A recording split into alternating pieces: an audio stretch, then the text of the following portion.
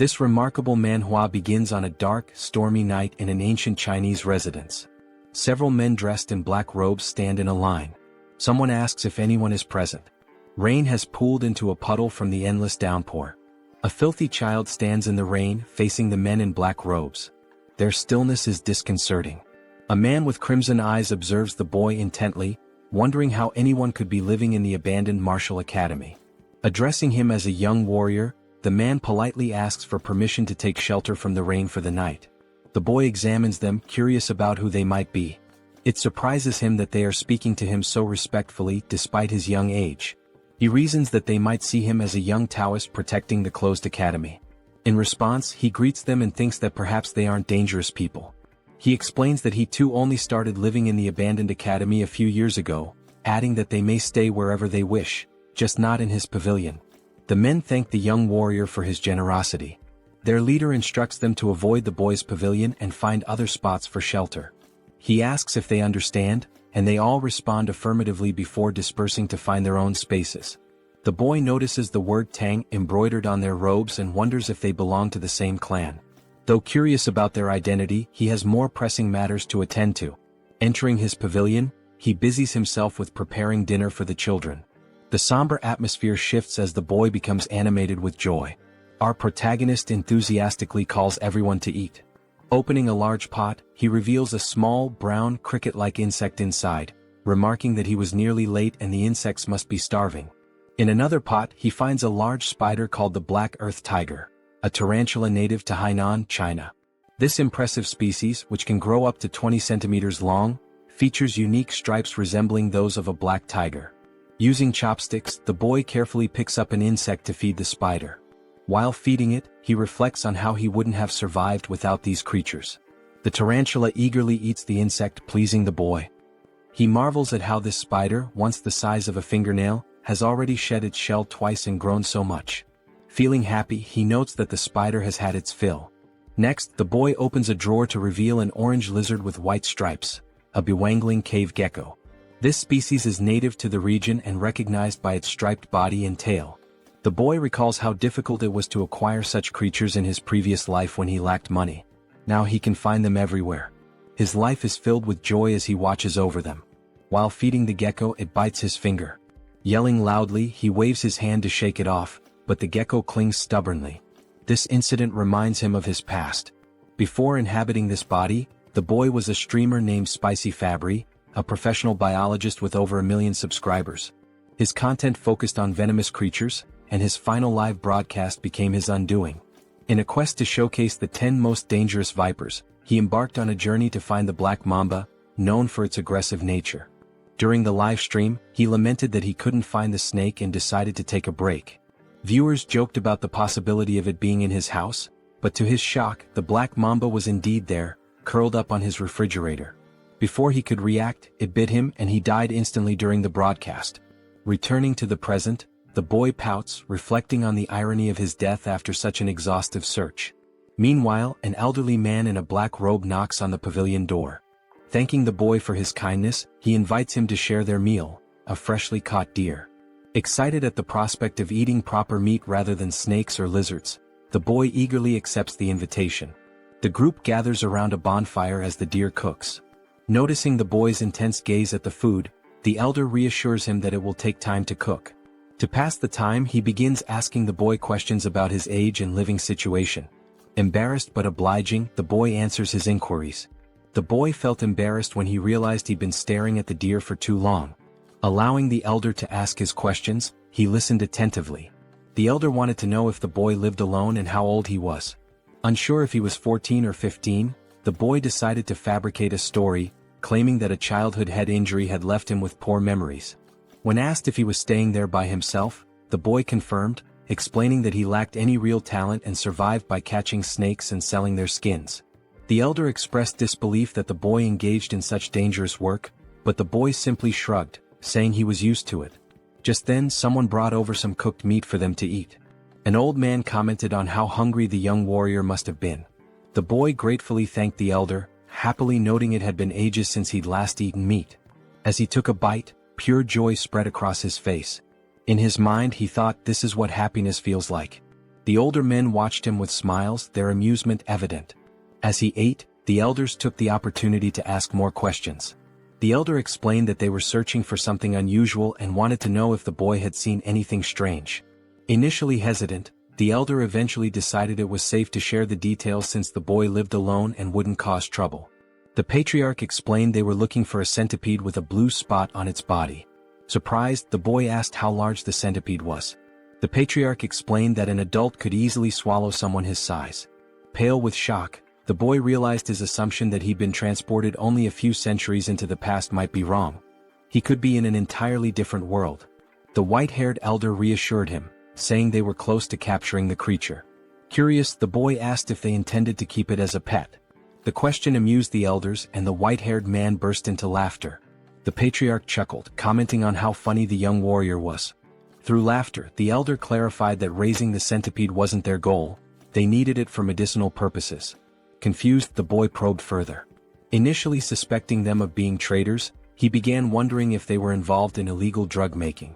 He asked how a centipede could serve as medicine.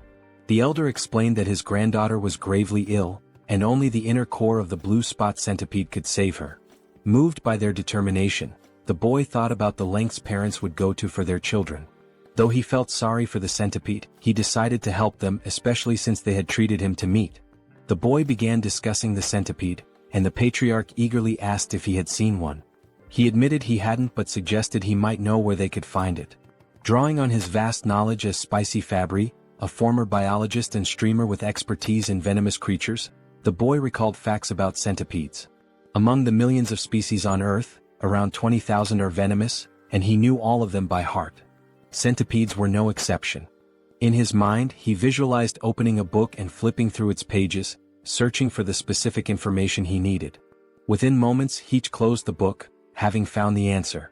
Back in reality, he told the elders he might know where the centipede could be.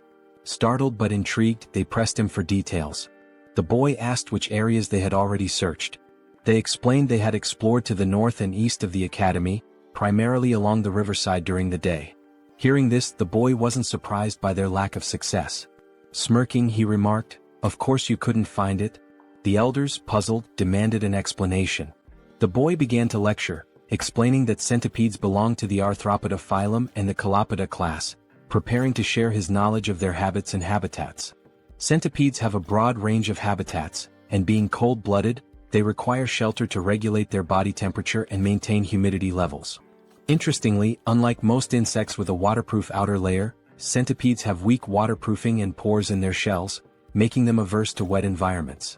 They thrive in high-humidity areas but avoid waterlogged places, as they can't survive long without moisture but dislike excessively damp conditions.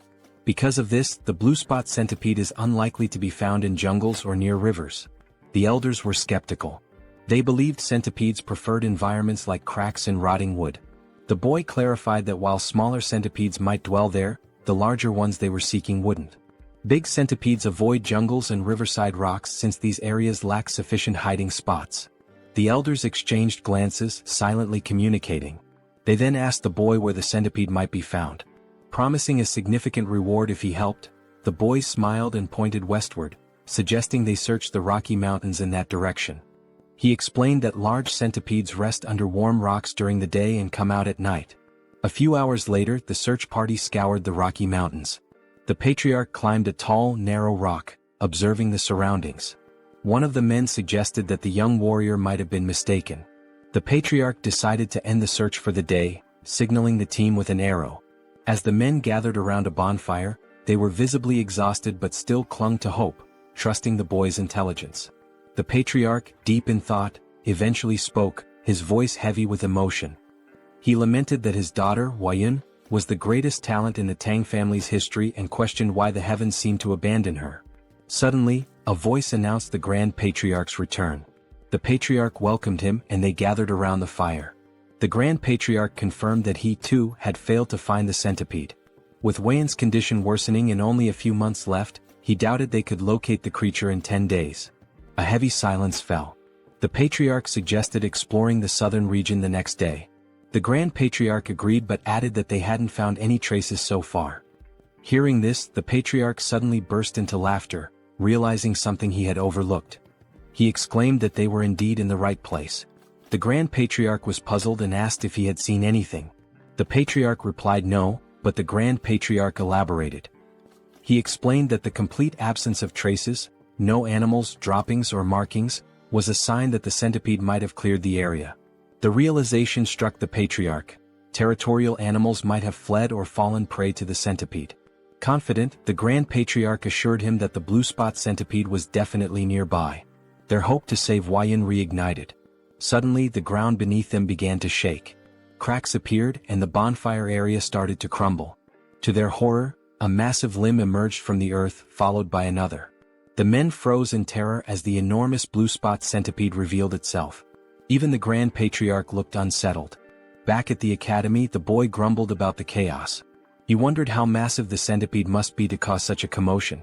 Being a venomous animal enthusiast, he was both annoyed and curious, wishing he could see the creature himself. At the Rocky Mountains, the battle against the centipede raged on. The men eventually triumphed, though not without sustaining injuries. They successfully retrieved the centipede's core, a shimmering blue gem safely stored in a wooden box. Overcome with emotion, they wept, knowing they could finally save Huayan. The Patriarch instructed the Grand Patriarch to lead the injured warriors to Sichuan for treatment. When asked why he wasn't coming, the Patriarch explained, "Grudges are carved in blood, but favors are carved in stone. That's the way we live." In summary, they still had matters to resolve. The Grand Patriarch finally understood and admitted how he had nearly made a grave mistake by focusing solely on Huayan. He agreed it would be appropriate to welcome the young warrior as a guest and grant his requests. The Patriarch instructed the injured warrior to receive treatment in the village while he went to visit the young warrior. He considered that the young warrior might also be curious about the recent events. Meanwhile, the young warrior was casually enjoying the company of 3 small yellow Pokemon-like creatures. The young warrior found himself in a peculiar situation. He had unexpectedly become the father to 3 blue spot centipedes. These tiny creatures, resembling caterpillars, were undeniably cute, especially as they affectionately rubbed against his face. Looking at the pot, a memory flashed in his mind. When he had brought the eggs home, he cleaned them and placed them on his nightstand. By the time he woke up, they had all hatched. 1 centipede happily rested on his head. Although the young warrior had anticipated the eggs might hatch, he hadn't expected it to happen so quickly. He tried to remove the centipedes clinging to his shoulders, but they refused to let go, treating him as their parent. A flashback revealed what had transpired the previous night. Driven by curiosity about the massive blue spot centipede, the young warrior had ventured into its lair, despite knowing the risks. During his search, he accidentally kicked an insect in frustration, causing him to lose his balance and drop his torch. Thankfully, the 3 eggs he had collected remained safe. Relieved that the rain had stopped, he realized how lucky he had been to retrieve the eggs without losing them. Determined to protect the eggs, he hurried back home, promising them a proper bath once he arrived. Back in the present, the young warrior felt satisfied that even though he couldn't see the live adult centipede, he had managed to save its offspring. He reminded himself that they wouldn't need food until after their second molting, but it was a challenge dealing with them constantly clinging to his body. Thinking of a solution, he smirked and decided to take a shower, hoping the water would make them leave him alone. Elsewhere, the elder patriarch arrived at the academy and approached the pavilion. Knocking on the door, he called out to the young warrior but received no response. After a brief hesitation, he turned the knob and entered the room. Inside, he noticed herbs, jars and medicines, which made him wonder if the young warrior was a healer. Feeling it was intrusive to enter uninvited, he decided to leave, but the rustling sound from a pot caught his attention. Curious, he opened the pot and found a spider inside. His gaze shifted to the drawers where he discovered a gecko. Checking another pot, he saw beetles, alongside eggs and dried snakes scattered around. The elder was astounded. He couldn't comprehend how the young warrior managed to raise such venomous creatures and their offspring. Even the Tang clan, well-versed in handling poisons, had only been able to extract venom, not cultivate eggs like this. The elder realized his encounter with the young warrior was the true stroke of luck, far beyond the centipede's discovery. As the young warrior appeared and greeted him, the elder noticed the boy's concern about his bandaged arm. Dismissing it as a minor injury, the elder began to share something important but was interrupted by a sudden ominous energy. An explosion rocked the entrance behind them, and a shadowy figure began to emerge. As its form became clear, it resembled an ogre with a single eye and burn scars on one side of its face. The elder immediately shoved the young warrior aside, urging him to flee. The young warrior was caught off guard and confused. The monster let out a deafening roar and moved with alarming speed, attacking with its hand. The elder blocked the strike with his uninjured arm, enduring immense pain. The monster retaliated, throwing the elder back and sending him crashing into the ground. The area filled with dust as the elder struggled to catch his breath, coughing up blood. He realized the monster's strength rivaled that of his own father. He desperately told the young warrior to escape, but when the dust cleared, the scene revealed the young warrior being held in the air, choking as the monster gripped him tightly. The young warrior gasped for air as the monster roared with laughter. The creature mocked him, claiming he had heard that members of the Tang clan had arrived in Hainan. It sneered, saying no one could have imagined that the son of the myriad poison's divine sovereign would end up wounded and alone. The elder calmly retorted that he had no idea who the monster was and demanded to know why both he and the young warrior were being targeted. The creature scoffed, asking if its disfigured face and powerful fists didn't make it obvious. It then introduced itself as Takenyang, the blood hand Rakasa, and blamed the elder's father for its mutilated appearance. The elder recognized the name. He recalled hearing that Takenyang had been struck by a poison palm and fallen off a cliff, presumed dead. Yet here he was, alive and seething with vengeance. The elder tried reasoning with him, pleading for the release of the young warrior and offering his own life in exchange. But Takenyang refused, vowing to annihilate anyone associated with the Tang clan. Inwardly, the elder cursed this relentless demon, a term used for martial artists who sow chaos and destruction. It was clear Takenyang had no intention of sparing the young warrior. As the warrior's face grew pale from suffocation, Takenyang sneered and prepared to end his life. Desperately, the young warrior begged for mercy, his strength waning with every passing second. Just then, 3 pairs of fierce eyes flashed. The tiny centipedes lunged onto Takenyang's arm. The once adorable creatures revealed their ferocity, biting into the monster's skin with unrelenting force. Takenyang was taken aback, shouting angrily that mere centipedes couldn't harm him. But as he spoke, his neck turned violet, and he coughed up blood before collapsing in agony. The young warrior, now free, stumbled backward, staring in disbelief. He cautiously asked the elder if Takenyang had been a bad person. The elder, equally stunned, watched as the lifeless body of Takenyang lay on the ground. Slowly, his shock turned into a wide grin as he realized the young warrior was far more extraordinary than a mere guest. The elder thought to himself that this boy must join the Tang clan. A few days later, the elder was recovering, and the young warrior diligently cared for him, placing a damp cloth on his forehead. The elder expressed his gratitude, but the young warrior suggested instead that he tell him the whereabouts of his companions so he could check on them. Realizing he couldn't leave the elder alone and that calling for a doctor wasn't an option, the warrior stayed. The elder reassured him, saying he would recover with rest, but the warrior remained skeptical, bewildered at how calm the elder could be after such severe injuries. When the elder explained that martial artists had extraordinary resilience, the young warrior was incredulous. He asked if martial artists could fly and shoot fireballs.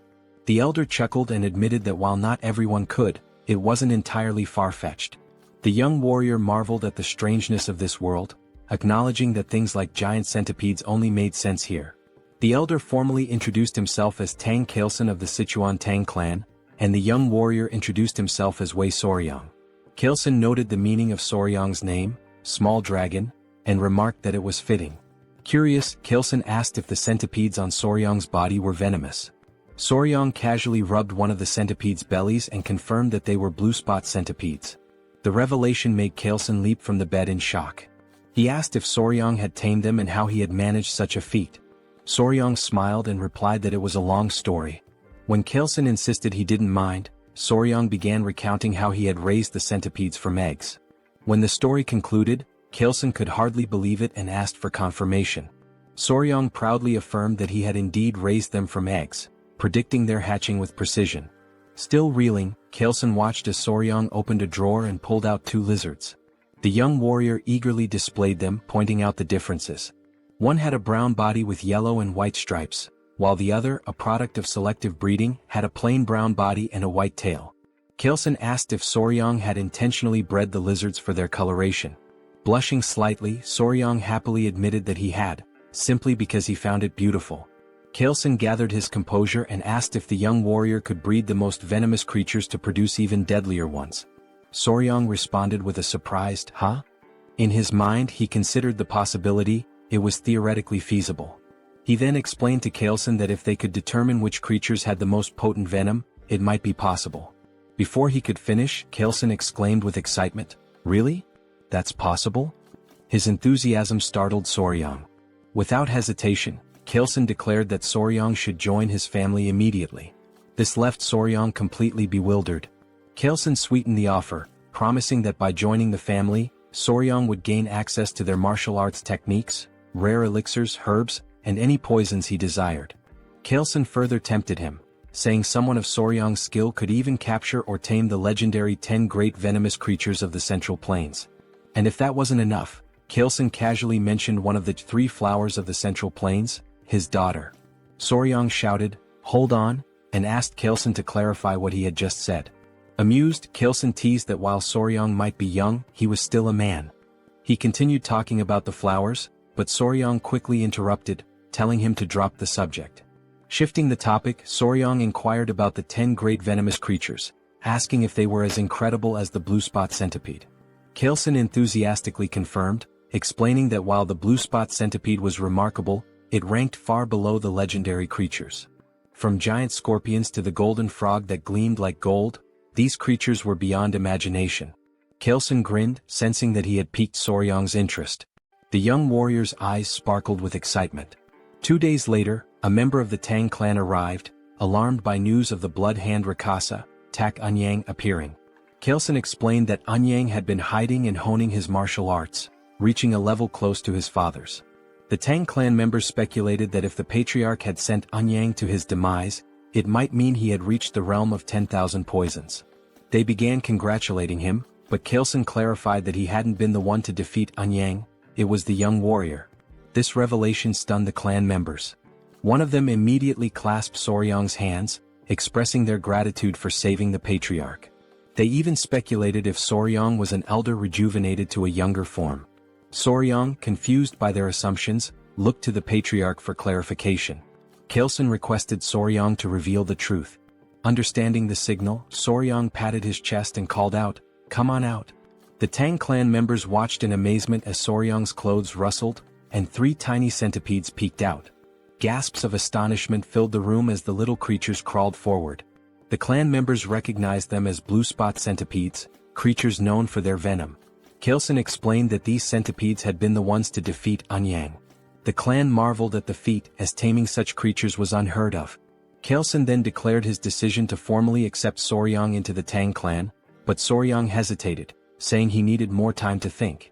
A clan member encouraged Soryang, emphasizing the great opportunity, while Kaleson urged him to prepare quickly, hinting at something important they couldn't delay.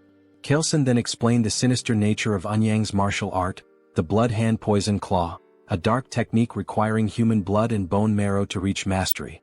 Soryang found it grotesque.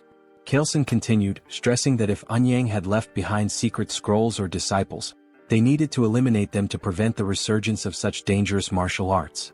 He also mentioned the possibility of rescuing any captives. The patriarch then asked if Soryang would assist, considering his familiarity with Hainan Island. Soryang appeared pensive, realizing that joining the Tang clan would be a lifelong commitment. He thought to himself that before committing, it was essential to observe the clan's dynamics, just like assessing a workplace during an internship. Soryang agreed to help once the patriarch recovered. They praised his decision, but Soryang privately resolved to use the opportunity to evaluate the Tang clan thoroughly. After 3 days, Kaleson was well enough to travel. Together, they journeyed to a village near an abandoned martial academy, suspected to be Anyang's base. There, they began investigating reports of missing villagers. An elderly man mentioned that 1 or 2 people typically go missing in the jungle each year, but there haven't been any patterns of regular disappearances. Chilson fell silent, lost in thought. They thanked the village chief for sharing the information. The chief replied humbly, expressing his honor in assisting the renowned patriarch of the Sichuan Tang Clan. They then took their leave, though they hadn't uncovered any significant leads. As they made their way through the forest, Soryang remarked to Chilson that there didn't seem to be anything unusual about the village. Chilson explained that when Anyang had revealed himself, it had been in that area, but the exact location was difficult to pinpoint. Soryang found it equally strange that there were no traces left behind. Remembering Anyang's words, he suddenly had an idea. Soryang asked if Chilson recalled what Eunhyang had said when he appeared. Chilson admitted that he didn't, as he'd been knocked away by Eunhyang's attack at the time. Soryang reminded him that Eunhyang had claimed to have heard that the Tang clan had come to Hainan, implying someone had informed him of their presence. Soryang proposed they retrace their steps through the places the Tang clan had visited in Hainan and ask around with Eunhyang's portrait. The Tang clan members were taken aback by Soryang's quick thinking. It made sense that someone who had seen them would have tipped off Eunhyang. Energized by the idea, they set out immediately. Their journey brought them to a gloomy village. One Tang clan member reported hearing rumors at the Hainan port that this was the village they were looking for. Chilson confirmed it was a place where the Halai people lived, and he assumed they wouldn't be hostile. However, the village had an eerie, lifeless atmosphere. When the Tang clan called out, asking if anyone was around, a villager noticed them. The villagers appeared weak and sickly. An elderly man, possibly the village chief, approached while holding the hand of a frail little girl. Two guards accompanied them, also looking unwell. Kaleson introduced himself politely, while Soryang observed the interaction. He noticed how weak the child looked and how lifeless the villagers seemed. Soryang began suspecting something unusual. Many villagers appeared to have taken some kind of medicine. The chief denied that anything was wrong, insisting there were no missing villagers or unusual events. He abruptly told them to leave. When Chilson tried to point out the disproportion between the number of houses and the few people present, the chief cut him off, repeating that there was nothing of interest and urging them to leave again. Both Kaleson and Soryang were puzzled. Kaleson whispered to Soryang, wondering why the Halai people who should have been welcoming were acting this way. Soryang had no answer. Just then the little girl collapsed. Everyone was startled.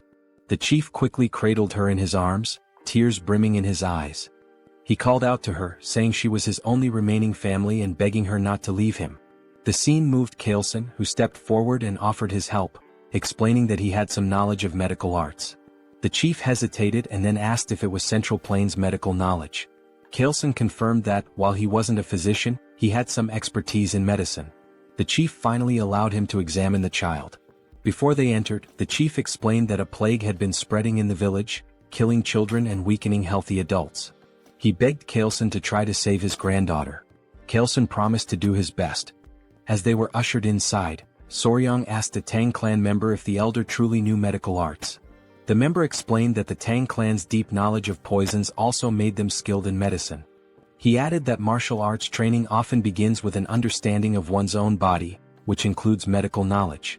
Soryang thought to himself that if he joined the Tang clan, learning medical arts would be far preferable to mastering their terrifying poison techniques. However, his thoughts were interrupted when the man casually mentioned that they sometimes tested poisons on captured criminals to study the effects. Soryang's expression turned comical as he realized this meant human experimentation, making him increasingly uneasy. Meanwhile, the streets of the village were eerily quiet. Inside one of the homes, Kaleson sighed and explained that he had transferred some of his ki to the girl, stabilizing her breathing. The chief was overwhelmed with gratitude and begged them to save his only granddaughter. Kaleson brought up an important point, noting that something seemed strange about the child's pulse. He asked if she had been born with a weak heart. The village chief explained that her illness began about 6 months ago. Not only his granddaughter but others in the village also started falling ill around the same time. They referred to it as a mysterious disease. That was why he initially told them to leave when they arrived at the village's entrance. Kaleson reassured the chief, saying he would provide good medicine for the heart. He asked the chief to gather the villagers so they could distribute the remedy. Overcome with emotion, the chief burst into tears, expressing his heartfelt gratitude. Soryang quietly observed Kaleson's actions with admiration.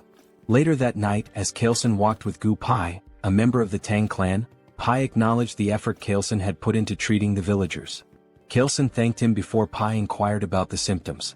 Kaleson explained they were unusual: lethargy, swollen eyes, mild fever, irregular pulses, but the most severe cases all involved heart issues. Curious, Kaleson asked about Soryang's whereabouts. Pai replied that Soryang, likely exhausted from helping despite having no martial arts training, had gone to bed. Kaleson agreed that it was understandable and decided to check on him. Pai offered to lead the way. When they entered Soryang's room, they found him sleeping soundly on the bed, with 3 centipedes resting in a basket nearby. Kaleson observed from the doorway before suddenly stepping inside. Without hesitation, he raised his hand and slapped Soryang. Soryang jolted awake, clutching his stinging cheek, confused and in pain. He demanded to know why Kaelson had hit him. Kaelson, with a serious expression, apologized and explained there had been a bug on Soryong's face, and he had only wanted to get rid of it. Soryong looked at him skeptically but allowed Kaelson to explain further. Kaelson said he had come to check on him before going to bed but noticed the bug. In this region, venomous insects were common, so he had acted quickly to prevent any danger. He showed Soryong the bug, a large, unsettling creature. Soryong was startled by the sight and then seemed to piece something together. He asked Kaelson if all the patients with different symptoms shared one common condition: arrhythmia. Kaelson confirmed this.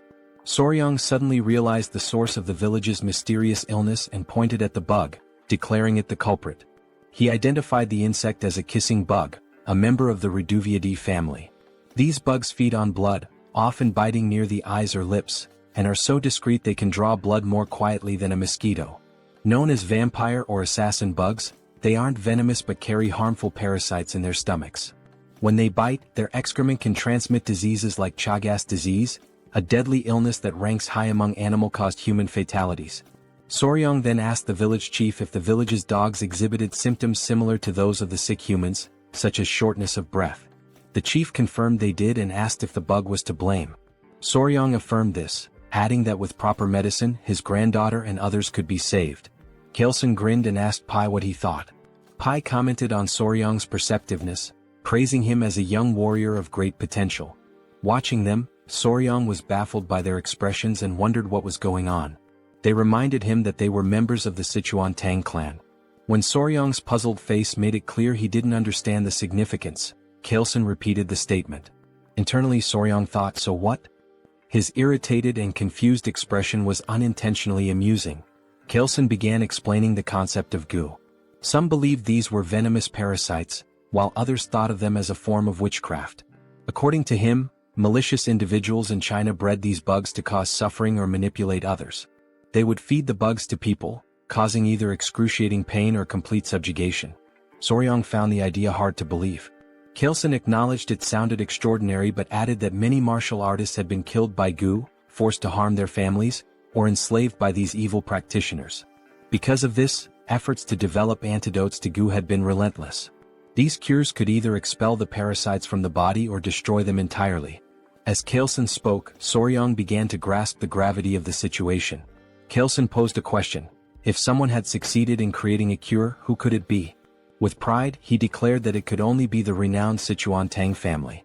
He explained that if they had something capable of dissolving a fist-sized roundworm inside a body, dealing with a tiny bug would be no trouble. Then he revealed the curse-melting orb, stating that even a small dose of this medicine would suffice. Soryong expressed mild amusement, though inwardly he reflected on how extravagant the name sounded for what was essentially an antiparasitic drug.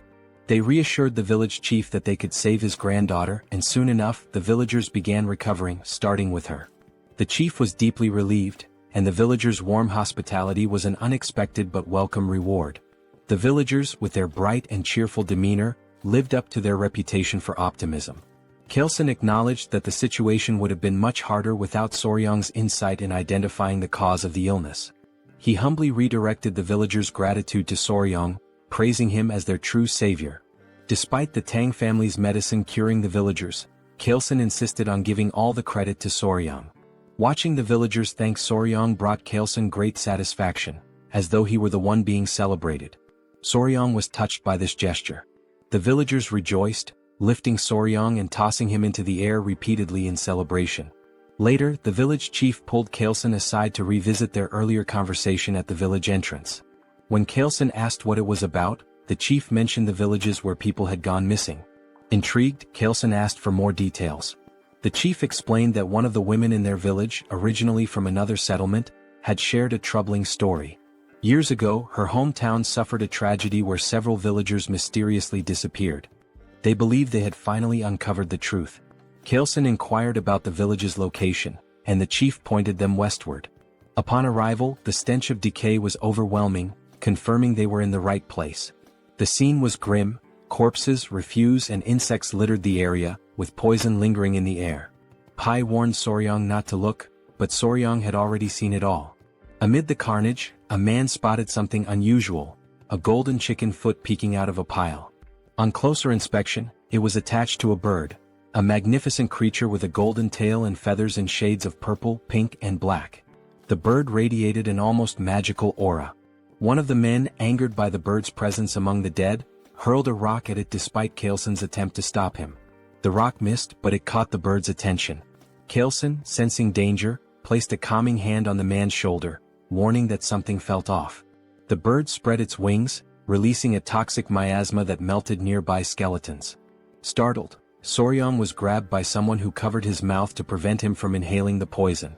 Kaelson commanded everyone to flee while shielding Soryong. He explained that the creature was a Jinyao, a poison-feathered bird. Once safe, the group gathered around Kaelson, who described the bird in detail. Its wingspan reached 5 feet, its sharp beak gleamed bronze, and its body was cloaked in vibrant purple feathers. The creature could spread death with a single movement, turning everything around it to poison. Atop its head sat a golden crown, giving it an air of regal menace. Soryong, captivated, asked if it was one of the 10 great venomous creatures. Kaelson confirmed that it was and explained that the Jinyao held the top rank, earning the title of the king of all venom. Soryong's excitement was palpable as he imagined how even the most dangerous insects and snakes seemed tame in comparison. Kaelson explained that the Jinyao was likely drawn to the area by venomous snakes, as it only consumed the heads of such creatures. When Soryong asked how common they were, Kaelson replied that sightings were rare, perhaps once in a century. Fascinated, Soryong asked if it was possible to capture the creature. His question left the Tang members stunned. Kaelson, however, was amused and inquired if Soryong truly wanted to try catching it. When Soryong admitted he did but expressed concern about the venom, Kaelson smiled knowingly. He remarked on Soryong's keen interest in the 10 great venomous creatures and assured him that if he was serious, there was indeed a way. Soryong was astonished. Kaelson explained that if he mastered the Tang clan's poison techniques, he would gain immunity to all toxins and even withstand Jinyao's venom. Only through the martial arts of their clan could one nullify all poisons in the world. Kaelson, ever cunning, casually mentioned that their techniques are never taught to outsiders. Even if he wished to help as the patriarch, he couldn't break the clan's rules. Eagerly, Soryong asked if joining the family would grant him the right to learn. He also inquired whether achieving immunity to poison would truly let him endure Jinyao's venom. Kaelson confirmed and promised to teach him everything without reservation if Soryong agreed immediately. He also assured him that he would personally oversee his progress. However, Kaelson added that if Soryong hesitated too long, he might reconsider. Feeling the pressure, Soryong declared his decision to join the clan and expressed his anticipation for Kaelson's guidance, calling him patriarch instead of elder. Kaelson's mischievous grin betrayed his satisfaction, though he acted as if he hadn't coerced Soryong into agreeing. Kaelson told Soryong that from that moment onward, he would forever be part of their family. Back at a decayed location, traces of the blood hand Rakshasa, Tak Anyang, were found in a cave. Footsteps led to a notebook discovered inside, which was brought to Kaelson. After scanning its contents, he confirmed it held the secret techniques of the blood hand poison claw. Soryong was unnerved, noting it was written in blood. Kaelson decided it was time to return. When Soryong asked if they were heading to Sichuan, Kaelson replied that it was the best course of action now that they had secured the blue spot centipede's core and the manual. Soryong requested a stop at the academy to release his friends and gather his belongings, which Kaelson approved. As they departed, Soryong glanced behind and noticed something unusual. Pointing it out, they discovered a shining purple feather from the Jinyao. They all stared at it thoughtfully. Kaelson picked it up and told Soryong it would serve as a keepsake to commemorate his joining the family. Soryong expressed interest and thanked him, but Kaelson corrected him, suggesting he change how he addressed him after the upcoming ceremony. Soryong wondered if it would be some kind of initiation ritual. Meanwhile, at the Tang clan, the Grand Patriarch Tang Musong had finally returned. Exhausted, he wasted no time and inquired about Huayun's condition. Clan members rushed him inside, reporting that she was barely holding on to life. The door opened and Musong immediately called for Huayun. Those inside were surprised by his arrival. He informed his daughter-in-law that he had succeeded in acquiring the medicine and revealed the blue spot centipede's core. Overcome with relief, the daughter-in-law began to cry. Preparations were made to administer the medicine. Musong was deeply moved by Huayun's pained expression, thankful he had hurried back in time. At his daughter-in-law's urging, Musong gave the medicine to his granddaughter. A radiant blue light enveloped her as he placed a finger on her wrist to check her pulse. Everyone anxiously hoped for her to open her eyes, watching and waiting. Meanwhile, Soryang felt groggy, marveling at the vastness of the Central Plains, which far exceeded his expectations. The journey had taken over a month and a half, beginning with a boat ride from Hainan to Hangzhou and continuing through Nanjing before finally arriving in Sichuan. At the residence of the Sichuan Tang Clan, Pai excitedly announced their destination to Soryang. Standing at the grand entrance, Soryang gaped as he learned the entire mountain belonged to the Tang Clan, aptly named Tang Clan Mountain. He swallowed nervously, overwhelmed by the sight. Immediately, members of the Tang Clan emerged to greet the patriarch. Soryang was astonished by their sheer numbers, wondering if all of them belonged to the Sichuan Tang Clan. Among the crowd, a girl in a red dress ran toward them, her face lit with tears of joy as she called out for her father. It was Huayan. She embraced her father tightly, crying tears of relief. Soryang meanwhile was spellbound. Her radiant beauty left him speechless, surpassing even the celebrity he had once been involved with in his past life. Chilson, pleased to see his daughter alive, introduced Huayan to Soryang. Dazed, Soryang struggled to piece together Chilson's earlier comments, muttering something about weeds or grass before Chilson corrected him. It was all about the flower. Huayan's cheeks flushed red. Chilson told Soryang that the girl beside him was the flower he had previously dismissed. Soryang was left dumbfounded. He recalled their earlier conversation about the flower and felt a wave of embarrassment. In that moment he knew he had made a grave mistake. He never imagined he had overlooked the chance of being with such a beautiful woman, the only daughter of the Sichuan Tang Clan, famously known as the venomous flower Tang Huayan. Since childhood, Huayan carried a hidden emotional weight. She once overheard elders discussing her. While they were uncertain of her talent, they agreed her beauty was exceptional, enough to rank her among the 3 flowers of the Murim. The conversation shifted to finding her a suitable husband. One elder mentioned suggesting the patriarch take a second wife, but the patriarch had declined, leaving him baffled. Hearing this, Huayan resolved to prove herself to the clan by excelling in their martial arts.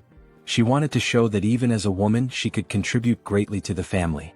However, her impatience led her astray, creating an internal heart demon that caused a key deviation in her training. When Huayan awoke, her mother, the Grand Patriarch, and 2 others surrounded her bed. Her mother looked visibly relieved. Tears streamed from Huayan's eyes as she apologized, lamenting that she had failed her family and lost all her inner chi. Her grandfather, the Grand Patriarch, called her a brat and told her to stop crying. He reminded her how far she had come to reach the level of mastering 100 poisons and told her to cheer up. Huayan's confusion grew when he mentioned 100 poisons. She noticed her aura glowing and asked for clarification. The Grand Patriarch revealed a story about a mysterious young warrior who had not only saved her life but also endowed her with the inner chi of 1,000 poisons, far surpassing what she had previously achieved. In the present, Huayan asked about weed, leaving Soryang utterly embarrassed. His earlier flippant remark comparing her to weeds resurfaced in his mind. He berated his past self for such thoughtlessness but tried to dismiss the moment by joking that the patriarch had taken the comment too seriously. Gathering himself, he greeted Huayan formally, stating how glad he was to see her healthy. Huayan introduced herself as Tang Huayan, also known as the venomous flower. She expressed her gratitude, promising never to forget the life-saving favor he had done for her. Soryang, entranced by her beauty, struggled to form coherent thoughts. Chilson interrupted, asking Soryang what he thought of his daughter.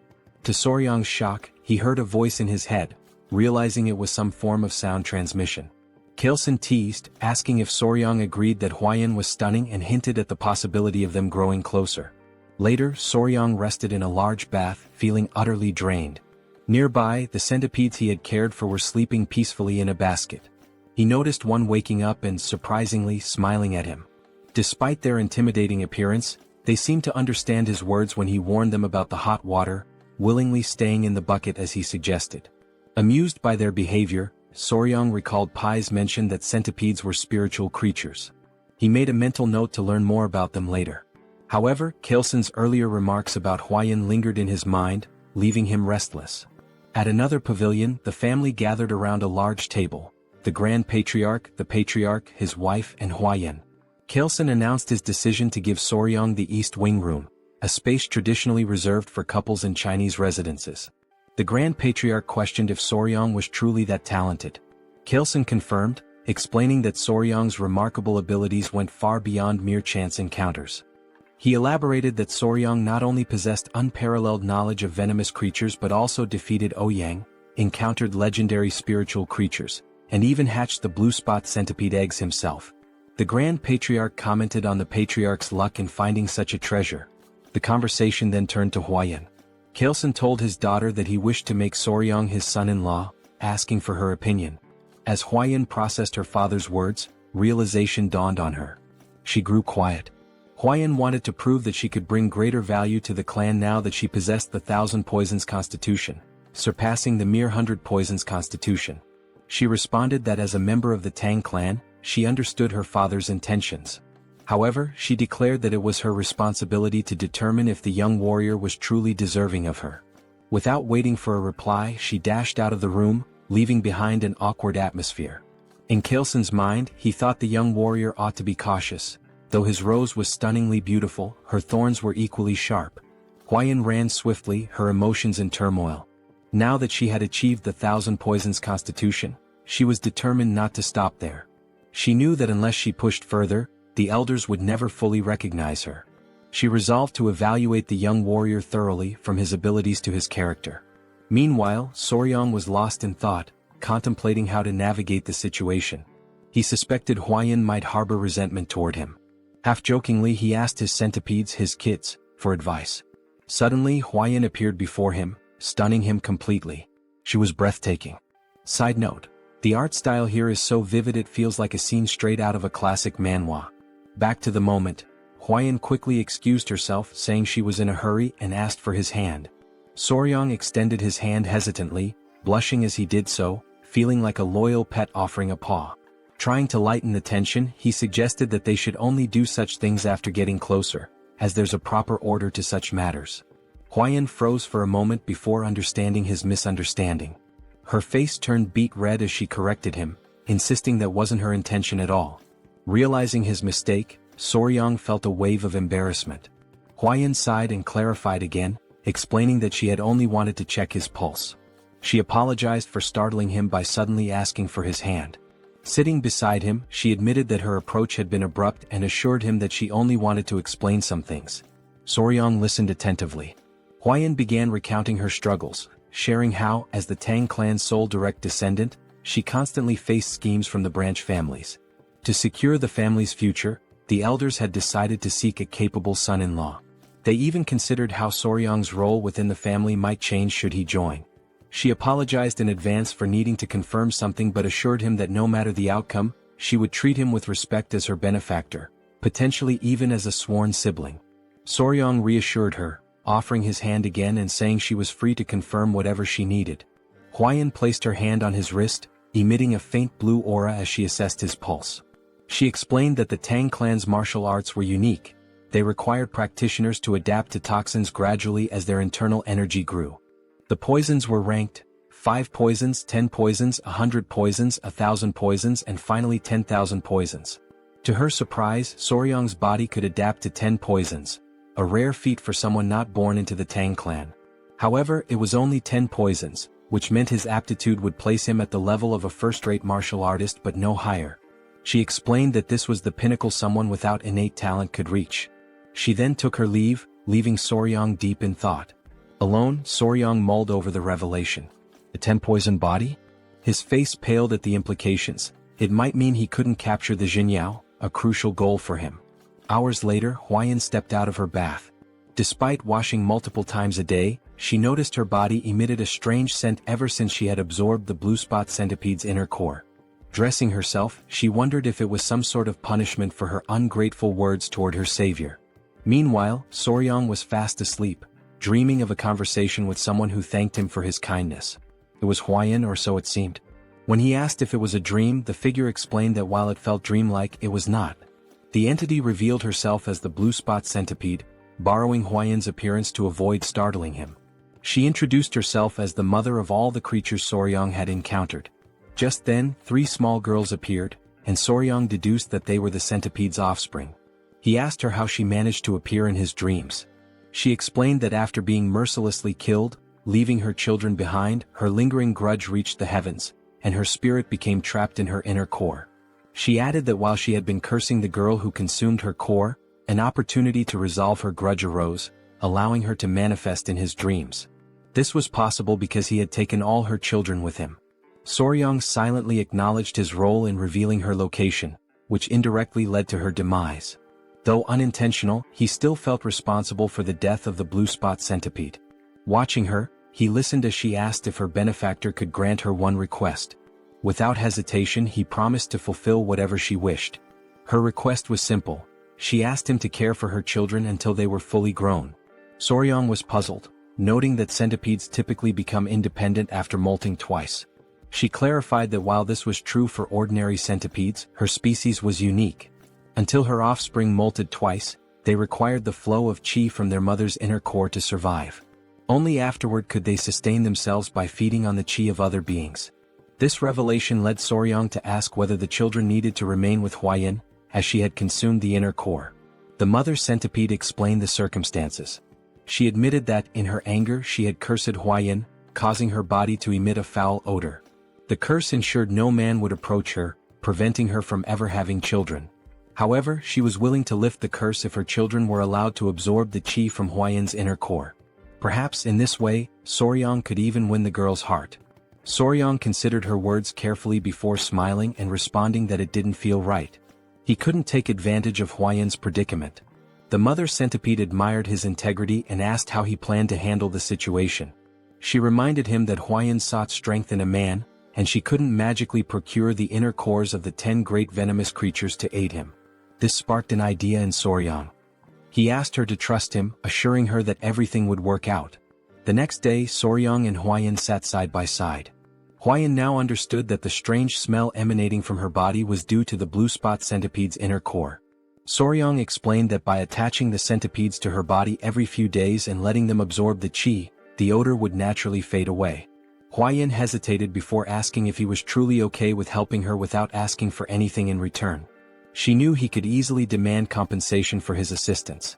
Soryang smiled and told her he couldn't bring himself to exploit a woman's difficult situation, refusing to act shamelessly. Huayan was surprised by his response and felt guilty. She told him she couldn't continue accepting his kindness without offering something in return. Her father's words began to weigh more heavily on her. Seeing Soryang's selflessness made her realize that qualities beyond talent or martial prowess were important. Soryang then shared his own thoughts. Referring to her earlier remark about his 10-poison body, he revealed an ambitious plan.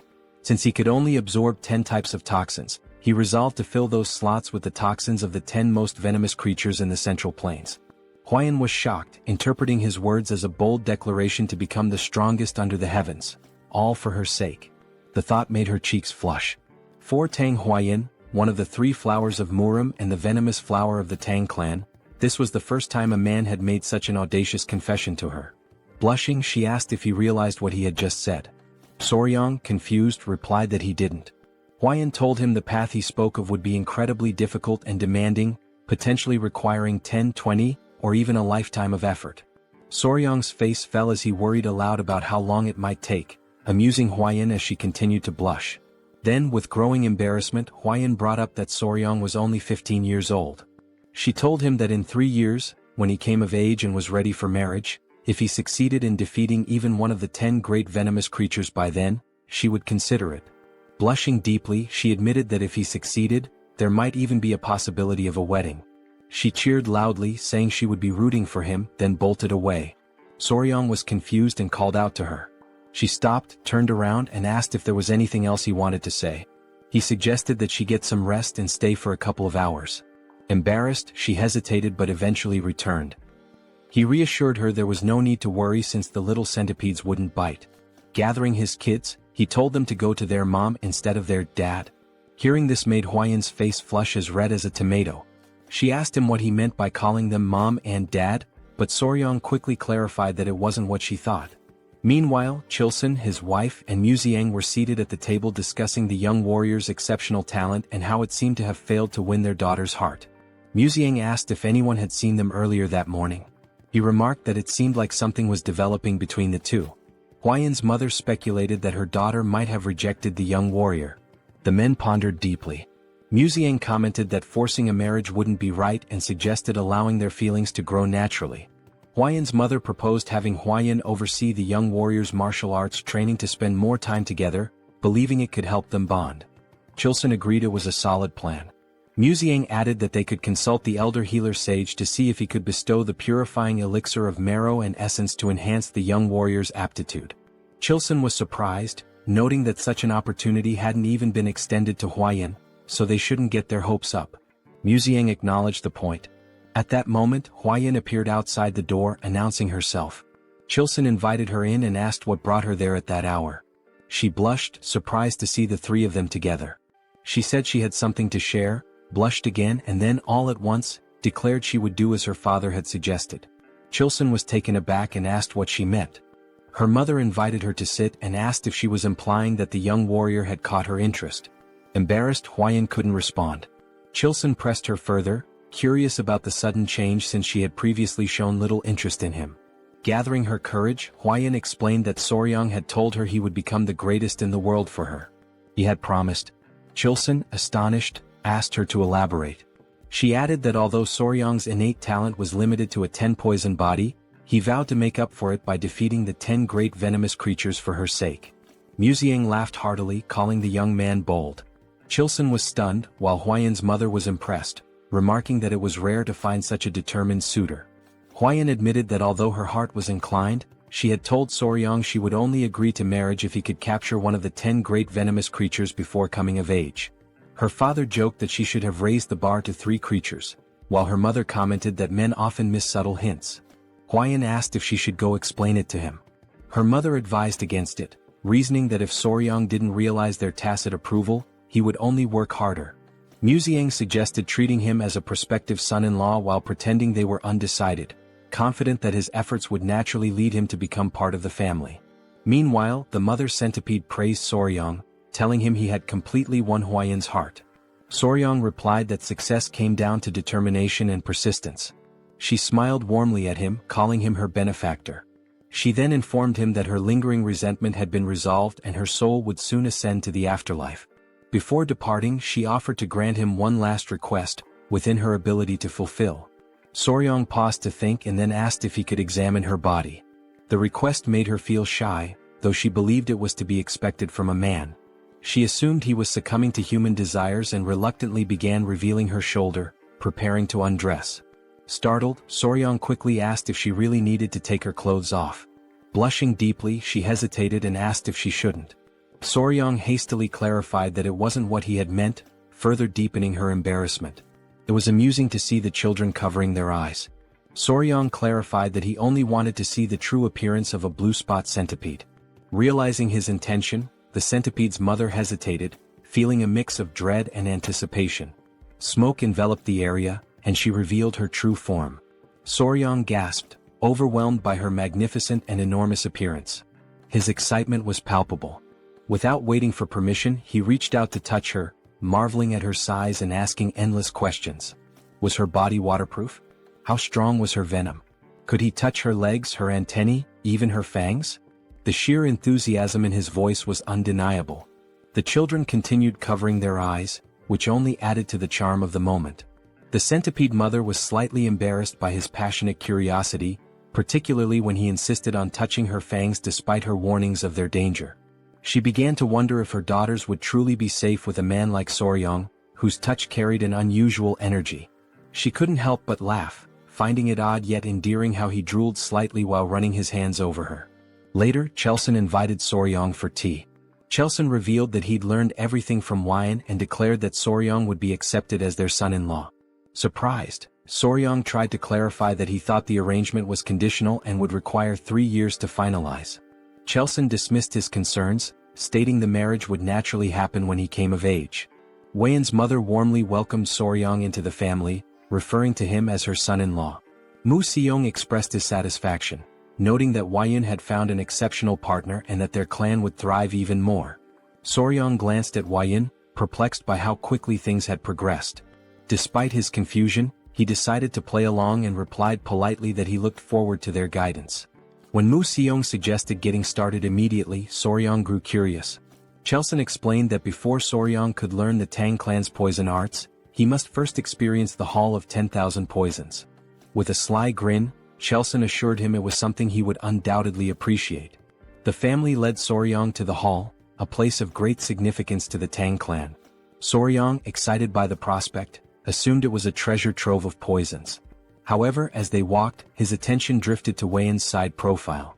He couldn't help but admire her beauty, likening the moment to a living portrait. His obvious admiration didn't go unnoticed by his in-laws, who exchanged amused glances. Chelson teased him, joking that if Soryang kept staring at his daughter like that, he might wear out her face. He reminded him that Weian was his woman now, yet Soryang gazed at her as though she were still untouchable. Weian's mother chimed in, noting that Soryang seemed utterly captivated by her. Both Weian and Soryang turned crimson with embarrassment. As they approached the hall, 3 men stood before a massive iron door. 2 muscular guards flanked a Tang clan official, who welcomed the Grand Patriarch and his grandson-in-law. At Musian's command, the gates were opened. The guards strained against the weight of the colossal doors, forged from rare Kunyu steel sourced from the southern wilderness. As the doors creaked open, Soryang observed the immense effort required. Though the gates finally yielded, the guards were visibly drained. Amused by their struggle, Soryang couldn't help but think how over-the-top the security was for something reminiscent of the Middle Ages. Chelson, noticing Soryang's concern, explained that the Kunyu steel was renowned for its unmatched durability. The Hall of 10,000 Poisons lay before them, and Soryang braced himself for what awaited inside. Even opening the gate was considered a privilege.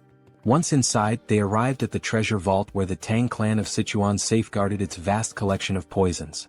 This remarkable repository, known as the Hall of 10,000 Poisons, housed an incredible variety of toxins.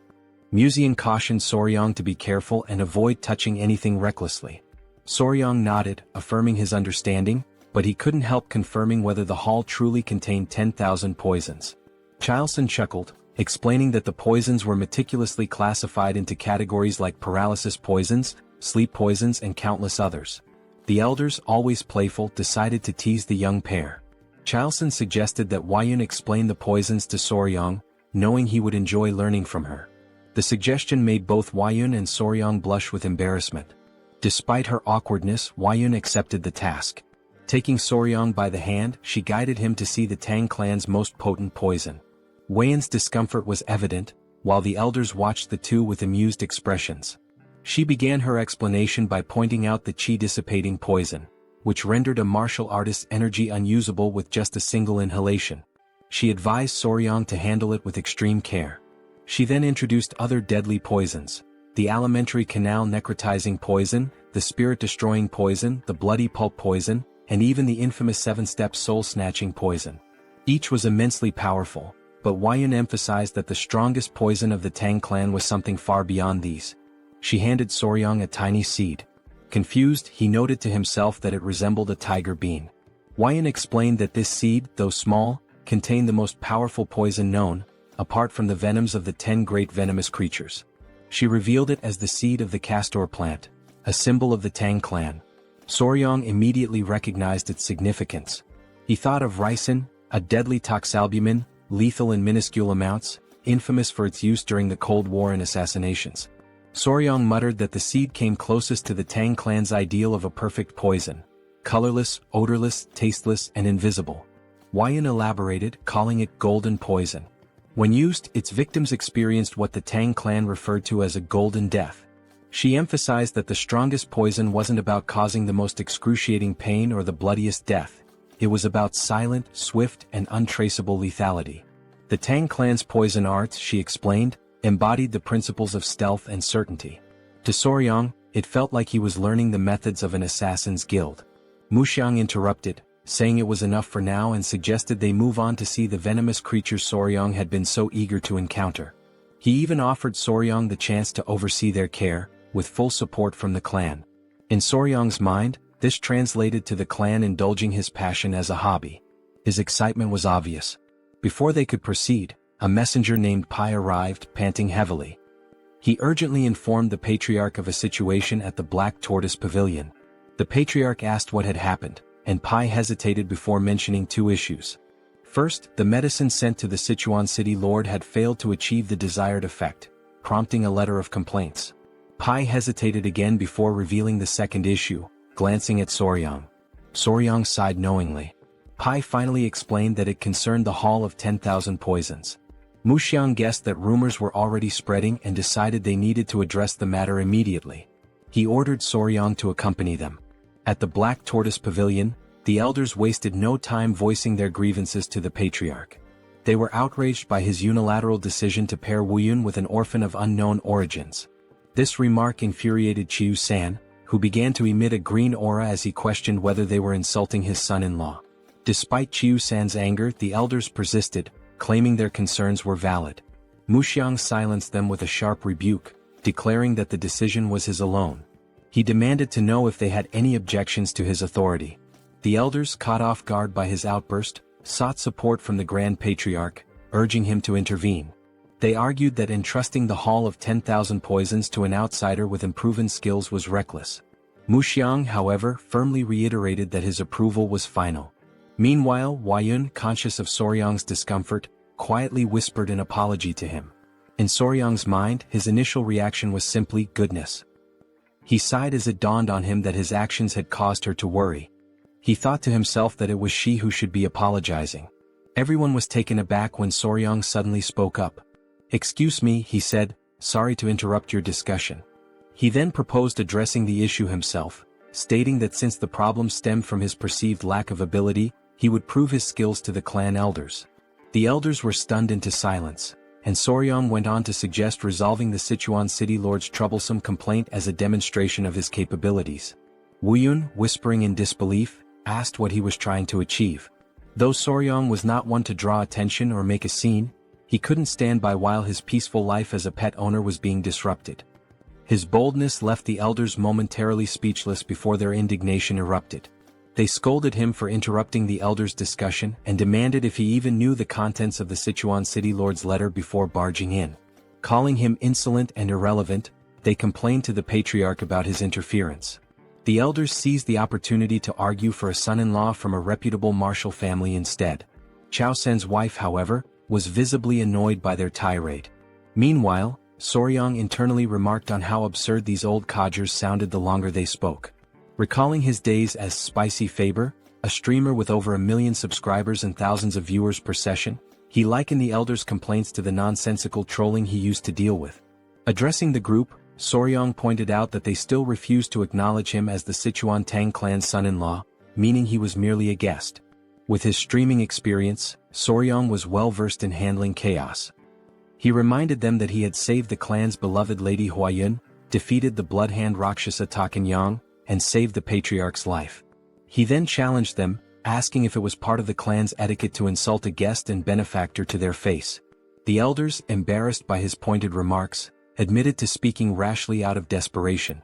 Inwardly, Soryang thought of them as pathetic. The Grand Patriarch, however, appeared impressed by his composure and cleverness. One elder tried to downplay the significance of defeating Takanyang, claiming it was overstated. The patriarch quickly silenced the objection by presenting a document, none other than the secret manual of the blood sect's blood-hand poison arts, written in blood.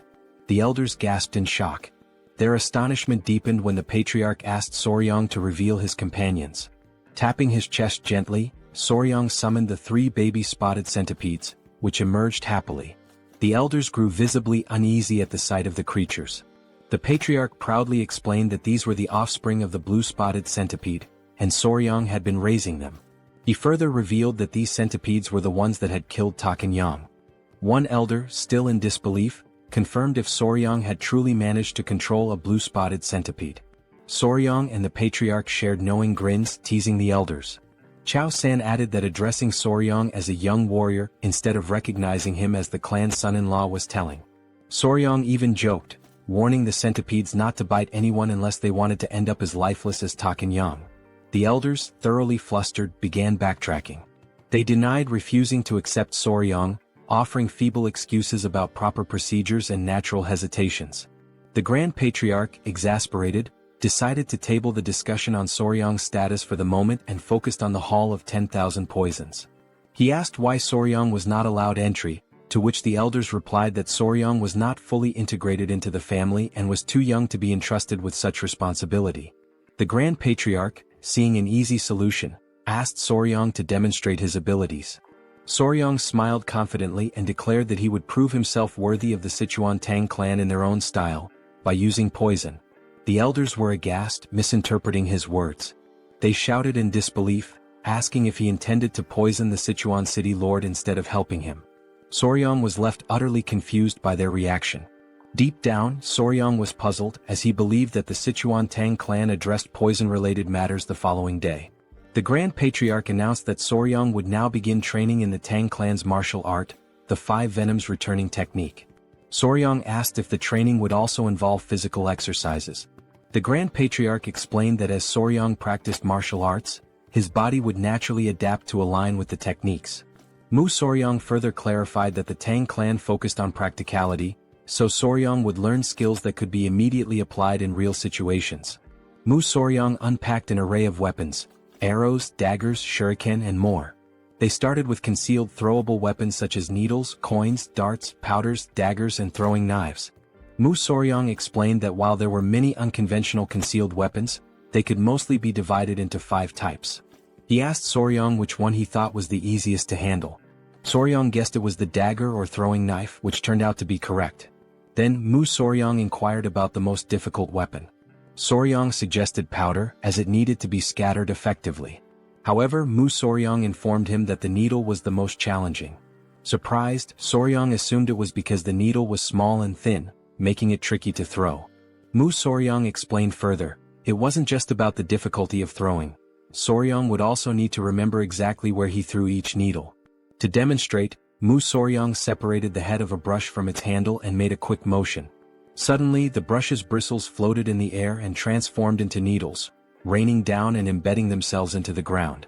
Soryong was stunned by how the bristles acted like actual needles. Mu Soryong revealed this was part of the Tang Clan's hidden weapon technique called Sky-Obscuring Flower Rain, a secret art where hundreds or thousands of needles fall like flower petals, covering an area. In Soryong's mind, it seemed like the technique involved scattering needles everywhere and then fighting on the same turf. He expressed concern that with an area filled with such needles, there would hardly be any space to move. Mu Soryong laughed and confirmed his assumption, adding that Soryong would have to remember the needles' positions to avoid falling victim to his own technique. To Soryong this seemed almost unbelievable. He broke into a sweat as he confirmed with Mu Soryong that he would need to remember the positions of needles that deflected opponents as well as those that missed their mark. Mu Soryong affirmed this, informing him that with the 5 Venoms body, he'd need to memorize at least 100 positions just to begin. Soryong turned pale at the thought. Afterward, Soryong collapsed face first onto the ground. Lady Huayan arrived, wearing a beekeeping suit, and asked if she looked ready. She explained that she had heard he was planning to catch a hornet and wondered if the suit was unnecessary. Soryong assured her it wasn't, her suit would allow them to catch one themselves instead of waiting for it to come. Huayan asked if he knew where the hornet's nest was, and he replied that she'd understand once they arrived. Huayan informed him she had spotted a nest nearby, so they headed out together. As they walked, Huayan brought up the letter sent to the Sichuan city lord and asked if Soryong had read it. Soryong confirmed he had. Blushing, Huayan expressed concern that he might not fully understand the letter's contents due to his young age. Soryong responded confidently, remarking that yang qi, a man's vital energy, was indeed important. Embarrassed, Huayan quickly told him that was enough, but it was clear he already understood. The great issue troubling the Sichuan city lord, as Soryong revealed, was erectile dysfunction. His rod was no longer functioning. Huayan grew suspicious of Soryong's knowledge on the subject, given his age. Soryong brushed it off, explaining he had lived alone for some time. Embarrassed, Huayan quickened her pace. A few hours later they arrived at the forest. Soryong became distracted by the creatures there, and Huayan had to keep him focused until they reached their destination. The nest was located inside a small cave-like hollow, which seemed like an ideal spot for hornets. As they approached, Huayan asked what it meant to find a hive without bees. They put on their headgear as Soryong explained that while they were looking for hornets, they wouldn't be capturing any bees. Huayan was confused but followed his lead. They reached the hole, and Soryong explained that the venomous insect they sought was more likely to be found in smaller, weaker hives. Huayan hadn't known this but was relieved to see that the hive seemed to contain what they needed. An insect emerged from the hive, and with a swift movement, Soryong caught it using chopsticks. They hadn't come there to catch a hornet. The insect they were after was something else entirely. That tiny creature would solve the Sichuan city lord's problems. Huayan asked about the bug, wondering if it was a ground beetle. She guessed correctly. Soryong realized that in this world, the insect was indeed called a ground beetle. In the Central Plains, the bug found in the giant hornet's nest was known as a ground beetle, though in the modern world, it's referred to as a blister beetle. Huayan asked if it was normal for ground beetles to be found in a hornet nest. Soryong explained that their life cycle was quite unique. Blister beetles have an unusual method of reproduction. Unlike most insects that either guard their eggs or create a safe space for them to hatch, this little creature simply lays its eggs wherever it pleases. Soryong joked about how the blister beetle would tell its boss to hold on while it dropped some eggs before leaving, with no particular care about the location. It would just lay them anywhere, with the only consideration being to pile them in one spot. When the blister beetle larvae hatch, they start crawling toward the highest point nearby. Once they reach the top, they engage in an odd behavior. They cluster together and mimic a flower. This false flower then attracts bees, which mistake it for the real thing. When the bees approach, the larvae swarm onto a carpenter bee's body, taking over its home in an instant. Soryong wasn't sure why the larvae favored giant hornet nests, but it seemed to be the ideal environment for their growth. Huayan felt sorry for the giant hornets, but Soryong shrugged, saying there was nothing that could be done. Huayan knew that the bug caused burns on the skin and had heard that eating too much of it could even be deadly. Soryong confirmed this, explaining that the orange liquid released by a blister beetle contains cantharidin, a toxic substance that causes burns and blisters when it touches the skin. Huayan blushed and asked if it truly had such an effect. Soryong affirmed, adding that it also had the curious property of immediately raising a man's rod. Embarrassed, Huayan quickly told him to stop explaining. She encouraged him to return to the Hall of 10,000 Poisons. Soryong, however, wanted to catch a few more beetles.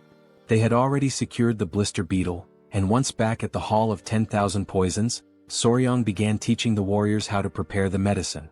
He instructed them to listen carefully and explained that they needed to dry the ground beetles and grind them into powder. 1/10 of that powder was toxic and 3 mo of it could prove fatal. If a person consumed 3/10 of a mo per guan body weight, about half of them would die. Soryong requested that they prepare the medicine using only 1/10 of 1 mo of the poison, about the amount in 10 drops of liquid. To clarify, 1 mo equals 3.75 milligrams, and 1 guan equals 3.75 kilograms. He asked if they understood. Deep down, Soryong felt as if his brain might explode from the complexity. One warrior, removing his mask, remarked that Soryong's explanations were incredibly detailed. They never imagined he would be so skilled in mathematics. The warrior assured Soryong that they would make sure to succeed, no matter what.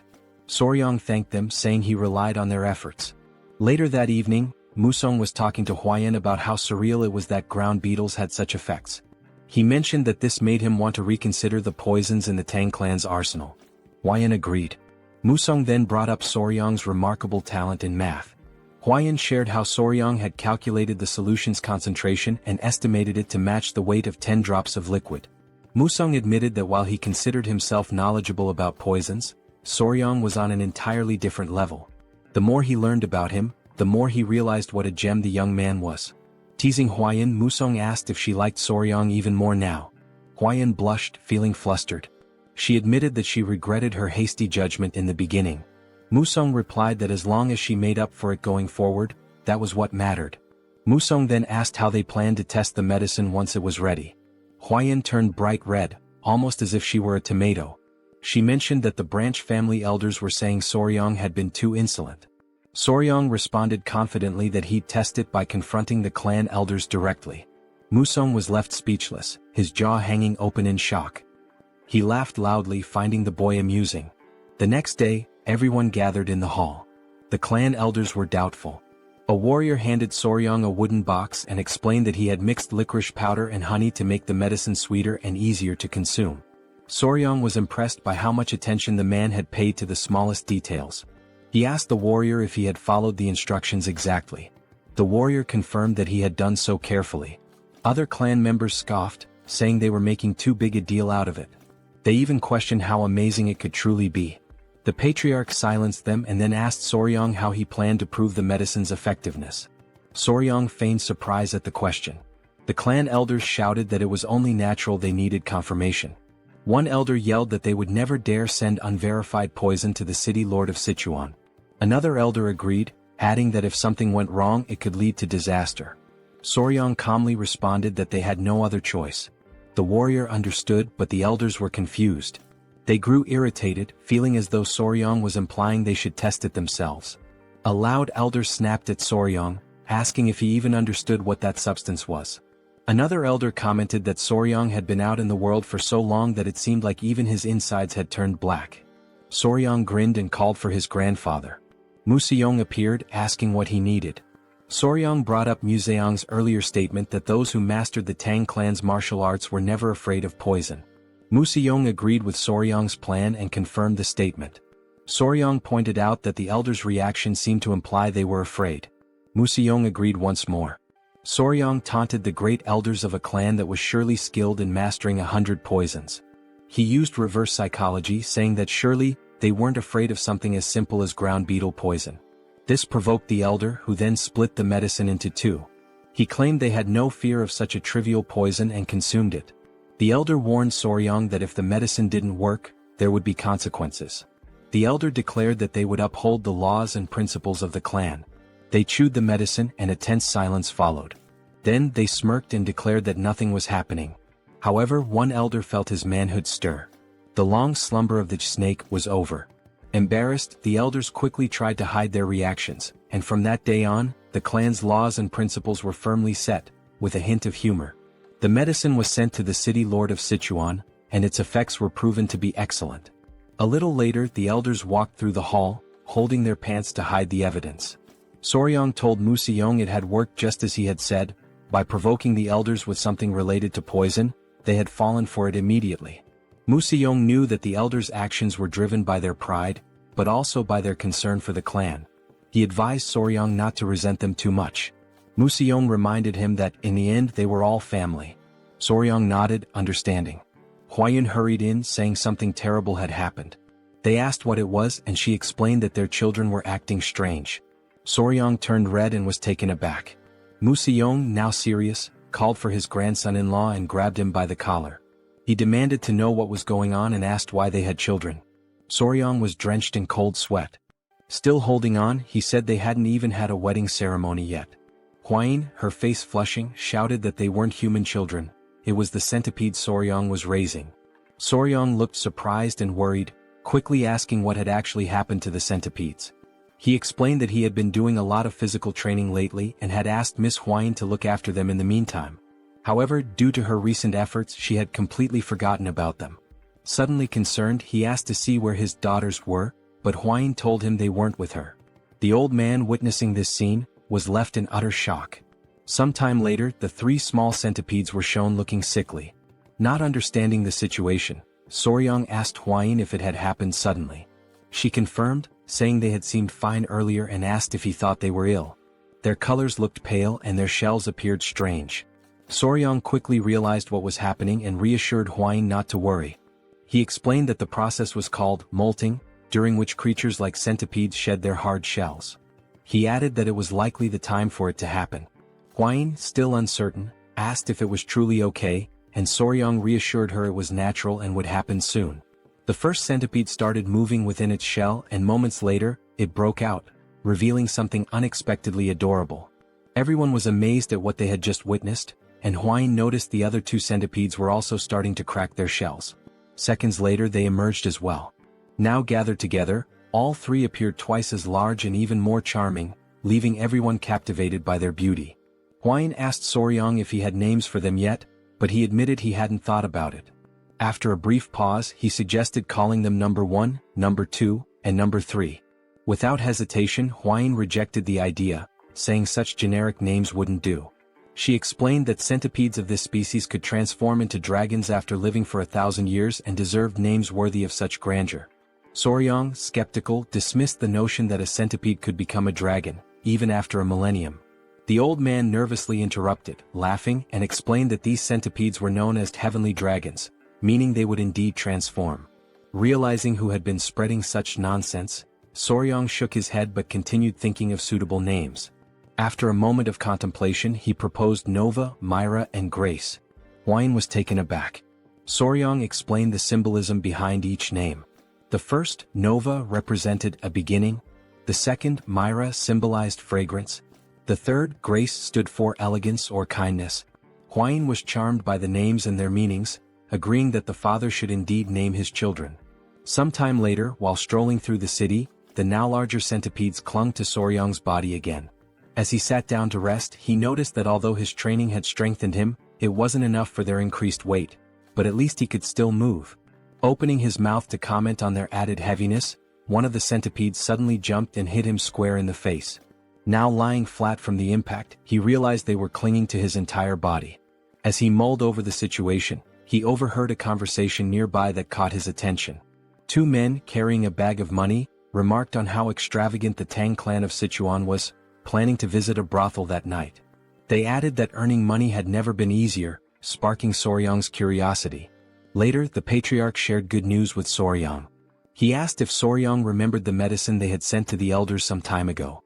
Soryang confirmed he did. The patriarch explained that the medicine had worked exceptionally well, mentioning that the Lord had sent a message of gratitude along with a generous reward, which delighted both Soryang and Huayin. The father-in-law praised Soryang for achieving something remarkable, admitting he hadn't expected to reap benefits so quickly from accepting him as a son-in-law. Soryang was pleased by the compliment. Finally, the patriarch suggested granting him one of his elixirs, urging him not to refuse out of modesty. Soryang pondered the benefits an elixir might bring. Excited, Huayin asked her father what type of elixir he was offering. He replied that it was the honey of the golden king bee. Soryang assumed it was just ordinary honey, but thought he should probably accept it since it might boost his internal energy and help him become a martial master. With a serious expression, Huayin called out her father, asking why he had mentioned giving a reward when in reality, it was just honey. Gripping Soryang's arm, she sternly said her father shouldn't be so stingy, emphasizing that Soryang's accomplishments weren't trivial. She also pointed out that the honey was a low-grade elixir. The patriarch, now looking downcast, explained that even though it was low-grade, it had been expensive to acquire. Huayin, visibly fuming, retorted that regardless of its cost, it was far too insignificant compared to what Soryang had achieved. The patriarch silently lamented how difficult it was to have a daughter. Unbothered by the argument, Soryang asked more about the golden king bee they were discussing. After a moment of thought, the father-in-law described the golden king bee as a venomous, mid-level creature found in forests. He explained that its size was comparable to that of a small dog. He added that consuming its honey provided internal energy equivalent to 2 full months of meditation. Soryang's eyes lit up, marveling at the idea of a bee as large as a dog. Meanwhile, Huayin excused herself, frustrated on Soryang's behalf. Thinking quickly, the father-in-law fabricated an excuse, saying he thought Soryang might enjoy seeing the golden king bee in person. The suggestion instantly lifted Soryang's mood, and he grew excited at the prospect of seeing the bee for himself. The father-in-law gave an approving nod, and Soryang became euphoric. He recalled how in his past life he used to harvest honey alone while filming videos for YouTube. Wasting no time, he ran off, proclaiming himself an expert on bees. The father-in-law followed, commenting that this had turned out to be a good idea. Huayin sighed deeply, realizing she would have to deal with this new situation. Thus began the journey to harvest the honey. Despite their advanced knowledge, when they arrived, they found two groups arguing over who had the right to collect the honey from that area. One group claimed they had purchased the information fairly, while the other argued that they had arrived first and had also bought the details from a man with messy hair and a large wart on his face. Soryang recalled having seen someone with those exact features before. One of the members of the Tang clan of Sichuan grew furious and shouted that those swindlers had insulted their clan. Upon hearing the name Tang clan, the entire opposing group was struck with fear. Moments earlier, the patriarch had gathered with the couple, warning Soryang to be cautious on his first journey outside. He reminded him not to forget that he was now a member of the Tang clan family. Soryang nodded, saying he understood. Huayin, already aware of the topic, remained silent, while Soryang, surprised, glanced to the side and noticed a group of Tang clan members awaiting leadership. The patriarch explained that Soryang now needed to learn how to manage others. Soryang protested that Huayin would be with him, but the patriarch called him foolish, stating that now that she was his wife, it made him the highest authority. Stunned and confused, Soryang froze when the patriarch referred to Huayin as his wife. Meanwhile, in the background, Huayin reassured him that he would do just fine. Desperate, Soryang promised to do his best. Returning to the current scene, tension filled the air as the two groups glared at each other, vying for the right to harvest the golden king bee's honey. Soryang asked Wolfgang, the leader of the Venomous Blood Unit, if they should share information with the other group. After a moment's thought, Wolfgang questioned who had dared to leak information about the Tang clan of Sichuan.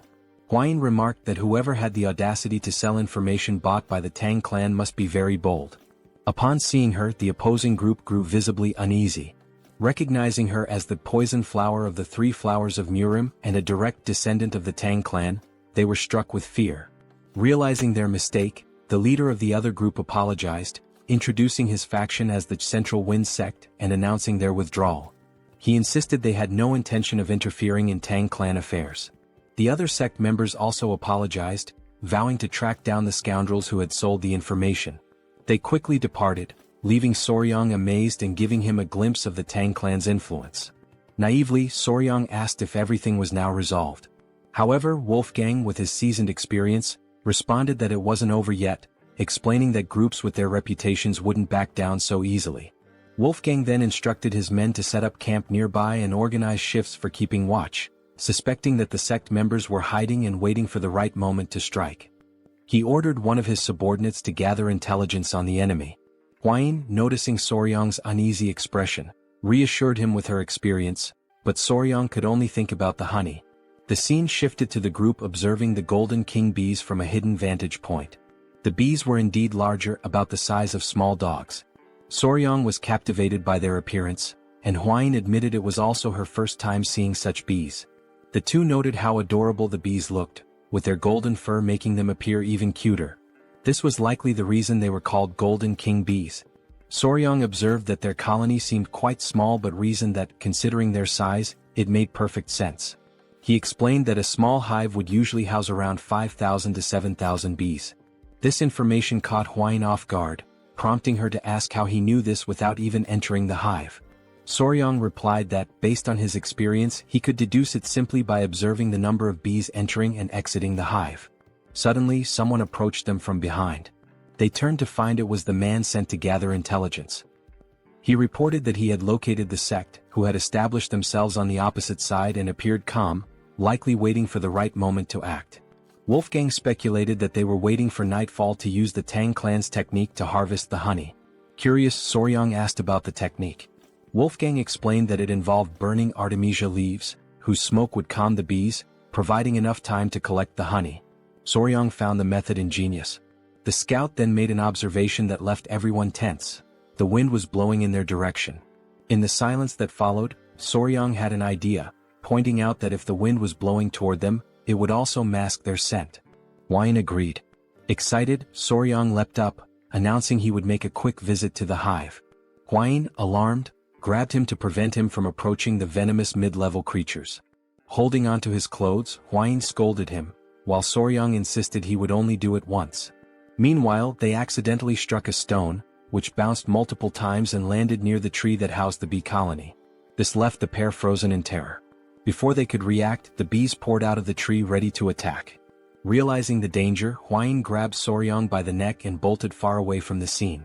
After receiving a stern scolding for causing trouble, Soryang sat on a rock, deep in thought. He began pondering if there was another way to approach the situation. Lighting a fire against the wind could trap them between the sect and the hive. Additionally, he noted that these bees were different from the ones he was familiar with. They could detect vibrations from the ground several meters away. While he was lost in thought, someone approached him from behind. It was Huayin, who announced she had brought the children. She explained that they had finished their meal and were wandering off. Soryang thanked her for her concern. In a gentle tone, he asked the children to behave, and they chirped in agreement. Huayin then sat beside him, making Soryang visibly uneasy. She asked if there had been any progress, to which he replied that he needed more time to think and observe. She apologized, admitting she might be pressuring him too much. Clearly overwhelmed, Soryang insisted it was all in her head and assured her he wasn't feeling pressured. At that moment, Huayin noticed two monkeys near the tree, seemingly in a squabble, making quite a racket near the bees. She pointed out that one of the monkeys looked particularly aggressive. Soryang suddenly caught a strange scent and quickly asked Huayin if she could smell it too. She confirmed, noting it was a sweet aroma. Horrified, Soryang explained that the scent was pheromones released by the bees, signaling an imminent swarm. Without hesitation, Huayin grabbed him and leapt away to safety. From a secure distance she looked back, astonished. A massive swarm of golden king bees had emerged, attacking the noisy monkeys near the hive. The bees bit relentlessly, leaving the monkeys covered in painful welts. The poor creatures had no chance. Now hidden, Huayin asked Soryang how he knew the bees were going to attack, even before hearing their buzzing. He explained it was the sweet scent the bees had emitted. She remarked that now that he mentioned it, the smell resembled a flower's fragrance. Before she could finish her thought, Soryang interrupted, asking if she could distinguish the pheromones and recognize the scent. She confirmed, identifying it as the scent of magnolia flowers. This revelation brought a smile to Soryang's face. As he prepared to speak further, Huayin blushed, sensing his enthusiasm. With a mischievous grin, Soryang declared that he had found the perfect solution to deal with the meddlesome rebels targeting their bees. Meanwhile, on the other side of the forest, all the members of the sect were gathered, waiting for the perfect moment to act. Everyone seemed to be enjoying themselves, especially the sect leader, who was quickly becoming drunk. As they roasted fish over a fire, the leader took another swig and remarked how delicious everything was. One of the members, a man with a scar across his face, asked the leader when he thought the Tang clan would move to collect the honey. The leader admitted it was hard to say, noting how 3 days ago the Tang clan was everywhere, but now it had gone completely silent. He speculated that the Tang clan would likely act soon, a notion the scarred man agreed with. The leader then asked if they were certain they could make good money from this, which made everyone burst into laughter. The scarred man explained that candles made from the golden king bee's wax were treasures exclusively used by the imperial family. He added that the Tang clan would only take the honey and leave the hives behind, leaving them to claim the real prize. Excitement bubbled among the group at the thought of the Tang clan failing their honey collection. Malicious laughter echoed as they imagined not only getting the honey but also the hives. One of the men brought up Huayin, referring to her as the infamous poison master known as the 3 flowers of Murim. He warned the group to keep an eye on her and ensure she didn't die at their hands, at least not yet. This suggestion was met with more wicked laughter as they entertained the thought of claiming Huayin for themselves, with one member suggesting that she might even become a Tang clan in-law. Another joked that favors like that needed to be returned. As they laughed, one of the henchmen suddenly noticed a strange scent wafting in from afar. Still joking, he suggested it must be the natural perfume of the poisonous flower, Huayin. Another, chuckling along, bet that even her natural scent was as intoxicating as that aroma. The wind carried the fragrance across the forest, accompanied by an unusual noise. The man who had been joking moments ago now froze in fear and asked the others what the smell was. As they turned their attention to the sky, their expressions changed to shock and terror. Against the backdrop of the moon, a massive, swirling cloud was descending. It was an uncountable swarm of golden king bees. 2 members screamed in panic, asking if that was really a swarm of bees, and the others confirmed their worst fears.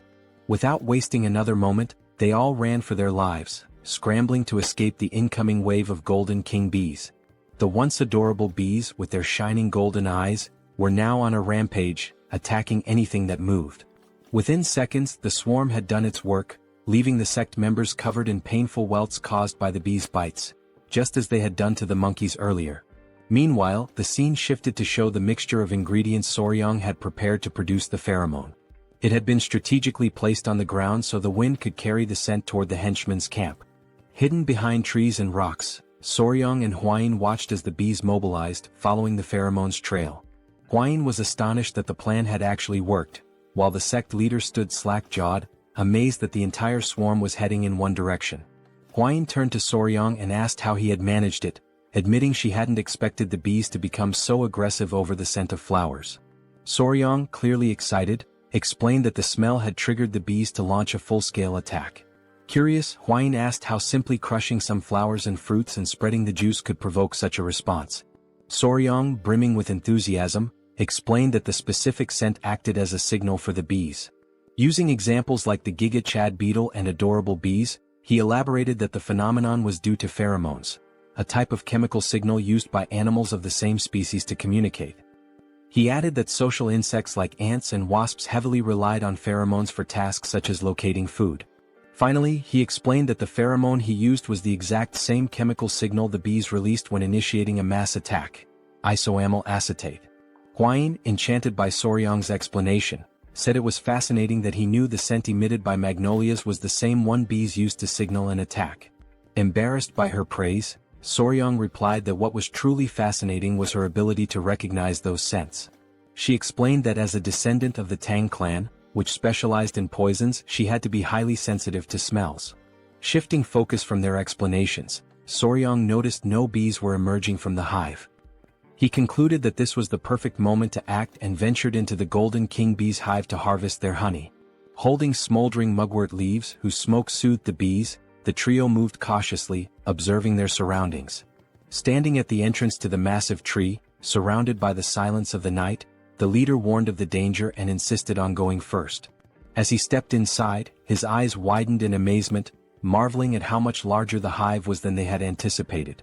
Looking upward, they saw enormous, golden glowing honeycombs, fully living up to the name Golden King bees.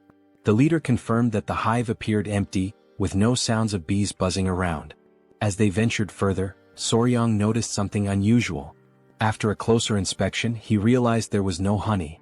Hwain, after looking around, confirmed his observation. This struck the leader as odd, noting that such a thing had never happened before. Soryong also observed the absence of eggs in the hive. Curious, the leader asked if this might be related to the lack of honey. Drawing on his expertise, Soryong hypothesized that the bees were preparing to migrate. They must have consumed all their stored honey and carried it in their stomachs for the journey. He suggested this behavior might have been triggered by the frequent presence of humans nearby. Hwain agreed, stating that it made complete sense. Soryong elaborated that when bees prepare to migrate, the queen stops laying eggs because they can no longer care for larvae during their transition. While exploring the tree's interior, Soryong suddenly froze in shock. Hidden and camouflaged among the hive's remains, he spotted a lone golden king bee that had been left behind. With a sly smile, Soryong turned to the leader and asked how long he could sustain his mobility techniques without resting. The leader, confused by the question, estimated he could manage about half a day. Before he could ask why Soryong wanted to know, a scout interrupted, urgently announcing that the Golden King bees were returning and they needed to leave immediately. On high alert, the leader ordered everyone to retreat. He told Soryong to abandon his search and get out of the hive. In the background, Soryong continued inspecting the hive until Hwain came to retrieve him. Grabbing him by his clothes, she insisted they leave immediately. They all dashed to safety, knowing that even the Tang clan's techniques to calm the bees wouldn't be enough to prevent an attack. As Soryong was dragged along, it became apparent that he had taken the Golden King bee and hidden it inside his clothes. Moments later, the group finally breathed a sigh of relief, grateful to have narrowly escaped a potential mass attack. Hwain expressed her relief at having made it out before the bees returned, only to pause when she noticed something moving inside Soryong's clothing. Horrified, she demanded to know what he was carrying. With a sheepish smile, Soryong revealed the Golden King bee queen and nonchalantly explained that, since they couldn't retrieve the honey, he had brought the one who could produce it. Everyone stood speechless, processing the situation. When the gravity of what he had done sank in, they were thrown into a panic, unsure of what to do next. The Golden King bee queen, ever adorable, emitted a soft sound that only emphasized her charm. Soryong, now grinning, turned to the squad leader and warned that the bees would soon realize their queen was missing and start chasing them.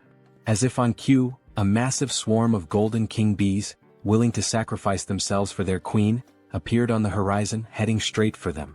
With an innocent smile, Soryong cheerfully stated, "We need to run, now." And so began a life-or-death chase.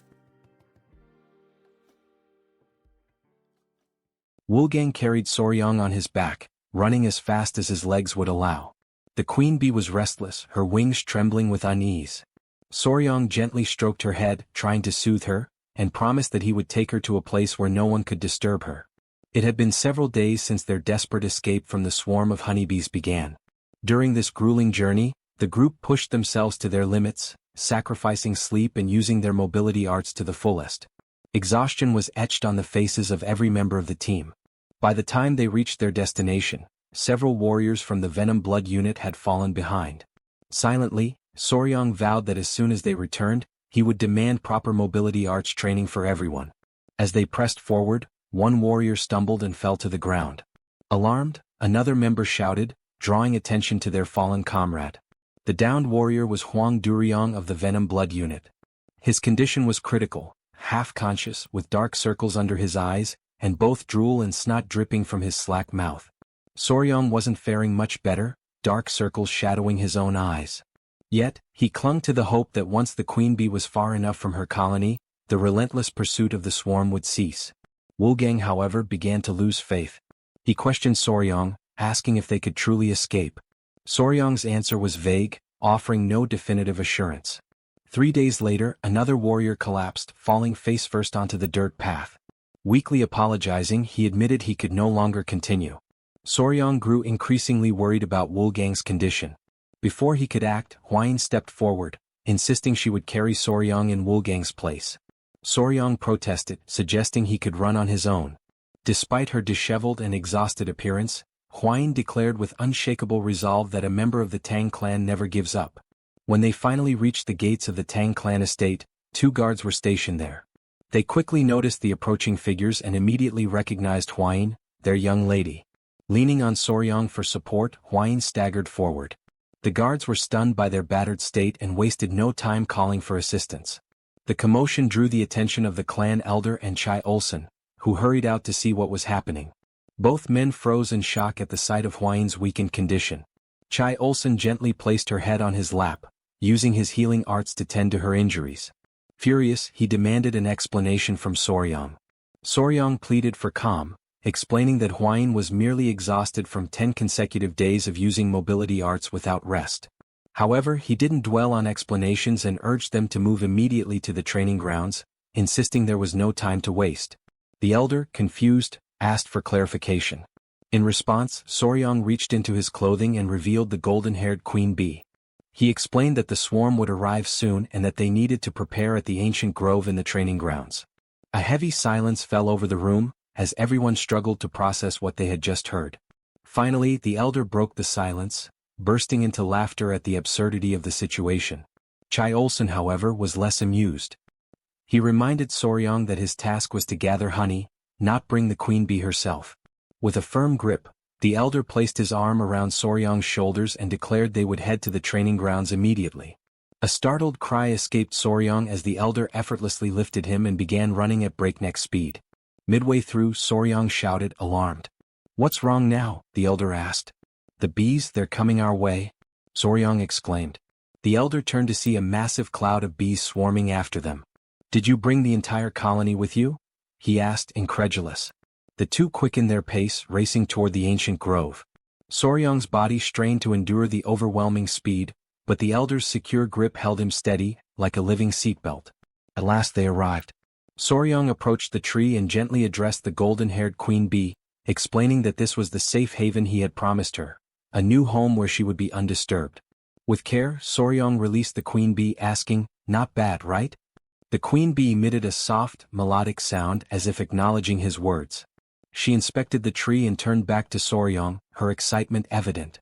Soryang chuckled, asking aloud if she truly liked her new home. The elder, standing nearby, reminded everyone that they needed to leave quickly, as the swarm was still approaching. The members of the Tang clan watched in awe as the golden-haired bee colony arrived, flying in perfect harmony above the tree. The queen bee let out a series of sounds as if calling to her followers. Obediently, the bees settled into the tree. The elder watched in awe, admitting that he had never witnessed anything like it in his entire life. The mission was a resounding success.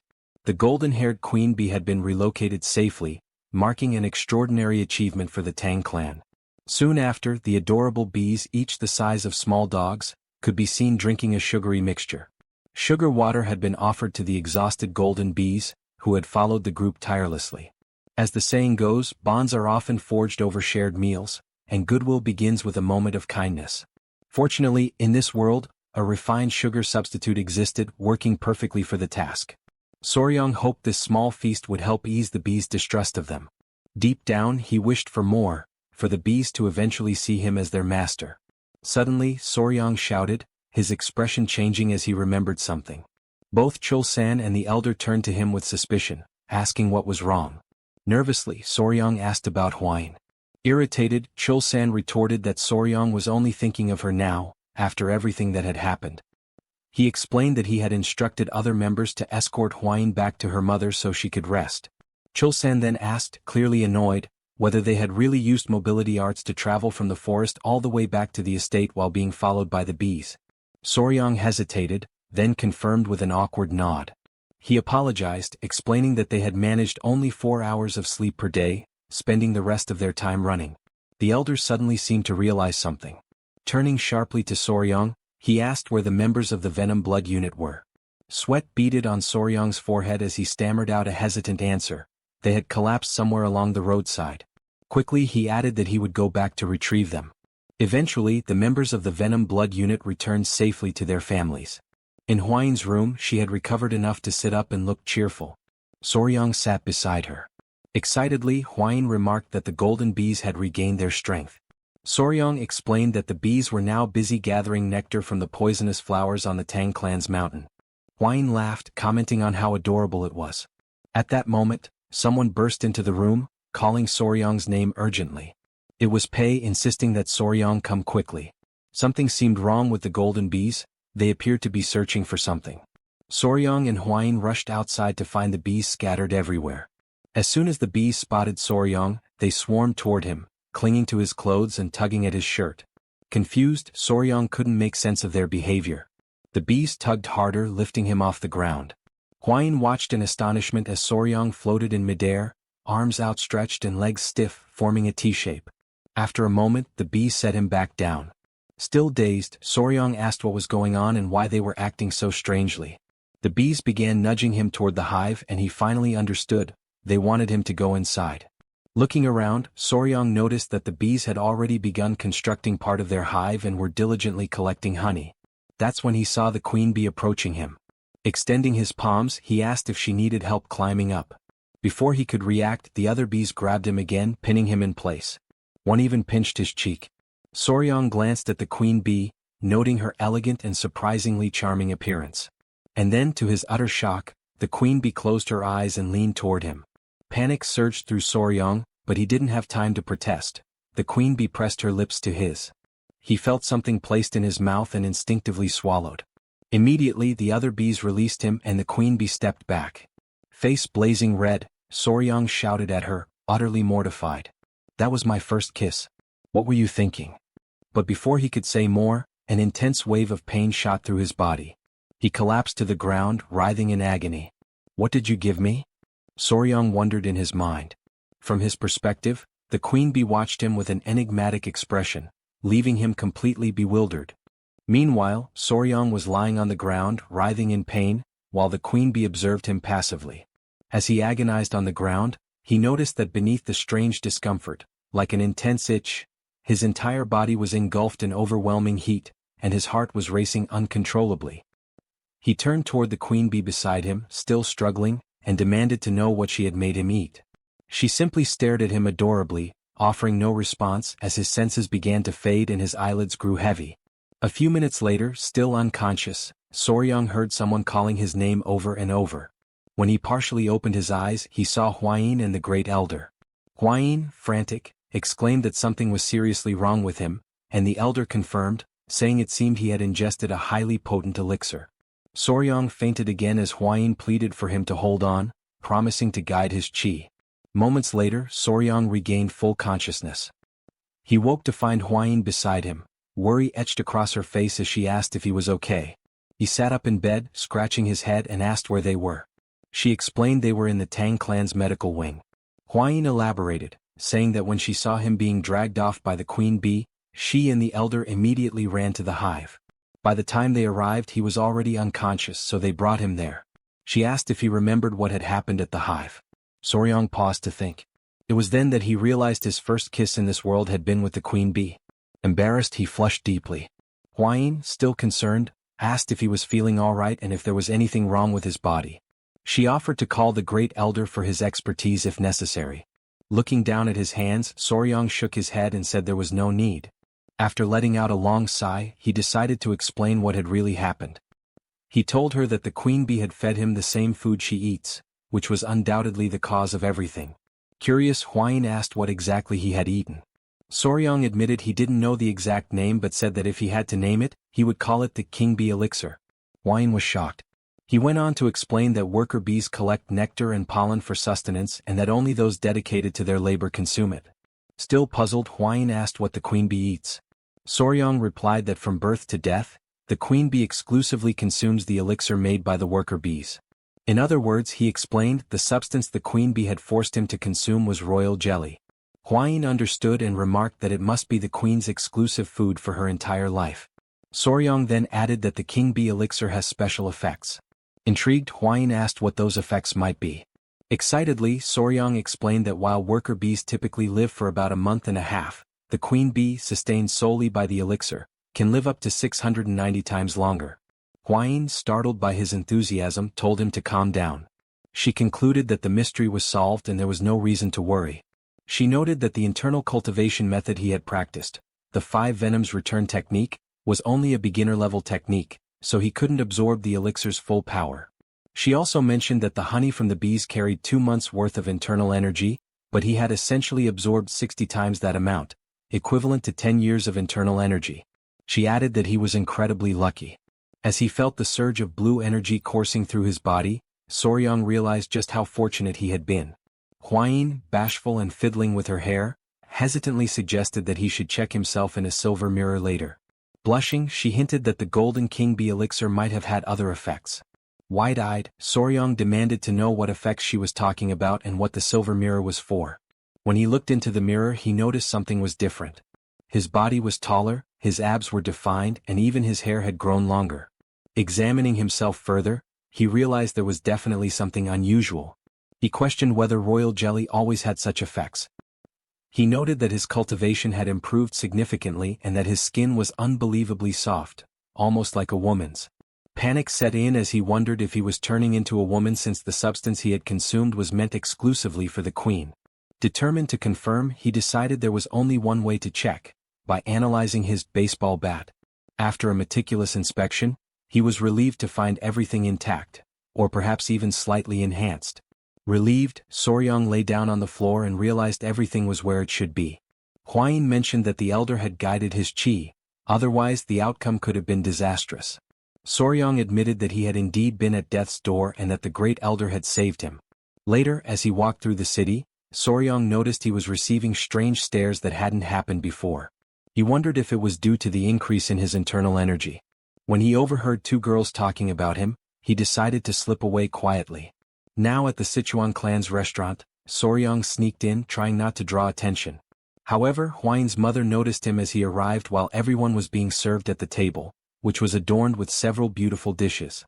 Her mother teased that her son-in-law looked even more handsome now and asked how he was feeling and if his body was all right. Soryong replied that he was fine and apologized for causing any worry. She told him not to fret and said that it was now something to celebrate. After all, his skin looked amazing and Huayin must be feeling jealous. Embarrassed, Huayin blushed deeply. Flustered, she urged everyone to stop teasing and to take their seats. With everyone gathered around the table, the servants began serving the meal. Huayin's father asked if Soryong was feeling better, to which he replied yes and apologized again for causing concern.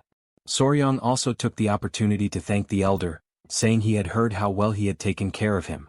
The elder graciously acknowledged the gratitude and commented that Soryong seemed to have had a stroke of good fortune.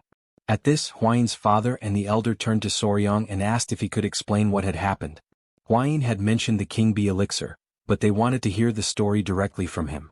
Soryong paused, reflecting on what had truly happened and how to convey it. He began by explaining that it seemed the queen bee had been so pleased with her new home that she decided to reward him for his kindness. She dragged him into the hive and fed him the king bee elixir, which started all the commotion. Everyone at the table was shocked, marveling that even mid-level venomous creatures could show gratitude. It was truly fascinating. The elder then asked Huayin's father if there was any way to obtain the elixir again, noting how it could greatly benefit the Tang clan. Huayin's father responded that while the honey alone was an incredible treasure, the king bee elixir would indeed be an extraordinary blessing. Excited by the idea, Huayin's mother turned to Soryong and asked if it would be possible for him to acquire more of the elixir. The question silenced the entire table as everyone waited for his response. Huayin herself addressed him directly, asking if it was truly possible to get more. Soryong thought about it, considering that with ordinary bees, it might be feasible to create multiple queen cells and trick the worker bees into producing royal jelly for them. However, he concluded that attempting such a trick with the highly intelligent king bees would likely result in them turning everyone into a hive. He explained that royal jelly was essentially baby food produced by worker bees, but what he had consumed came directly from the queen herself, raising the possibility that it wasn't even the same substance. Debating whether to be fully honest and risk dashing their hopes, Soryong finally said he didn't think it was possible. The elder and Hwain's mother immediately asked why not. Soryong replied that even if someone could eat it, he wasn't sure they would want to. Confused, Hwain's father asked if the issue was with the taste or the smell. Soryong clarified that it wasn't about either. The king bee elixir came directly from the queen bee's mouth, and the only way to receive it was through direct contact with her. He went on to explain that the process involved forming a bond by joining lips, with the queen's tongue entering the recipient's mouth to transfer the elixir. The entire table froze in shock at the revelation that Soryong had kissed the queen bee, especially with his wife sitting right beside him. Still stunned, Hwain's father concluded that it was best to assume acquiring more was impossible since the queen bee had only favored Soryong, making it unattainable for anyone else. At that moment, the sound of chopsticks dropping broke the silence. It was Hwain, her face serious, who asked Soryong about this so-called kiss. With a look of disbelief, she demanded to know if he had really kissed the queen bee. It seems our young warrior might be in serious trouble now. Meanwhile, night had fallen, and the full moon illuminated an otherwise calm and serene place. In a secluded room, someone appeared visibly irritated. His hand, scarred and veined, rested heavily on the table. This hand belonged to none other than Ju Young-hak, the leader of the Murim Martial Alliance and known as the Emperor of the Fist. Suddenly, from outside the room, a voice announced the arrival of tea. Young-hak allowed the person to enter, and a young woman with brown hair stepped in, carrying a tray with a tea set. She mentioned that she had prepared Seosan Bikro tea, which startled Young-hak, as it was the tea of his homeland.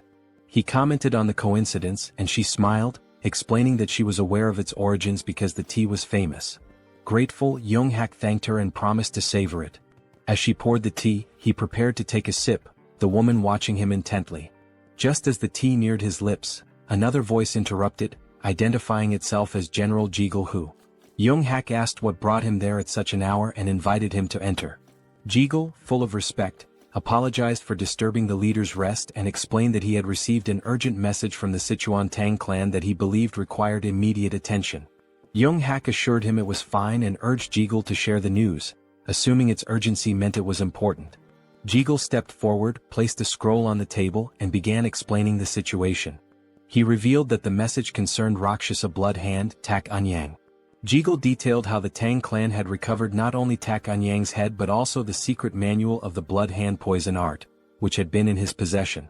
Upon hearing this, Young-hak's rage boiled over, and he slammed his fist onto the table, shattering the teacup the woman had just served. Still trembling with anger over the blood hand poison art, he demanded to know where and how the manual had been retrieved. Jigul explained that years ago, Tak Anyang had disappeared after being struck by the myriad poison's palm of the divine elder. Subsequently, he had fled to the Hainan Islands where he lived in seclusion. With a slight smirk, Jigul added an even more fascinating piece of news, that the infamous demon Tak Anyang had been defeated by a young poison master. This piqued Young-hak's curiosity, and he asked for confirmation, wondering aloud if there truly was a young poison master. Sitting directly across from the leader, Jigul said the story surrounding this event was quite intriguing and suggested that Young-hak would find it fascinating. Smiling slyly, Jigul asked permission to recount the tale in full detail. In the background, the woman silently observed Jigul with an enigmatic expression, clearly displeased by his presence. Elsewhere, in the grand hall of the Tang clan patriarch, a meeting was underway with the clan's most prominent members. One of the elderly men mentioned that there were individuals within the Tang clan who had sold secrets to outsiders. Another elder called it an audacious betrayal, lamenting that he never imagined anyone would tarnish the clan's reputation. Soryong whispered to Hwain that it was surprising no one criticized her father-in-law, to which she smiled and replied that it was only natural. While the room buzzed with heated discussions, the father-in-law, Tang clan patriarch, spoke up, demanding to know who would dare to disgrace the family's honor. He added that even the elders of collateral branches were furious, emphasizing that, at the end of the day, they were all one family. He informed everyone that he had already requested the beggars' sect to uncover the culprits and expected news soon. Moreover, he announced his intent to personally visit the Yingchuan commandery. One elder asked how he planned to handle the situation. The patriarch responded decisively, explaining that he would begin with the soul-annihilating poison, followed by the bloody flames poison and the intestine-paralyzing venom. He elaborated, describing in vivid detail how the culprits would writhe in agony as their blood boiled, their organs dissolved, and their very souls felt like they were being torn apart. Finally he would finish them off with the 7-step soul-cutting poison. Hearing this, Soryang was stunned by the sheer brutality of the poison mix. Without hesitation, the Patriarch gave orders to Wolfgang to summon the Poison Annihilation Unit immediately, declaring his intention to depart at once. Wolfgang promptly obeyed. Outside, the unit stood assembled, ready for deployment. Turning back towards Soryang, the Patriarch said he was leaving and entrusted him with overseeing matters in his absence. Soryang expressed his gratitude and asked his father-in-law to take care of himself. Smiling confidently, the Patriarch replied that Soryang need not worry. After all, it was others who should be concerned about his actions. With that, the group departed, and the Patriarch addressed the squad, declaring that they would ensure the punishment for those who leaked the information would be unforgettable. Watching them leave, Soryang turned to Hwayin and asked if those men belonged to the Poison Annihilation Unit, noting that he had never seen them before. She confirmed, explaining that they were assigned to handle slightly heavier tasks. With a knowing smile, she elaborated that their primary role was to eliminate people, which was why they were aptly called the Annihilation Unit. Soryang couldn't help but wonder what exactly slightly heavier tasks entailed for them.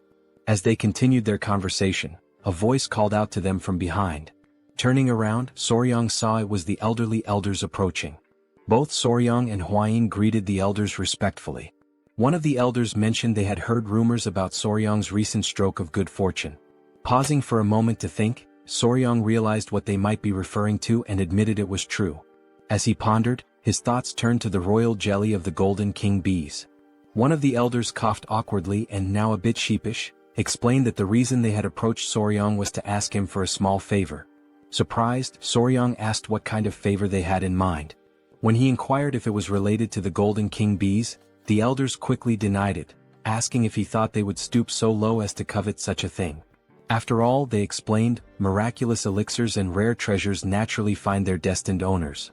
Still puzzled, Soryang asked what, then, they wanted from him. The elders fumbled awkwardly, clearly hesitant to answer directly. One of the elders leaned closer to Soryang, lowering his voice to keep others from hearing, and asked if he remembered the remedy, the earth beetle medicine, that had given them such a boost the other day. Since Soryang had been in charge of it before, he still had authority over the medicine.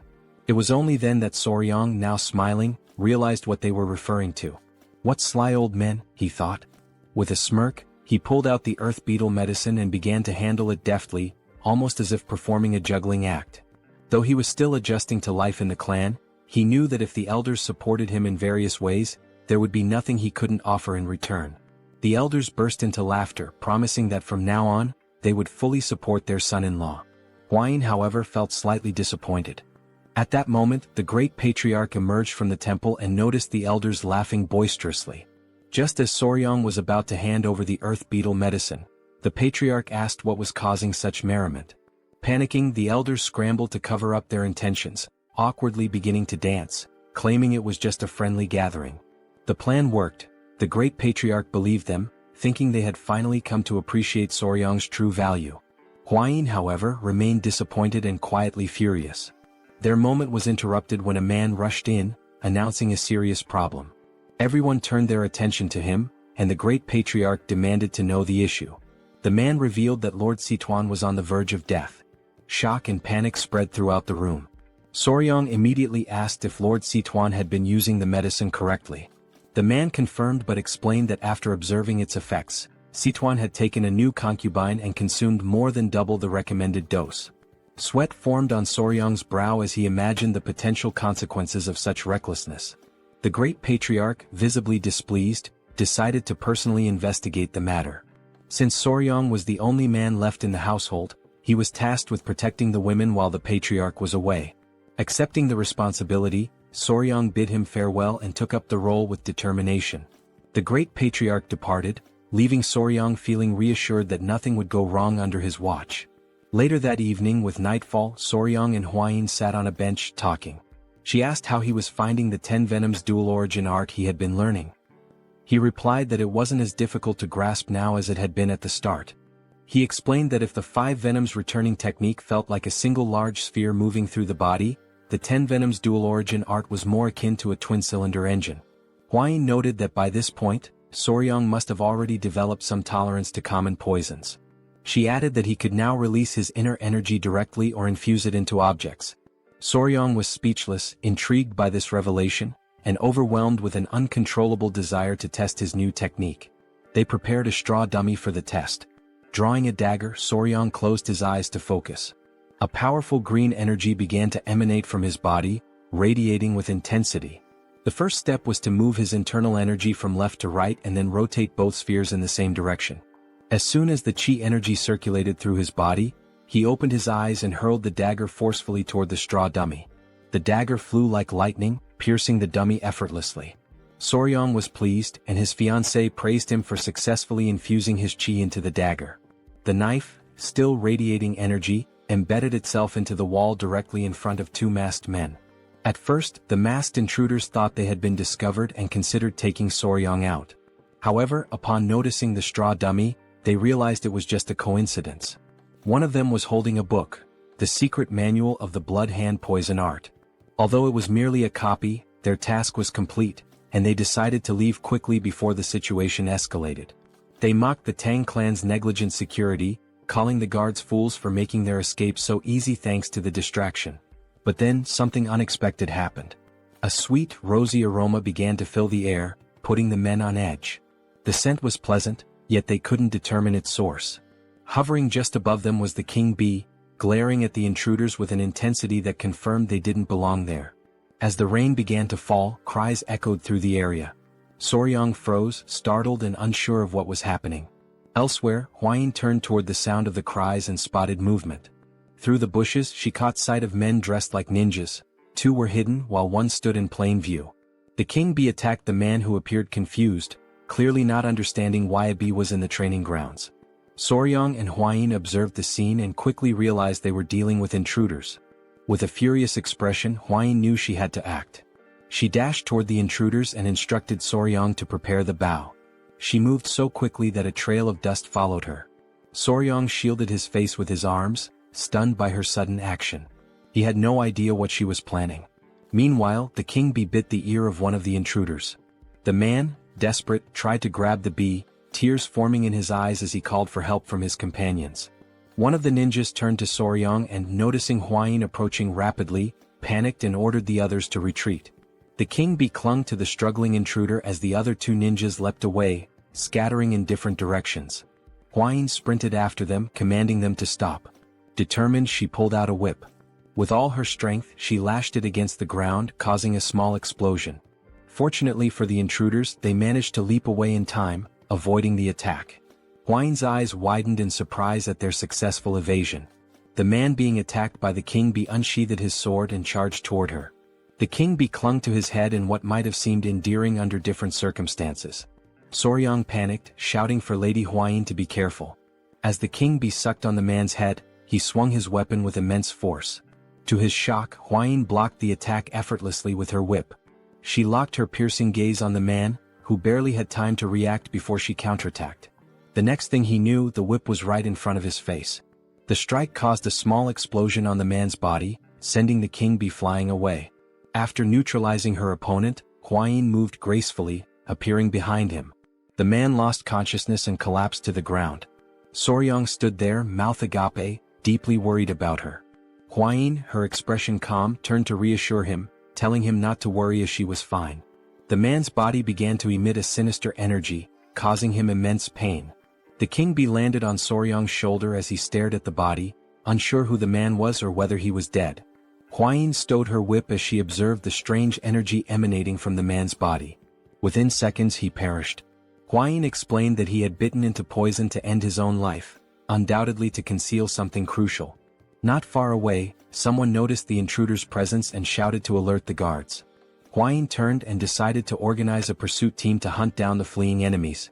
Soryong began to sweat, overwhelmed by her determination. Huayin ordered him to follow her along with Gu Pei, the leader of the blood poison unit. The night was dark, but the forest was lit by the flickering glow of torches. Soryong, Pei, and several other members of the clan chased the intruders through the dense forest. Leading the group, Pei was confident that the masked men couldn't have gotten far. With a determined expression, he declared that they must capture them at any cost. While the others seemed tireless, Soryong was already showing signs of exhaustion. Sweating and short of breath, he focused on activating his dual-cylinder engine technique. As he did, he stomped the ground with great force, causing it to shatter beneath him. The earth gave way under his feet, and Soryong let out a loud yell as his body sank into the ground. From his clothing, small centipedes began to crawl out. Pei turned around with a confused expression and asked if Soryong was all right. Soryong had created a large hole in the ground. Pei and the others halted their pursuit, rushing to the edge of the hole to help him. With their assistance, Soryong managed to climb out, thanking them profusely as he genuinely thought he wouldn't survive. But as he turned his head back, something caught his attention. Beneath him was a cluster of green snakes staring up at him intently. Soryong couldn't stop himself from sweating even more as fear gripped him upon realizing he was standing in the middle of a snake nest. Pei studied the serpents carefully and explained that they usually gathered in areas with strong Inkai energy, particularly during this time of year. He added that these snakes were unusually aggressive and warned Soryong to stay vigilant. Soryong, overwhelmed by fear, continued sweating profusely. One of the snakes opened its mouth, preparing to strike. This behavior was odd to him since striped tiger water snakes were typically not this hostile. Dark clouds loomed over the sky, signaling the arrival of a storm. Soryong admitted that it was his fault they were delayed. Knowing that rain was imminent, he suggested they move quickly. Pei and the others agreed, resuming their chase. They couldn't afford to lose sight of the intruders. Not far ahead, a faint light became visible. Pei turned to Soryong, announcing that they had found the intruders. The masked men, visibly furious, found themselves cornered at a dead end. Behind them was a towering rocky mountain, cutting off any escape route. As thunder rumbled across the sky, Pei and his group arrived, encircling the intruders. Pei and his team reached into their robes, declaring that this was the end for the masked men. Soryong remained silent, while on the other side, one of the masked men glared at his companions and commanded them to tighten their formation. The blood poison unit members drew their kunai, prompting the masked men to unsheath their weapons in response. The blood poison unit advanced, ready for combat. One of the masked men wielded a sword and charged forward. Two members of the unit threw kunai at him, but the ninja skillfully deflected the projectiles with his dagger. He counterattacked fiercely, his sword clashing violently with the ninja's daggers. The ninjas were shocked by the man's strength, their expressions hardening in frustration. One of them moved swiftly and delivered a powerful kick to the man's face, forcing him to drop his weapon. They ordered him to step aside. Witnessing this, a member of the blood poison unit panicked. While the ninjas were distracted, something began approaching them rapidly. It was Pei who attempted a surprise attack. But the ninja ducked quickly, evading the strike with ease. Pei stood still, observing silently. The ninja retreated with small leaps, but Pei activated his skill, Triple Mirage Kill, and hurled kunai at the enemy. The kunai flew toward the ninja, exploding mid-air and splitting into 3 separate blades. The ninja was stunned by the unexpected attack. Luckily, he managed to block 2 of the blades, but the third embedded itself in his shoulder, causing excruciating pain. He clutched his wounded shoulder, grimacing. Pei approached, mocking him as a lucky bastard. By now, 2 of the masked ninjas were already down, leaving only one standing, injured and fatigued. Pei and his men began to close in on the last remaining enemy. The ninja was fortunate. The rain had diluted the venom on Pei's kunai, sparing him from a more severe fate. Pei glared furiously at the ninja, but suddenly, a chilling laugh echoed through the air, interrupting the standoff. The voice mocked the pathetic insects gathered there. Pei and the others froze, their confusion apparent. On high alert, Pei adopted a serious expression and demanded to know who was there. At that moment, a figure descended from the top of the rocky mountain, landing before the remaining ninja with enough force to crack the ground. The newcomer was an old man with a long, scraggly beard and a sinister smile. He scanned Soryong and the others with a murderous gaze, exuding an aura of malice. Feeling the man's powerful energy, Pei immediately became alert, recognizing him as a martial arts master. Without hesitation, Pei ordered his men to retreat. The old man's body began to radiate a sinister aura. He stood upright and, with a wicked smile, started walking toward them. Turning to the ninja, he asked if they had retrieved the item. The ninja closed his eyes and pulled a book from within his robes, explaining that it was not the original but a copy made by the Tang Clan. This revelation stunned Soryong, whose eyes widened in disbelief. Memories of the great patriarch's words came flooding back to him. He had warned that this book was something only evil men would desire. Soryang's gaze locked onto the book as recognition set in. He quickly realized it was a replica of the malicious tome his grandfather had studied long ago. Meanwhile, one of the captured ninjas had been tied up nearby. Soryang, seated beside Pei, revealed that the book was a copy of the secret manual of the blood-handed venomous art, leaving Pei visibly shocked. Pei's eyes burned with fury and he clenched his teeth tightly. As this was happening, the ninja handed the book to the old man, who opened it with an unsettling grin spreading across his face. Pei's fists trembled with indignation. He couldn't fathom the kind of people who would dare to covet something so dark and cursed. He demanded the old man reveal his identity. With a sinister smirk, the elder began flipping through the pages one by one. As he had suspected, the book was indeed a copy. It contained the forms of the techniques but lacked the crucial formulas. Still, for him this was more than enough. After finishing the book, he shut it decisively. Even though it was early, there was no better way to announce their return. The old man gave the ninja, whom he addressed as Bloody Glory, permission to unleash the cultivation martial arts and ordered him to leave no one alive. Bloody Glory cracked his knuckles and, with a determined expression, vowed to carry out the command. Beside him lay the lifeless body of one of his fallen comrades. Reaching out toward the corpse, he began to concentrate. A crimson energy emerged from his hand and moments later the blood from the body shot toward him, absorbed through the palm of his hand. Pei's eyes widened in terror as he realized what technique the man was using. On the other side, Soryang clutched his head in disbelief, overwhelmed by the horrifying sight. The ninja's eyes started to glow as he smiled and continued absorbing the blood from the corpse. In the blink of an eye, the kunai embedded in his shoulder fell to the ground, and his wound healed completely. The old man erupted into maniacal laughter. He summoned an energy sphere into his hand and, with a malicious glare, declared his identity. He was none other than a senior member of the blood cult, the feared Blood Falcon Daggerclaw, known as Lord Guchenak. Soryang gritted his teeth and drew his kunai. Guchenak's gaze shifted to him, his interest piqued. The old man instantly recognized the vigor in the young warrior's body. Drool began to drip from Guchenak's mouth. He licked his lips, his eyes glinting with excitement, as he murmured that it had been far too long since he'd tasted the pure blood of youth.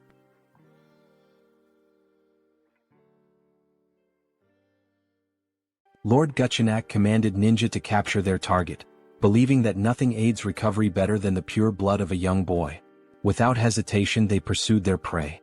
In response, Pai ordered the deployment of the 5 poison annihilation formation, determined to prevent their enemies from reaching Soryang.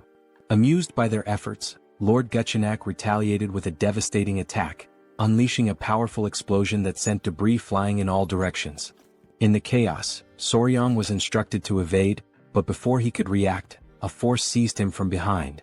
Ninja's grip tightened around his neck, immobilizing him as he coldly declared that the elder required his blood. Soryang, struggling to breathe, managed to utter a signal.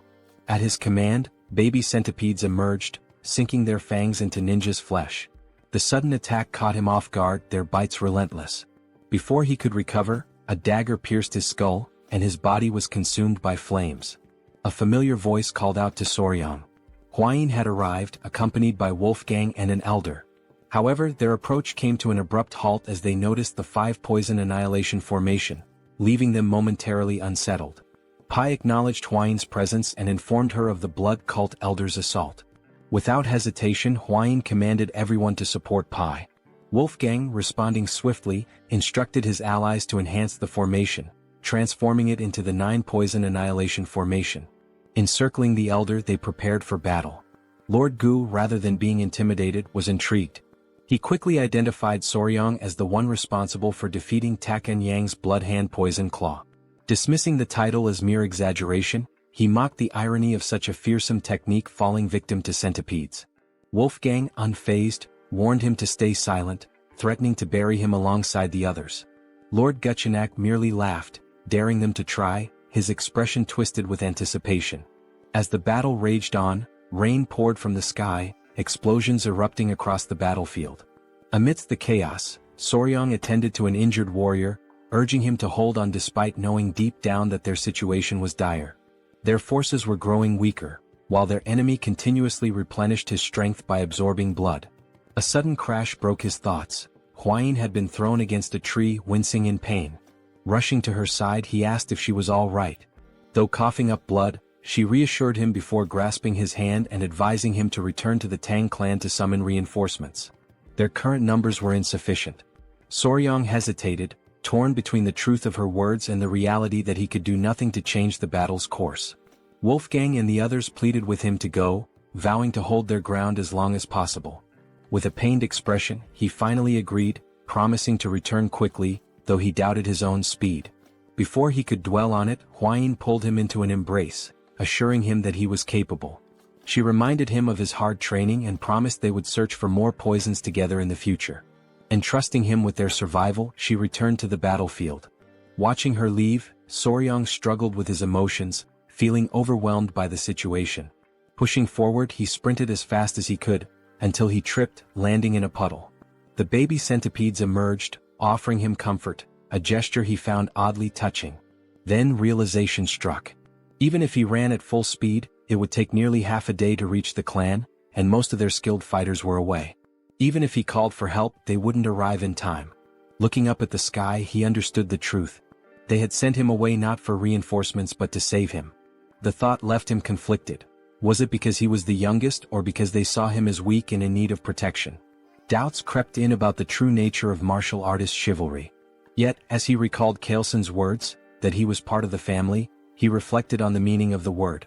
He had never truly considered himself a member of the Sichuan Tang Clan.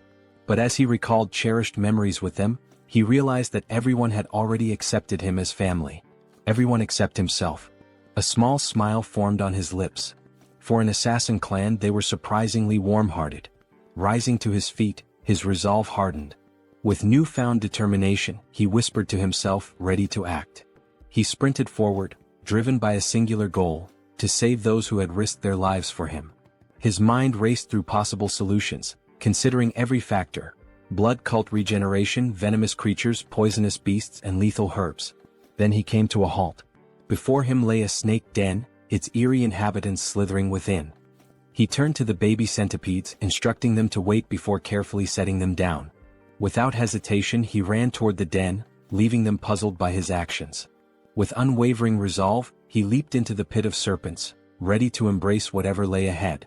The blood-stained snakes, known as flower snakes, appeared harmless at first glance, but they were highly venomous vipers. Unlike other venomous snakes with hooked fangs at the front of their mouths, these had smaller venomous fangs located in the molar area, making it more difficult to inject their toxin. However, their venom was among the most potent of any terrestrial snake in East Asia. As Soryang descended into the snake's nest, dozens of them immediately coiled around his body, biting his hands and legs. He remained composed, enduring the pain and even urging them to bite him harder. Though their venom exceeded that of a black mamba in strength, the Tang clan's internal energy techniques allowed him to resist its effects, ensuring his survival for the time being. The small centipedes, watching from a distance, became worried and called out to him. He reassured them, telling them to remain calm as he would be leaving soon. However, as he examined his arm, now covered in snake bites, he decided that he had acquired enough venom for his purposes. Just as he prepared to leave, he suddenly found himself unable to move. Looking down, he saw that the snakes had wrapped tightly around his legs. The unexpected situation unsettled him, and panic flickered across his expression. Before he could react further, the small centipedes leaped into the nest, landing on his head and shoulders. Their presence caught him by surprise, and their actions, though unexpected, struck him as oddly endearing. One of the centipedes, enraged by the snake's aggression, let out a tiny but fierce roar. Soryang watched with growing confusion as the confrontation escalated. A snake locked eyes with the centipede and began to hiss, provoking the small creature further. Its patience quickly ran out. With sudden intensity, the centipede lunged at the snake, biting it before slamming its body against the ground with surprising force. Soryang could only watch in disbelief. The tiny creature then turned its attention to another snake, continuing to fight with unexpected ferocity. Within moments, it had defeated its opponent, its eyes gleaming with triumph as it flashed a satisfied smile. With most of the snakes now deterred, Soryang crouched down, realizing that the centipedes had intervened out of concern for him. He gently patted the head of the victorious centipede, his expression softening.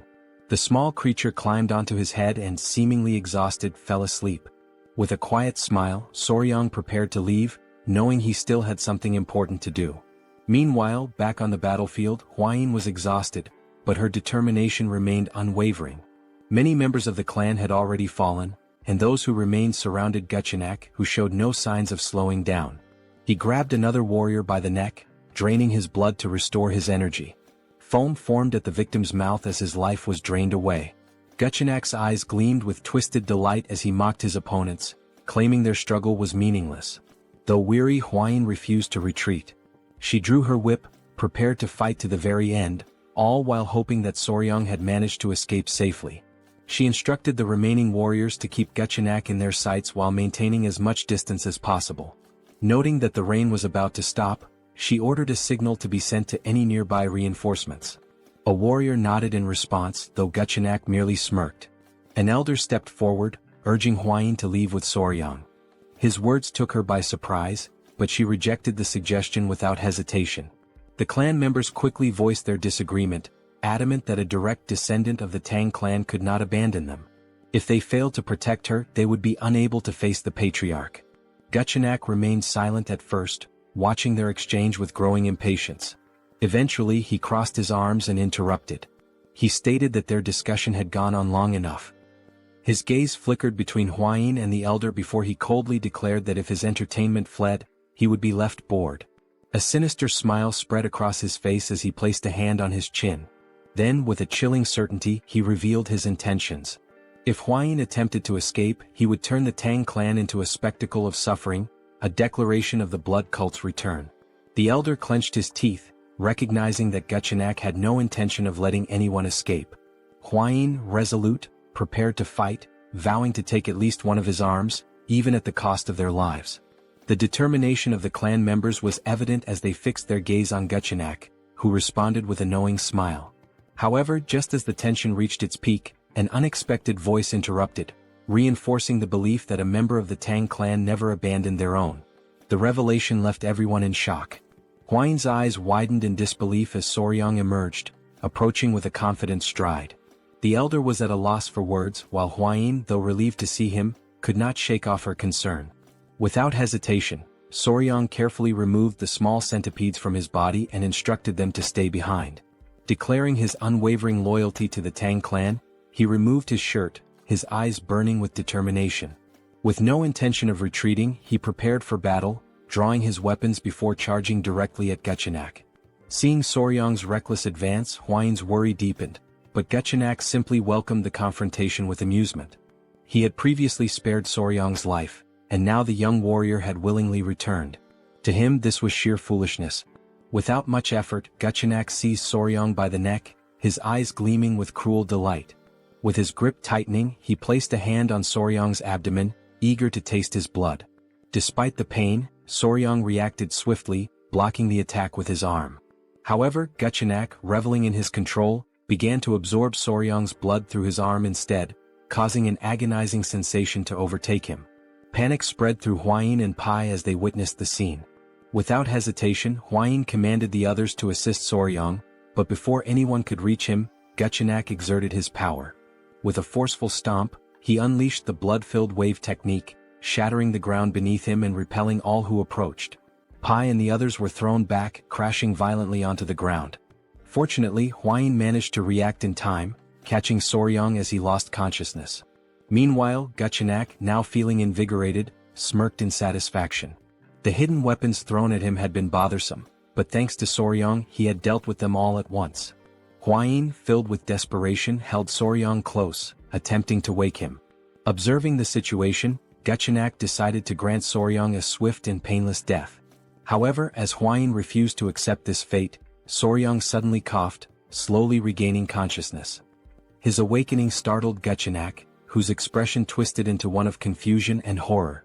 Drool dripped from Guchenak's mouth as he demanded an explanation. His hair began to fall like scattered leaves, his youthful vigor fading as his body rapidly aged. A growing fear overtook him as he realized the cause, a potent energy-dissipating poison. Strength drained from him and his limbs trembled as the truth set in. This should have been impossible. The cult's internal energy techniques were designed to resist such poisons. Panic consumed him. He clutched his face, unable to comprehend how this had happened. The reality of his weakening body was undeniable, and he demanded to know Soryang's true identity. But Soryang, now recovering, merely smiled. With deliberate calm, he pointed at Guchenak and declared himself his natural enemy. Hwayin, witnessing Soryang's resilience, finally felt a wave of relief wash over her. As the poison continued to take effect, Guchenak trembled with fear, unable to accept his defeat at the hands of a mere child. Soryang, drained of energy, used the last of his strength to direct a weary gaze toward Hwayin, revealing something that left her in shock.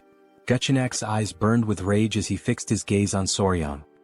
His body tensed with frustration, sweat forming on his brow as he realized that the blood he had absorbed from Soryang no longer obeyed his will. Panic set in as he struggled to comprehend what had been done to him. Determined to seize control, Guchenak took a step forward, convinced that his domination through the blood cult was imminent. Overcome with madness, he lunged toward Soryang, refusing to fall at such a crucial moment. In a fit of rage, he charged ahead with the intent to kill. Sensing the danger, Hwayin tightened her grip on her whip, immediately preparing for battle. As Guchenak neared his target, she struck, wrapping the whip around his neck, causing him immense pain. Stunned that her attack had landed, she watched as Guchenak, a formidable dark martial artist, struggled against the weapon's hold.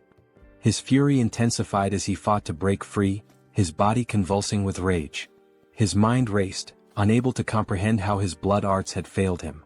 Enraged beyond reason, he launched himself forward once more, determined to destroy them all, declaring the return of the blood cult. Hwayin, alarmed by his relentless pursuit, clenched the whip tighter. With a fierce determination, she acted swiftly, severing Guchenak's head in a single decisive motion. His lifeless body collapsed as his severed head landed nearby. The sight filled P with confusion at first, but as realization dawned, a victorious smile spread across his face. With Guchenak defeated, the elder of the clan rushed toward Soryang and Hwayin, concerned for their well-being. The members of the clan erupted in celebration, their leader having vanquished the elder of the blood cult. Hwayin, still processing the events, turned to Soryang, questioning how he had managed to weaken such a powerful enemy.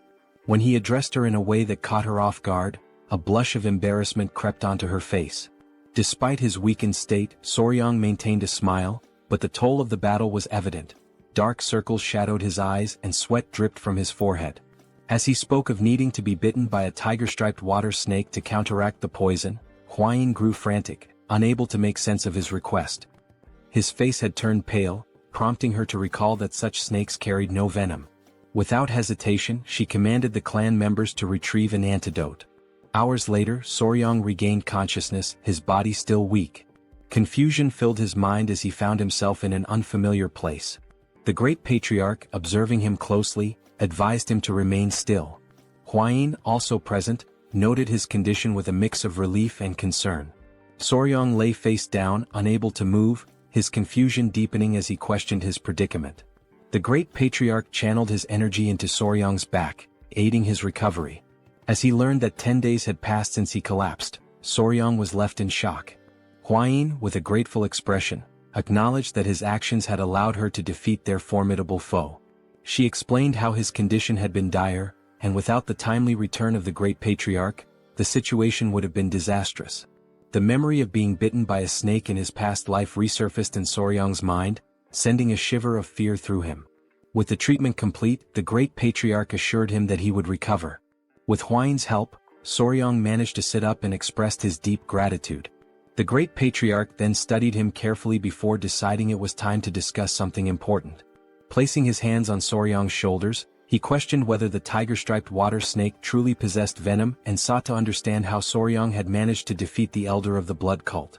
As Hwayin grew anxious and urged her grandfather to remain calm, Soryang, still feeling the lingering effects of the poison, prepared to explain everything.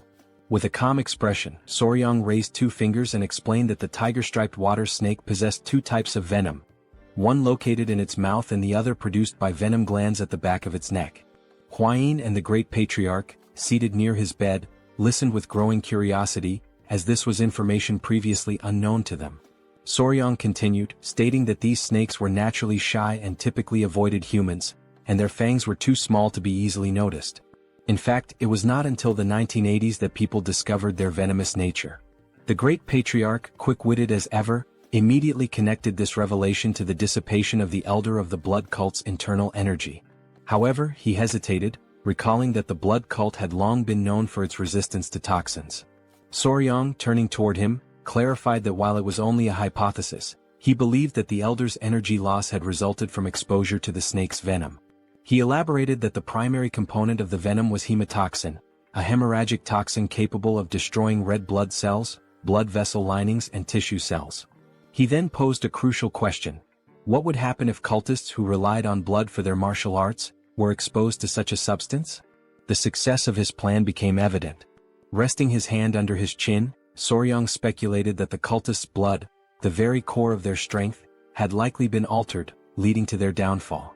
He also revealed that although little known, the tiger-striped water snake's venom was 5 times more potent than that of a viper. If enhanced with Yin energy, it became a lethal weapon. Upon hearing this, the Great Patriarch's eyes widened in shock, and a cold sweat formed on his brow. The realization that such a powerful venomous creature resided near Sichuan left him deeply unsettled. Huayin turned to Soryong with admiration, a smile forming as she acknowledged his incredible achievement.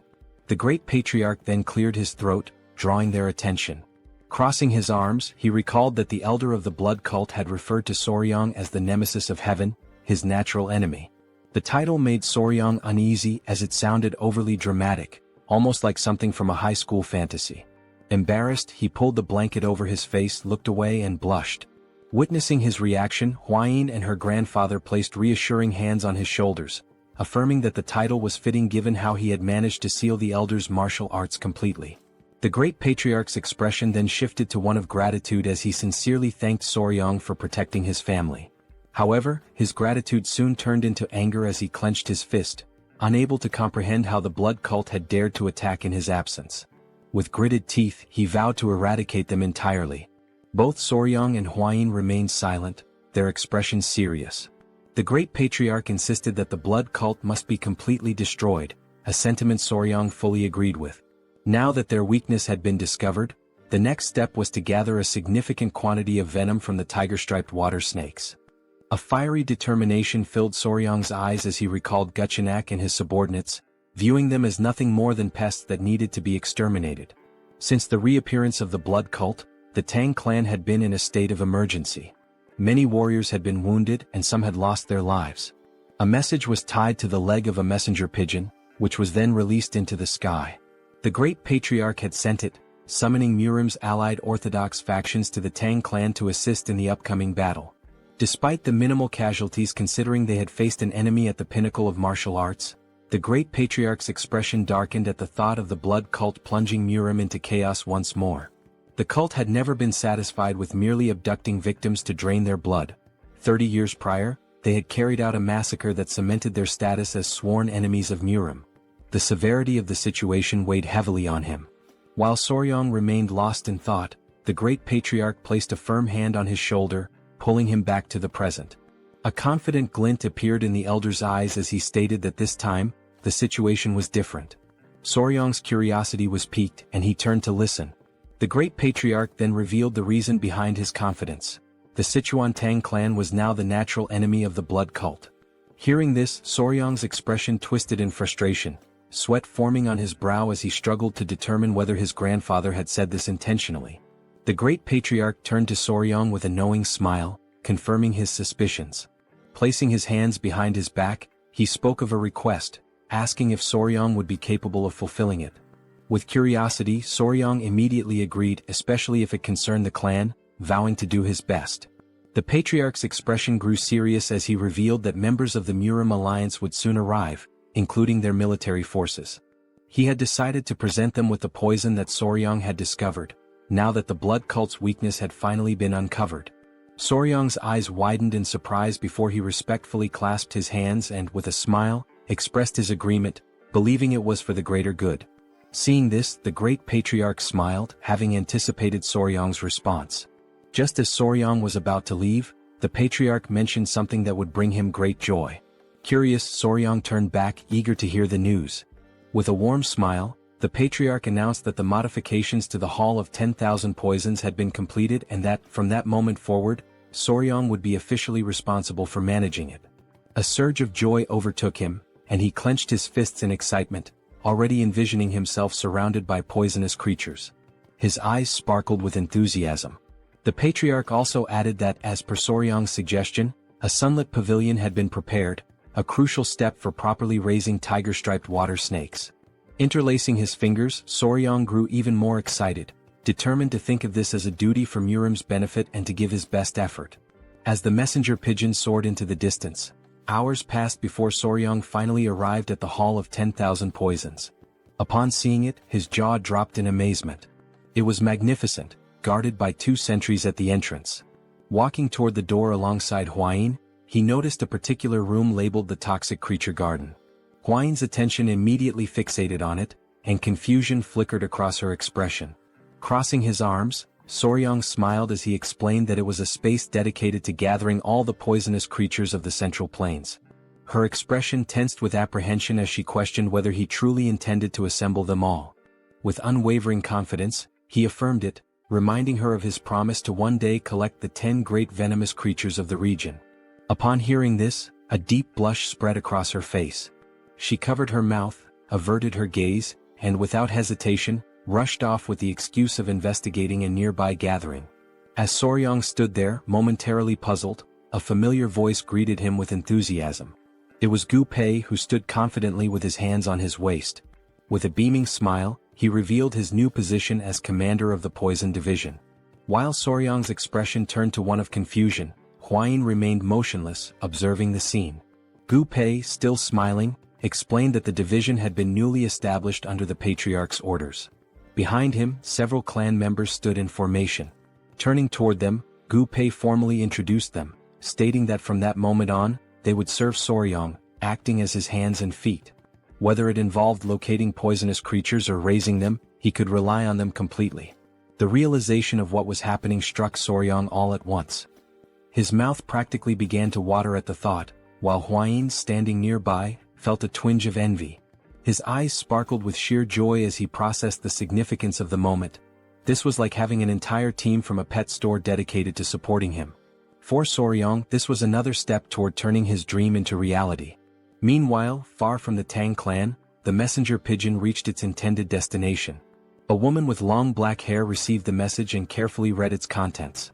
As her eyes scanned the words, she came to a chilling realization: the blood cult had returned. Lifting her gaze toward the sky, she understood that the peace that once reigned over the Central Plains was about to be shattered. A violent storm was looming on the horizon. At dawn the following day, Jaegal and his men set out toward the Tang clan. As they traveled, one of the elders turned to the group with a smile, remarking that they would soon arrive and would likely spend the night at the Tang clan mansion. A sense of relief spread across Jaegal's face at the thought of avoiding another night outdoors. As he walked, his mind wandered to an image of Jeong-hak, the Emperor of the Fist and leader of the Murim alliance, his fist clenched and his eyes burning with rage. The thought made Jaegal uneasy, realizing the importance of bringing at least one valuable piece of news. His focus remained on the search for any trace of the blood cult. After some time, the group reached the entrance of the Tang clan, where 2 armed guards stood watch. Seeing the mansion in the distance, the elder could not hide his joy. One of the guards quickly took notice of the approaching visitors, his eyes widening in recognition. He assumed that they must be the honored guests from the Murim alliance. With a composed expression, Jaegal stepped forward, closed his fan, and formally introduced himself as the military advisor of the alliance. In response, one of the guards opened the gates, while the other greeted them respectfully and expressed gratitude for their visit, requesting that they wait a moment. However, there was a hint of nervousness in the guard's eyes. Glancing to the side, the guard hesitated before explaining that there were certain matters the visitors needed to be aware of before entering the mansion. Jaegal's eyes narrowed with curiosity, while the elder, more direct in his concerns, asked whether they were required to surrender their weapons before proceeding. The guard, appearing slightly embarrassed, brought a hand to his chin before revealing that, no matter how small or insignificant a creature might seem, it was strictly forbidden to take a life within the Tang clan. At this, Jaegal's expression shifted to one of surprise, and his mind conjured the image of a golden Buddha statue. The possibility of the entire Tang clan converting to Buddhism crossed his mind. Sensing the misunderstanding, the guard quickly reassured them that they would understand once inside but emphasized the importance of abiding by this rule. Upon hearing this, Jae-gal and the elder became solemn. Before they could discuss the matter further, a familiar presence approached. The newcomer was visibly pleased by the arrival of the military advisor. Jae-gal's eyes widened slightly in recognition before a smile formed on his face. The ones greeting him were Hwain and Soryang. They both bowed their heads respectfully, and Jae-gal returned the gesture, acknowledging that it had been some time since he last saw Hwain. She placed her hands over her abdomen and, with a measured tone, noted that exactly 1 year had passed since their last meeting. With a light-hearted smile, Jae-gal inquired about the whereabouts of the myriad poison's divine sovereign. In response, Hwain closed her eyes briefly before explaining that her grandfather had left to search for traces of the blood cult, offering her apologies for any inconvenience. Jae-gal regarded her with a calm expression, dismissing any notion that it was an inconvenience. Instead, his attention soon shifted toward Soryang, his curiosity piqued. Studying the young warrior, he asked about his identity. With a polite smile, Soryang introduced himself, expressing his honor in meeting the military advisor. At this, Jae-gal and the elder exchanged glances, a hint of confusion in their eyes as they observed that the young man was not from the Tang clan. Before either could voice their thoughts, Hwain placed a hand over her chest, averted her gaze and hesitated before revealing that Soryang was her fiancé. A stunned silence followed. Jae-gal and the elder stood frozen in shock, while the men accompanying them reacted with disbelief. Whispers of jealousy spread among the group as realization dawned upon them. One of Murim's 3 flowers had a lover. Their hearts filled with despair as they clenched their fists, their eyes shimmering with unshed tears. To them, the world had never seemed more unfair. None could understand how or where Soryang had come from, and envy seeped into Jae-gal's expression as well. With a composed demeanor, he slowly unfolded his fan and lowered his gaze. He requested that they be guided inside, knowing that if the mood continued, the entire group might challenge Soryang to a sparring match. Just as tension simmered, an unfamiliar sound echoed through the air. Jae-gal and the elder instinctively tensed, their expressions shifting from confusion to intrigue, as they searched for the source of the strange noise. The men were left in shock, their jaws dropping as they lifted their gaze to the sky. Their expressions of astonishment quickly drew the attention of everyone around them, revealing that something unusual had appeared above. The source of the strange sound was soon identified, the golden-haired king bees which were flying in the area. The sight of such highly venomous creatures within the Tang clan left the group in disbelief. Instinctively, several men moved in front of Hwain, drawing their swords and instructing the others to remain cautious. Their stance made it clear that they were prepared to protect her at all costs. Observing their reaction, Soryang became increasingly alarmed. A sense of urgency flashed in his eyes as he urged them to put away their weapons.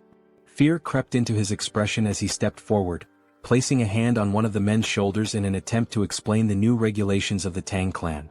However, the warrior, overwhelmed by anger, shoved Soryang's hand aside and, with a furious glare, demanded that he step away. He made it clear that the golden-haired king bees were incredibly dangerous creatures, capable of killing an ordinary person with ease. Despite Soryang's efforts to calm the situation, the men continued pressing in on him, gradually suffocating him beneath their collective weight. Unable to suppress his frustration any longer, he forcefully pushed them back. His eyes burned with intensity as he declared that he had been raising the golden-haired king bees himself, urging everyone to remain calm. The revelation left the group in shock. One of the bees landed gently on Soryang's head, an affectionate gesture that only deepened their disbelief. Jae-gal and the others, overwhelmed by fear, instinctively stepped back. Unfazed, Soryang smiled as he played with the bees, fully aware that they had missed him after their time apart. Seeing this, Hwain's expression softened, and a joyful smile appeared on her face. Meanwhile, the bees turned their attention toward Jae-gal and his men, who were still struggling to process what they had just witnessed. Soryang, maintaining his calm demeanor, stroked one of the bees and gently reassured them not to sting the guests. One of the warriors, watching in stunned silence, broke into a nervous sweat upon realizing that Soryang was treating these lethal creatures as if they were harmless pets. Gradually, the tension in the group dissipated, and the young warriors regained their composure. With the situation now under control, Jae-gal and the elder accompanied Soryang and Hwain inside. As they walked, Jae-gal's thoughts remained fixated on Soryang. It was difficult to believe that this young warrior from Hainan Island had become the fiancé of the renowned poisonous flower. The realization that an outsider had managed to secure such a position within the Tang clan left him in a state of disbelief. As they strolled further, something caught Jaegel's attention. Nearby, two men were sitting and engaged in a heated argument. The black-haired man, his expression fierce, held up a small vase and insisted that a venomous scorpion would be a more fitting companion for the Tang clan. In response, the orange-haired man, equally enraged, produced a small chameleon and vehemently argued its superiority, directing everyone's attention to the creature's radiant crest. Jaegel's pulse quickened as unease settled over him. Placing a hand on Soryang's shoulder, he hesitated before asking why so many warriors within the Tang clan were preoccupied with insects and animals. Pulled from his thoughts, Soryang turned his attention back to the scene, his curiosity piqued. As the men continued their dispute, he casually explained that they were enduring the venomous creature companionship punishment. The response sent a chill through Jaegal, who instinctively began to sweat. The thought of such a punishment unsettled him, and he quickly inquired about what they had done to deserve it. Soryang placed a hand under his chin, deep in thought, before recalling the events from a few nights prior. That evening, Soryang and Hwayin had gone to the training hall. As Soryang trained, Hwayin became increasingly anxious and advised him to focus on expelling his internal energy. However, despite his best efforts, Soryang's movements resembled a dance rather than proper training. Just as they continued, an unexpected presence disrupted them. Commander Gu and his men arrived, their faces tense. As they stood before them, they closed their eyes momentarily, visibly nervous. With a sorrowful expression, Gu Pei offered his apologies, explaining that a significant problem had arisen. More than half of the captured rat pups intended to feed the tiger-striped water snakes had perished. Hearing this, Soryang turned toward him, his gaze filled with sadness. Hwayin, on the other hand, appeared confused, uncertain about the situation. Soryang crossed his arms, closed his eyes and sighed. There was little that could be done, as rats were highly sensitive creatures. If the environment became too noisy, it was not uncommon for the mother to kill them. However, Gu Pei soon revealed the true cause of the problem. The warriors had not merely failed to preserve the rat pups, they had eaten them. A flicker of disbelief crossed Soryang's face as confusion settled in. Gu Pei continued, explaining that the men had consumed the young rats as snacks while drinking alcohol. The weight of this revelation left Soryang speechless. His eyes widened in shock, struggling to comprehend that the warriors had treated the rats as nothing more than side dishes to accompany their drinks. Soryang was overwhelmed by confusion, struggling to grasp the situation unfolding before him. Hwayin, arms crossed, turned her gaze toward Gu Pei and clarified the meaning of 3 screeches, a dish in which live baby rats were dipped in sauce and eaten. Embarrassment washed over Gu Pei as he lowered his head once more and apologized. Soryang, paralyzed by disbelief, attempted to make sense of what he had just heard. Hwayin stepped forward and scolded them, prompting Gu Pei to clutch his ears as he explained the reasoning behind their actions. Some of the poison handlers were from Hainan, and reminiscing about home had led to an unexpected turn of events, resulting in the warriors consuming the baby rats that had originally been captured to feed the tiger-striped water snakes. Soryang's expression darkened with contempt as the full realization set in. Anger surged within him, and he understood that measures needed to be taken to ensure they learned the true value of the creatures they raised. It was through this incident that the Tang clan of Sichuan established the venomous creature companionship punishment and implemented a new set of rules. Back in the present, Soryang stood with his arms crossed, his gaze unwavering as he explained that each warrior was now responsible for raising a venomous creature. The warriors began to argue among themselves, their reactions varying, while Jaegal, unable to contain his unease, broke into a nervous sweat. The reason behind each warrior's association with a venomous creature had finally become clear to him. His curiosity intensified, and he focused his attention on Soryang, finding him increasingly fascinating. As Soryang observed the warriors with thinly veiled disdain, Jaegal came to a sudden realization. This young man was far from ordinary. When night fell, the great patriarch arrived, and the 3 of them sat together at a table for discussion. With a serious demeanor, the great patriarch recounted the series of events that had transpired. Jaegal, closing his eyes momentarily, smiled and remarked that Soryang must be the enigmatic young warrior whom the patriarch of the Tang clan had encountered on Hainan Island. The great patriarch studied him for a moment before smiling and inquiring about his thoughts on the Tang clan's most treasured possession. Jaegal expressed his admiration for Soryang, remarking that the term enigmatic hardly did him justice. He acknowledged the astonishing nature of the golden-haired king bees, further reinforcing his intrigue. Soryang, however, could not suppress a sense of nervousness at being the subject of such praise. Jaegel's expression shifted to one of grave seriousness. His mind lingered on a troubling matter: the complete lack of any clues regarding the blood cult. The great patriarch, his composure steady, turned toward Soryang with a knowing smile. He declared that they could not afford to remain passive while the influence of the blood cult continued to spread unchecked. Soryang's curiosity was piqued, and he directed his full attention to the patriarch. Without hesitation, the elder instructed him to retrieve something. Jaegal, taken aback, felt his confusion deepen as his curiosity reached its peak. The great patriarch raised a finger and, summoning his power, formed a protective barrier around them.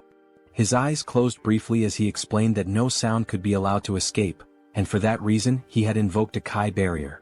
As Soryang reached into his clothing, Jaegal turned his attention to the shimmering barrier, his jaw tightening in astonishment. With unwavering confidence, Soryang produced a small jar and placed it on the table. Jaegal immediately seized it, scrutinizing the object while his mind raced with questions. The mere presence of the Kai barrier suggested the jar contained something of great importance. Unable to hold back his curiosity, he questioned what kind of item required such extreme secrecy.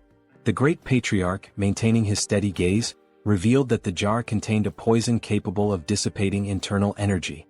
Jaegal, unimpressed at first, argued that such poisons were fairly common and did not seem to warrant the use of a Kai barrier. However, as Soryang and the patriarch exchanged knowing glances and nodded with subtle smiles, the revelation came. This particular poison had a unique property: it exclusively affected members of the blood cult. Jaegel's expression shifted instantly. His focus locked onto the jar and his eyes widened in shock. Panic surged through him as he slammed his hand against the table, demanding confirmation. The great patriarch, eyes closed in calm certainty, affirmed the truth of the claim. A deep, burning hatred flickered in Jaegel's gaze as his thoughts turned to the blood cult. The significance of this discovery could not be overstated. He recalled the brutal rebellion of 30 years prior, when their fiercest battles had been met with devastating setbacks. The realization dawned upon him: the blood cult had survived the onslaught not because of their superior strength alone, but because the internal energy-dissipating poison had been entirely ineffective against them. The great patriarch, reflecting on the past, confirmed Jaegel's suspicions. When martial artists like themselves were poisoned, their internal energy dispersed, rendering them powerless. However, the members of the blood cult had remained completely unaffected. Jaegal, maintaining a serious gaze, inquired about the potency of this particular version of the poison. The great patriarch's expression radiated confidence as he explained that, according to Huayin, the poison was capable of reducing the physical abilities of its target to that of an ordinary person. He further revealed that she had successfully defeated a blood cult elder who had been poisoned, striking him down with a single blow. Upon hearing this, a smile spread across Jaegel's face, his eyes gleaming with satisfaction. The revelation confirmed that the poison's effect was reminiscent of the internal energy-dissipating poison used in the past. Acknowledging the significance of such a discovery, he offered a gesture of respect to the great patriarch and expressed his gratitude. With a weapon like this, even the leader of the alliance could find some relief. The great patriarch, however, redirected the recognition toward Soryang, explaining that the true credit belonged to him. It was Soryang who had made this discovery, having willingly poisoned himself to bait the blood cult elder into absorbing his blood. The consequences had been severe. He had lingered at the brink of life and death for nearly 10 days. Jaegel's admiration deepened as he processed the extent of Soryang's sacrifice, recognizing both his wisdom and bravery. Soryang, caught off guard, instinctively touched his neck, his face flushing with embarrassment. Jaegal, moved by the young warrior's actions, placed a firm hand on his shoulder. With a grateful expression, he declared that if Soryang had any wish, he need only voice it, and he would personally ensure that the leader of the alliance granted it. A smile played on his lips as he awaited an answer. Soryang lowered his head, deep in thought, his fingers grazing his chin. After a moment of hesitation, he finally spoke, his expression betraying a hint of nervousness. Instead of requesting martial manuals, rare elixirs, or treasures of gold and silver, he asked if it would be possible to obtain information about toxic creatures. Jaegel's confusion was immediate. His eyes narrowed as he struggled to comprehend why Soryang, given such an opportunity, would prioritize knowledge of venomous creatures over invaluable martial resources. A bead of sweat formed as he tried to make sense of the young warrior's unconventional request. Observing this, the great patriarch let out a hearty laugh. Jae-gal, closing his eyes, came to a realization. Soryong was truly unlike anyone he had ever encountered. Even within the long history of Murim, such eccentricity was unprecedented. When he reopened his eyes, a knowing smile formed on his face. Though he admitted that he might not have precisely the information Soryong sought, he presented an alternative. He inquired whether Soryong would be interested in a mystical stone lizard.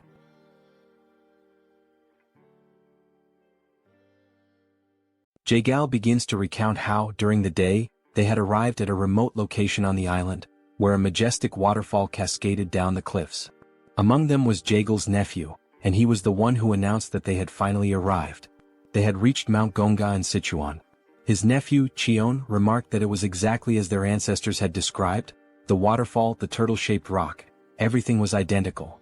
Furthermore, from that vantage point, they could also see the peak of Mount Gonga in the distance. Jae-gal stepped closer to the water, crouching down to touch it. Feeling its icy temperature against his fingers, he commented that this water undoubtedly came from the melting of the eternal snow, as it was extremely cold. Smiling, Jae-gal gave orders to his men to wait there and instructed Cheon to follow him carefully. The men obeyed, and Cheon's face lit up with excitement. Jae-gal then leaped forward, crossing the river toward the waterfall. Determined not to be left behind, Cheon mirrored Jae-gal's movements, closely following him. After some time they finally reached their destination. Jae-gal placed his hand on a rock, waiting for Cheon to catch up. The two of them then gazed beyond a cave hidden behind the waterfall. Observing the surroundings, Jae-gal remarked that, aside from the turtle-shaped rock, if they climbed along the waterfall on the cliffside, there should be an entrance to a cave near the fist-shaped stone. Still brimming with excitement, Cheon enthusiastically said that everything matched the records perfectly. Fixing his gaze on the cave entrance, Jae-gal declared that he would go in first and instructed Cheon to follow closely behind him. Cheon nodded in understanding. As they stepped inside, they found the cave walls covered with various herbs. Jae-gal and Cheon proceeded cautiously, mindful of any potential surprises lurking in the darkness. Upon reaching the heart of the cave, Jae-gal suddenly halted, his eyes widening. He murmured that this was truly incredible. A hole in the ceiling allowed sunlight to pour in, illuminating the entire chamber. Standing still with his hands behind his back, Jae-gal observed the breathtaking sight before him.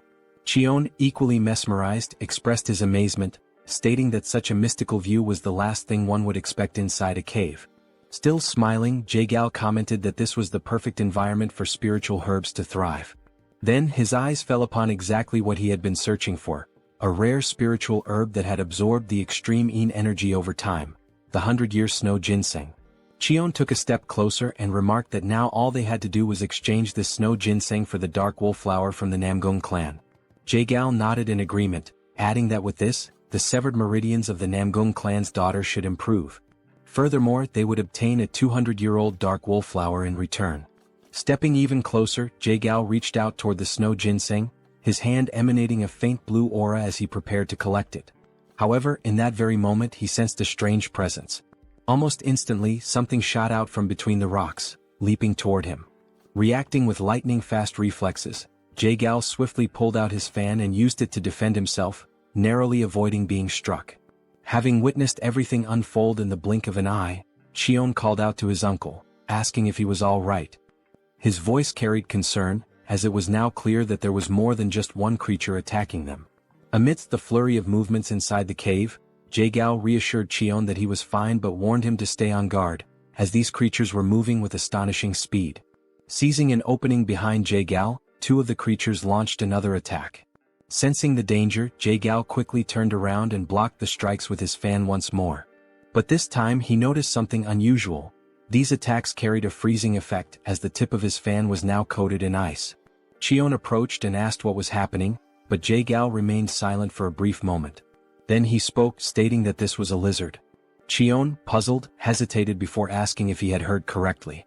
Jae-gal confirmed, explaining that yes, it was indeed a lizard, an incredibly fast, blue-scaled lizard with piercing yellow eyes and dark skin. Returning to the present moment after hearing this story, Soryong questioned whether it was truly real, as naturally occurring blue lizards were extraordinarily rare. The great patriarch inquired whether these lizards were venomous and if Jae-gao was certain that the situation was safe. Practically drooling with excitement, Soryong assured them that everything was fine and that they could leave it to him. Soryong mentioned that lizards carried venomous chi in their eyes.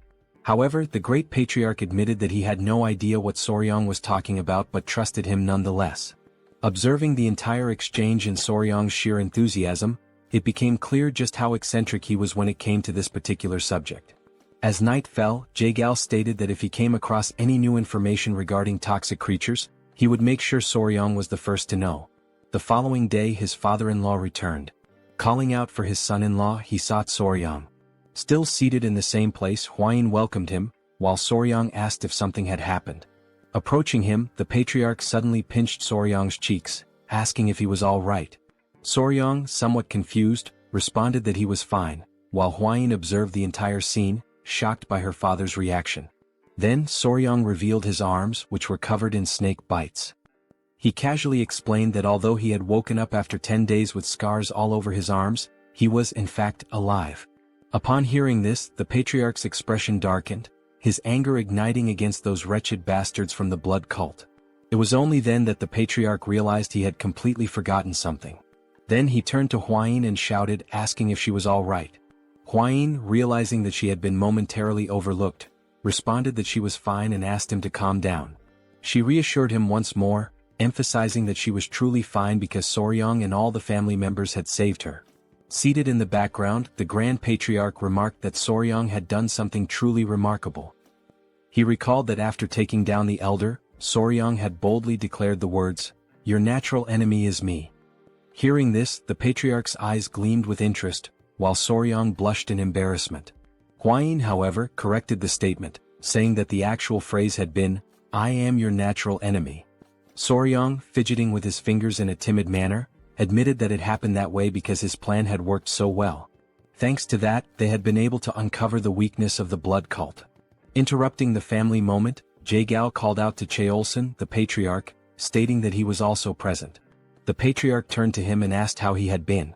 Clasping his hands in a formal greeting, the patriarch remarked that ever since Jae-gao had risen in rank, they had not communicated much and were now finally meeting under these circumstances. Jae-gao acknowledged this as true and expressed his regret over it. Soryong, not entirely understanding the situation, had a confused look on his face. Meanwhile, Hwayin, smiling as she adjusted her hair, explained that they had been childhood friends. Jae-gao then invited the patriarch to take a seat, mentioning that there was much to discuss, starting with the blood cult. Turning his gaze toward the couple, Jae-gao also requested that they sit down as there were more details to go over. Sometime later, the patriarch asked Jae-gao how the search for the secret agent was progressing. Hearing this, Soryong thought to himself that they might be talking about a spy or something similar.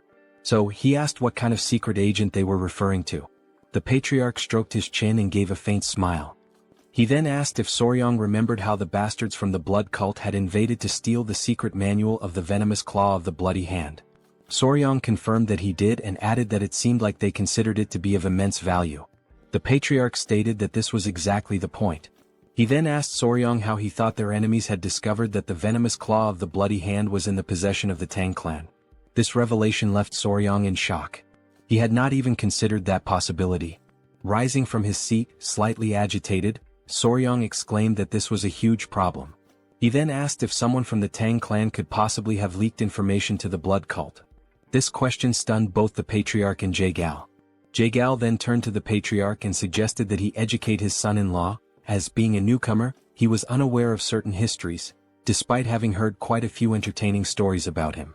The patriarch chuckled, stroking his mustache. Meanwhile, Soryong, sweating slightly, wondered if he was being perceived as odd. Hwayin then turned to Soryong and firmly stated that secret agents could never exist within the Tang Clan. She explained that even when selecting a mere servant, they conducted thorough background checks on all direct relatives and even distant cousins. Cheolsun added that only if the individual passed these strict evaluations would they bring all direct family members into the clan. He further explained that all children were raised within the Tang Clan. Under such circumstances, no one would dare betray them. Listening to this, Soryong realized that they took extremely rigorous precautions. Still processing it all, Soryong then asked who the secret agent was. Jae-gao revealed that it had been the woman who served tea. She had been discovered, and the necessary measures had already been taken. He also stated that she was a servant of the Murim alliance and mentioned that, within the alliance, only 3 people had knowledge of this matter. At this point, the leader of the alliance must have already captured her. Meanwhile, as the situation within the Tang clan was beginning to settle, an unexpected guest arrived at the Tang clan's mansion. The new visitor, standing at the entrance, requested that the guard inform the patriarch of his arrival. He stated that he had finally made it there and that running the entire way from Hebei without using mobility arts had been quite an amusing experience. Then, pounding his chest, the man introduced himself as Peng Muwen and asked the guard to announce that the leader of the Peng clan had just arrived. After he arrived, a signal in the form of an arrow was sent soaring through the sky. Without wasting any time, Soryong and Huayin immediately rushed to receive the new guests. As they ran, Soryong grew concerned and questioned Huayin about whether it was a good idea for only the 2 of them to go. She reassured him not to worry, reminding him that the others were engaged in an important discussion. With a subtle smile, she pointed out that the young master was also the son-in-law of the Tang family and encouraged him to have a bit more confidence in himself. Upon arriving at the location, Soryong slowly opened the door, convincing himself that it was merely a guest from another clan and that there was no reason to be nervous. However, the moment his gaze landed on the newly arrived individuals, he froze in place, overwhelmed by the intimidating presence of the men standing before him. Peng Muwen studied him with a slightly suspicious expression before shifting his focus elsewhere. Suddenly, both he and his men brightened as soon as they saw Lady Huayin. Their expressions softened with joy as she formally introduced herself and greeted the head of the Peng clan. Muwen commented on how much time had passed since their last meeting and admitted that he had barely recognized her, as she had been much smaller back then. Huayin, smiling, agreed, remarking that it had already been 5 years, a considerable amount of time. As Muwen observed Soryong standing beside Huayin, his expression shifted once more, and he questioned the identity of the man accompanying her. Still feeling nervous, Soryong respectfully clasped his hands together and introduced himself as Soryong, the son-in-law of the Sichuan Tang family. For a brief moment, Muwen seemed utterly perplexed by this statement. Without warning, Muwen reached out and pinched Soryong's cheeks before turning to Huayin and asking if he was truly her fiancé. She confirmed with a straightforward, yes. Even after hearing her answer, Muwen remained skeptical, carefully studying Soryong's demeanor. The longer he stared, the more anxious Soryong became, his nervous sweat increasing as he struggled to maintain eye contact. Resting his hand on his chin, Muwen suddenly came up with an idea. Before Soryong could react, Muwen grabbed his baseball bat, seemingly wanting to verify something. Both Soryong and Huayin turned red at the unexpected action. After a moment of silence, Muwen burst into laughter and casually remarked that he had been wondering if Soryong was too young, but judging from down there, he was certainly a man. His words made Soryong's face flush an even deeper shade of red. Turning back to Huayin, Muwen praised her for finding a good partner, confidently stating that Soryong would become an incredible man in the coming years. Embarrassed, Huayin shyly covered her face, unable to hide her blushing cheeks. As laughter filled the air and Soryong remained awkwardly speechless, one of Muwen's men silently noted that the Hebei Peng clan truly had no regard for etiquette or formalities. Perhaps this was simply the leader's unique way of assessing Soryong. Deciding to roll with the situation, Soryong accepted the compliment and in his mind, acknowledged that a man recognizes another man. Muwen, still amused, let out another hearty laugh and commented that Soryong was unlike the useless heirs from other famous clans. With a firm pat on Soryong's back, Muwen officially introduced himself as the head of the Peng family, expressing his pleasure in meeting him. Huayin then called out to Peng, prompting him to ask if something was wrong. She inquired whether he had truly come all the way from Hebei to the Tang clan to offer assistance and, more importantly, how he had managed to arrive so quickly. At her question, Muwen's demeanor turned serious once again. He asked what kind of help was needed and whether something had happened to the Tang family. However, instead of giving a direct answer, he simply reached out and ruffled Soryong's hair, which in turn irritated Huayin slightly. Now joining the ongoing meeting with Jaegal, Muwen was brought up to speed on the recent events concerning the blood cult's appearance. However, Huayin quickly reassured him that the cult members had already been eliminated. Hearing this, Muwen sighed, regretting that he hadn't arrived a little sooner. At this point, Wilson, the patriarch, took his turn to speak, questioning why the leader of the Peng clan had traveled all this way. Muwen, slightly embarrassed, admitted that in his anger toward the blood cult, he had completely forgotten to mention the real reason for his visit. He then revealed that, in truth, he had come to seek the Tang family's assistance. His words piqued everyone's curiosity, and the patriarch promptly asked what kind of help he needed. Scratching his head, Muin internally complained about the unnecessary formalities, finding them a hassle. Without further ado, he suddenly shouted for her to be brought in, saying that she needed to greet her elders. One of the scar-faced men who had arrived alongside Muin immediately stepped forward and opened the door. Both Huayin and Soryang were stunned, sharing the same thought. Muin had spoken about her needing to greet the elders, yet the person who entered was a massive brute of a man. The towering figure stood before the table and in a gruff voice, stated that she needed to come down now to properly greet the leaders of the Sichuan Tang Clan. A small voice, coming from somewhere on the man's back, sleepily muttered that it was still too early. As realization dawned upon Soryang, he was left utterly speechless, shocked that no one had noticed this presence the entire time. Slowly, something began sliding down from under the man's cloak. And before anyone could fully process what was happening, a tiny girl, sucking on a lollipop, emerged before them. The room fell into stunned silence as everyone at the table stared at the child, unsure of how to react. Calmly, the little girl clasped her hands together in a respectful greeting and introduced herself as Peng Ying of the Peng family. Muin pulls the little girl close and states that she is his daughter. Soryang and Huayin watch from the background, completely frozen in shock. Both of them, utterly astonished, can only think that this must be some kind of genetic miracle because she is incredibly adorable. Meanwhile, Muin proudly boasts that they look very much alike.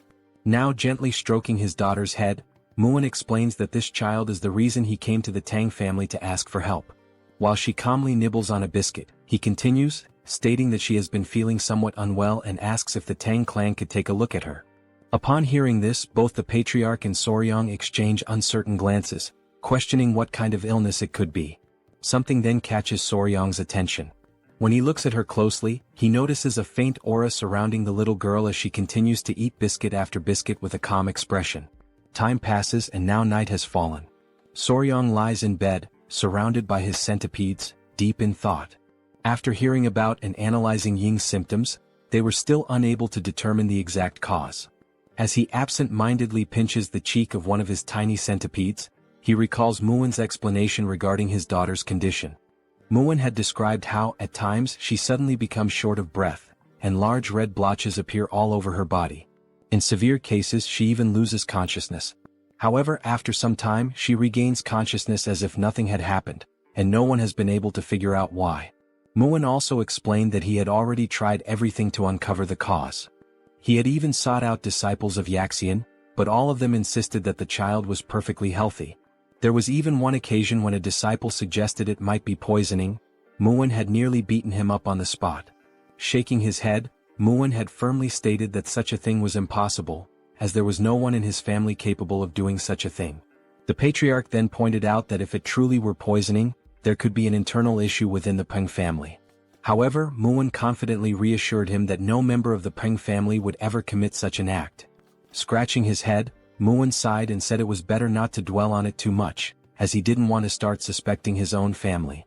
Jagal then intervened, saying that jumping to conclusions would not help since poisoning is not always caused by another person.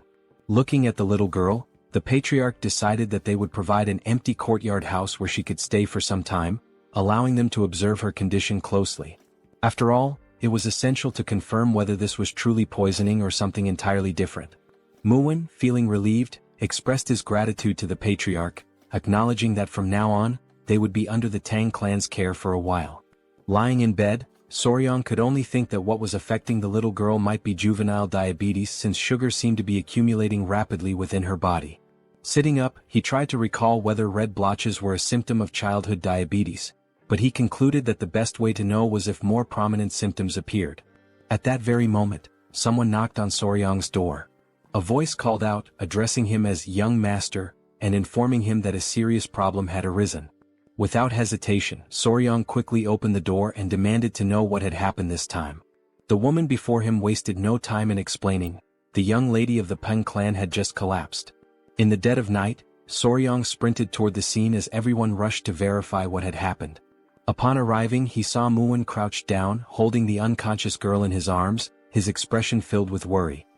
He overheard Muwen explaining that she had been sitting in the pavilion when she suddenly started coughing and then collapsed without warning. The patriarch, analyzing the situation, commented that since she had collapsed here as well, it meant there were no spies within the Peng family. As soon as he said this, he noticed Muwen's face twist with anger and asked him what was wrong. Without a moment's hesitation, Muwen delivered a brutal punch to his own face with all his strength. The impact was so powerful that one of his teeth went flying far into the distance. Now grinning, toothless, Muwen apologized, admitting that despite what he had previously said, he had not been able to forgive himself for even briefly suspecting his own family. His men, overwhelmed with admiration, began to weep proudly. Muwen, still holding his daughter, continued, saying that if Ying had collapsed here as well, then the cause must be something else entirely. The other men of the Peng family, moved by their leader's actions, followed suit, delivering fierce punches to their own faces and shouting apologies. They lamented their failure, insisting that despite being by her side, they had not been able to prevent the young lady from collapsing, branding it as their own disgrace. The patriarch, watching this bizarre display, simply sighed and urged them all to calm down. As yet another tooth soared through the air, Huayin placed a hand on Soryong's shoulder and quietly asked him what they should do now. Soryong responded with determination, stating that there was only one way. In the background, Soryong suddenly raised his voice, calling for everyone's attention and urging them to remain calm above all else. He then confidently announced that there was a method to uncover the cause of her symptoms and at the same time, prove everyone's innocence. Both the patriarch and Muwen immediately turned to him, asking what this method was. With deliberate steps, Soryong slowly approached Muwen and the unconscious young lady, lowering himself to her level. The entire room fell into an uneasy silence, every person anxiously waiting for his next words. With a serious expression, Soryong finally declared that the first step was to remove all of the young lady's clothing. The room was instantly filled with shock. Huayin and the patriarch were left completely speechless, their faces frozen in sheer disbelief at the audacity of his statement. Meanwhile, Muwen's expression twisted into pure rage as he struggled to comprehend Soryong's intentions in attempting to undress his daughter. Holding his daughter in his arms, Peng asked Soryong to repeat what he had just said, while the patriarch observed the situation in silence, showing no reaction. At that moment, countless doubts raced through the young warrior's mind. And just as he was about to repeat his request to change the young lady's clothes, he was suddenly grabbed by his collar at a speed even he hadn't anticipated. Muwen, his heart burning with fury, demanded to know if he had truly just heard Soryong suggest removing his daughter's clothing. Just like that, out of absolutely nowhere. With no other choice and in utter desperation, Soryong pleaded with him to wait.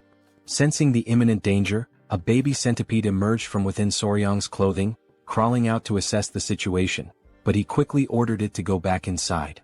Observing the tense atmosphere, the patriarch stepped in, urging Muwen to calm down, as his son-in-law must have had something in mind.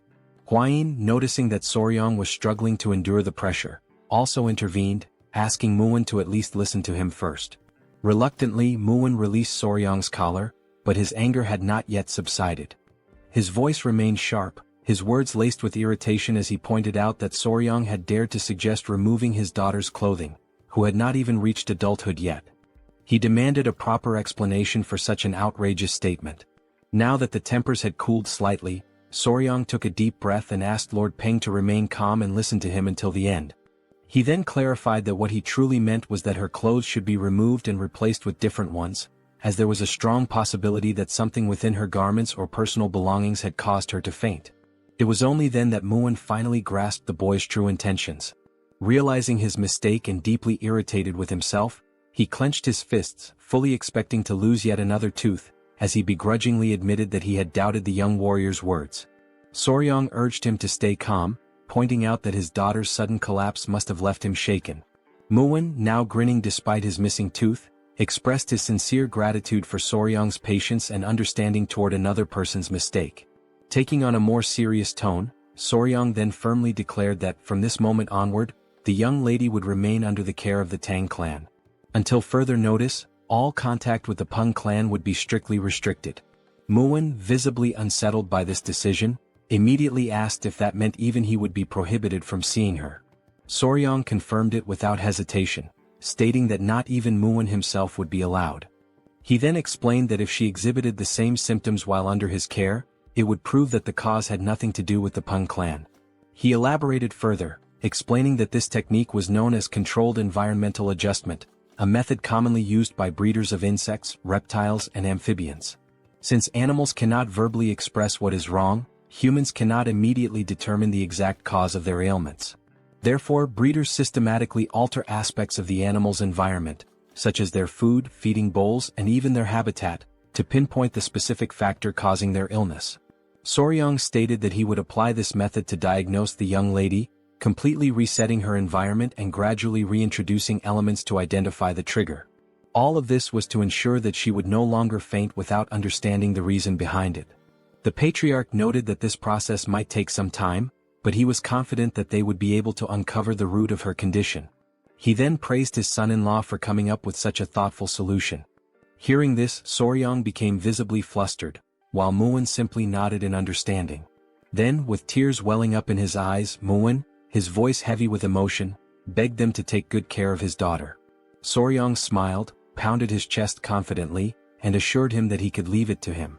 In his mind, he thought that after raising countless creatures, taking care of a little girl should be nothing in comparison. However, Soryong had not anticipated what happened next. Unlike the creatures he had raised, the child, being entirely different from them, began to cry. Minutes passed, yet the little girl still hadn't stopped crying, and he had absolutely no idea what to do. From the moment she had regained consciousness, she had burst into tears and had not stopped since. Meanwhile, Hwayin and her mother were busy gathering essential supplies to care for the child, leaving Soryong completely alone with her, just the two of them. At a loss, he hesitantly asked her if she was hungry or sleepy, unsure of what else to do. Seeing that her sobbing did not subside, he tried another approach and asked if she was crying because Lord Peng was not there. Hoping to soothe her, he assured her that Muin had gone to fetch medicine for her and would return soon. However, to his surprise, the little girl pouted and firmly stated that this wasn't the reason for her tears. She was crying because she wanted sweets. Soryong could only sigh internally, realizing that she preferred sweets over her own father. Now reflecting on this, he suddenly remembered that while they were changing her clothes, she had several sweets hidden away. Trying to calm her down, he gently asked her to relax, explaining that since she had just woken up, she couldn't eat sweets right away. Instead, he suggested that she eat some rice porridge first and later he would personally make some treats for her. He then moved closer, lowering his voice slightly as he told her that if she ate her porridge properly and behaved well, he would prepare candied fruit skewers for her. At that moment, her eyes lit up with excitement, the prospect of sweets instantly lifting her spirits. However, for this to happen she would have to promise to behave. Without hesitation, she quickly agreed, nodding eagerly as she vowed to eat well and be on her best behavior. And the little girl confidently states that everyone in the Tang clan always keeps their promises. She then adds, with complete seriousness, that if she ever breaks hers, he has permission to punch her in the face. Hearing this, Soryong is utterly taken aback, his mind reeling as he wonders what on earth the Tang clan teaches its children. Later that day, Muin finds himself hidden behind a cluster of bushes, burdened with worry. He has no choice but to watch his daughter from afar, restricted by the new rule that forbids him from approaching her. However, his covert surveillance does not go unnoticed. Soryong, catching him in the act, immediately questions what he is doing hiding there. Before responding, Muin swiftly grabs Soryong by the collar and yanks him into the bushes as well, determined to maintain his cover. Lowering his voice, Muin anxiously asks how his daughter is doing. Soryong reassures him, stating that she is fine, she has been eating well and behaving properly. Muin, still skeptical, presses him further, demanding to know if she is truly eating on her own. He is bewildered as he asks how in the world Soryong managed to make that happen. Soryong simply shrugs, explaining that she is eating by herself naturally. He then turns the question back to Muin, wondering why he finds that so surprising. But before their conversation can continue, someone suddenly arrives, interrupting their hidden exchange. It is Hwayin, who greets the lord of the Tang clan with a polite nod. In response, Muin acknowledges her presence and thanks her for taking care of his precious daughter. Hwayin then mentions as if casually, that Miss Ing had been asking about where her elder brother Soryong had gone. At those words, Muin's temper flares once more. He clenches his fists in frustration, feeling slighted that he has barely been able to hold a proper conversation with his own daughter, and yet in such a short time she and Soryong have already grown so close. Recognizing the dangerous shift in atmosphere, Soryong quickly realizes that now would be an excellent time to make his escape. As he turns to leave, Muin, still fuming, demands to know when exactly his daughter started calling Soryong by that title. Ignoring him, Hwain instead asks if Soryong is heading to the training grounds again today. Soryong nods, explaining that when Ing spends time playing with the bees, she behaves much better. As he hurries toward the training grounds, he muses to himself that, oddly enough, the bees seem to have taken a liking to the little girl as well.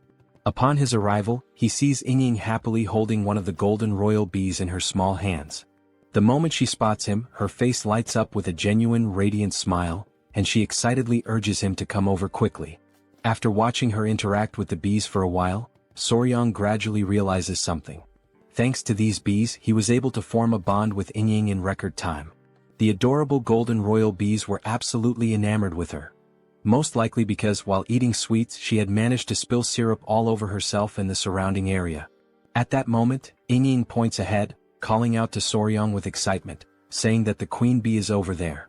Still seated at a distance, Soryong reminds her that the queen bee is busy and asks her not to disturb it for now.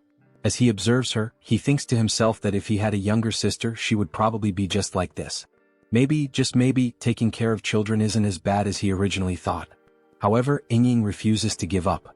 She continues to call out to him, insisting that there are other bees there as well. Just as Soryong is about to explain that bees can sting if they feel threatened, his words barely leaving his lips, the inevitable happens. Ying is stung. In an instant, Soryong rushes to her side, his concern evident in his expression. Reaching her, he carefully inspects the sting mark on her arm and gently tells her that she needs to be more careful. Although it doesn't seem too serious, he decides to take her to the medicine hall just to be safe. After all, bee venom can sometimes cause people to become very ill. But then Soryong notices something strange. The little girl's breathing is becoming unusually labored, far heavier than it should be. With panic rising in her voice, she weakly calls out to him, pleading for elder brother Soryong to help her. And then, right in front of his eyes, she collapses into his arms. His chest tightens with worry. He recalls Muin mentioning that sometimes Ying would develop red blotches on her body and lose consciousness. And in that instant, everything clicks into place. Soryong finally realizes exactly what this reaction is. The reason Ying has been fainting all this time is anaphylactic shock. Anaphylaxis. Anaphylaxis is a severe allergic reaction caused by an overactive immune response. Normally, when harmful substances or toxins enter the body, the immune system immediately launches an attack to eliminate the threat. This immune response is known as inflammation.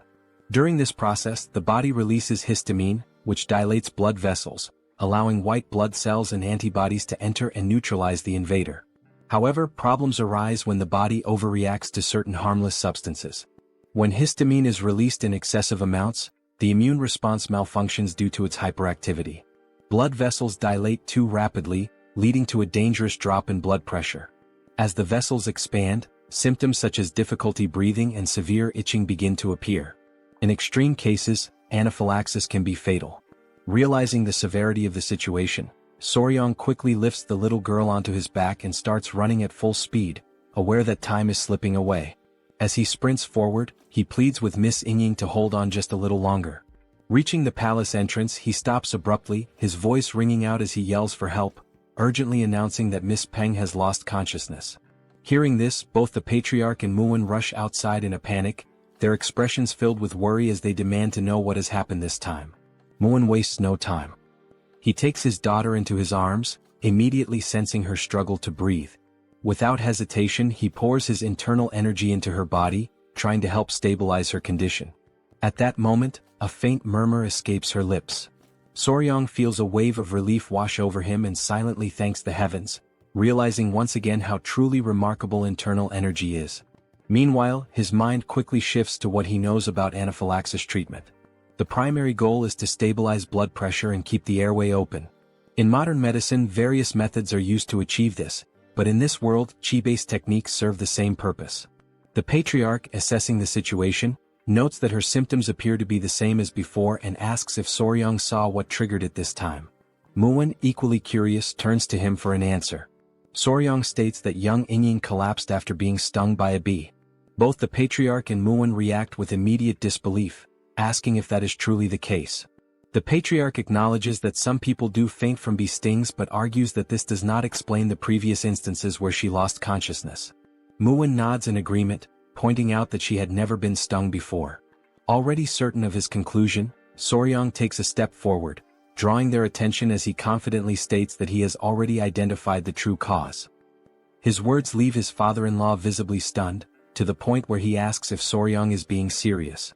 Soryang affirms that the bee sting played a crucial role in helping him discover the real underlying issue. Muin, growing more anxious, urges him to explain further. Taking a deep breath, Soryang prepares to share his findings, though he already anticipates the reaction his next words will cause. Before continuing, he states that the first thing they need to do is remove the young lady's clothing. A short time later, Hwain appears and confirms that everything is exactly as Soryang had described. At first, the rashes covering her body had made it difficult to notice, but beneath them there were older marks, along with new ones that had recently appeared. Hwain raises her hand, signaling for everyone to remain silent since Inying has yet to regain consciousness. Without hesitation, everyone obeys her command. Lowering his voice, Muin speaks again, acknowledging that, just as mentioned, there were indeed other marks besides the skin rash. His voice tightens as he demands to know why his daughter has been fainting all this time. Soryang calmly explains that this time, the cause was bee venom poisoning. Muin furrows his brows, unable to comprehend. The previous episodes were not caused by bee stings. After all, a bee sting is not something that would go unnoticed. With his confusion deepening, he questions Soryang, asking how he can be so certain that the culprit is bee venom. The young warrior, fully aware of Muin's concerns, acknowledges his reasoning before firmly stating that there is no doubt. The symptoms Inying displayed are a textbook case of anaphylaxis triggered by bee venom. At that moment he realizes what must be done next. He must search the records and identify another creature, one with venom similar to that of a bee. Something that contains melittin or peptides capable of inducing swelling and respiratory distress.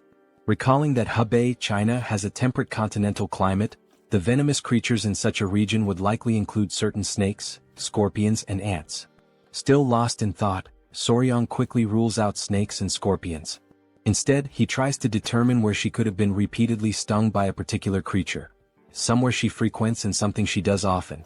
And then it hits him. Eating sweets. Soryang remembers that Hwain had shown him that Inying had hidden pockets to store candies. Now, with a confident smile, he states that he has finally found the answer. He declares with certainty that the cause is bee venom, assuring everyone that they can trust his conclusion. Hwain, however, remains doubtful. After all, Muin had already stated that his daughter had never been stung by a bee before. Soryang then explains that the people of the Tang clan surely understand that venom does not affect everyone the same way. For some, even the prick of a needle could be fatal, while others could withstand 10 times that amount without any issue. The patriarch nods, turning to Muin and acknowledging that, in a way, his son-in-law is correct. The same venom can have different effects on different individuals. Soryang continues, emphasizing that Inying is particularly sensitive to bee venom. One thing is clear, she is vulnerable to it. However, if there were no bees in her home, that leaves only one possibility. Hearing this, Muin grows even more intrigued and asks what that possibility could be. Soryang answers confidently, stating that it is indeed a bee, but a very special kind. Sometime later, as night falls, everyone is gathered near a particular area, their expressions tense. Hwain holds up a lantern, casting light over the scene. Still skeptical, Muin questions whether Soryang is truly certain. Without hesitation, Soryang confirms that he is. He then asks Hwain to illuminate the area more clearly, and she immediately complies. As the light reveals the ground, they see several ants feasting on one of Inying's sweets. While they eat, one of the ants suddenly bites another. With 2 wooden sticks, Soryang carefully lifts the aggressive ant by its head, holding it up for everyone to see. He confidently announces that this little creature is the culprit. However, confusion spreads among the group. They hesitate, unsure if what they are looking at is truly an ant, or perhaps something else entirely. Bringing the creature closer for inspection, Soryang points out that, at first glance, it resembles an ant. But upon closer analysis, it is actually a collateral relative of bees. To prove his point, he directs their attention to the creature's large, menacing stinger at the end of its body. At that moment, they finally understand what he meant by collateral relative. It is an ant, but one with a prominent, formidable stinger. Soryang then reveals the true identity of the creature. "This little thing is a king stinger ant," he declares. And with that, the real culprit behind Yingying's condition is finally exposed. Demonstrating his deep knowledge on the subject, Soryong elaborates further, stating that this species belongs to the order Hymenoptera, within the Formicidae family. It is commonly referred to by its nickname, the Asian needle ant.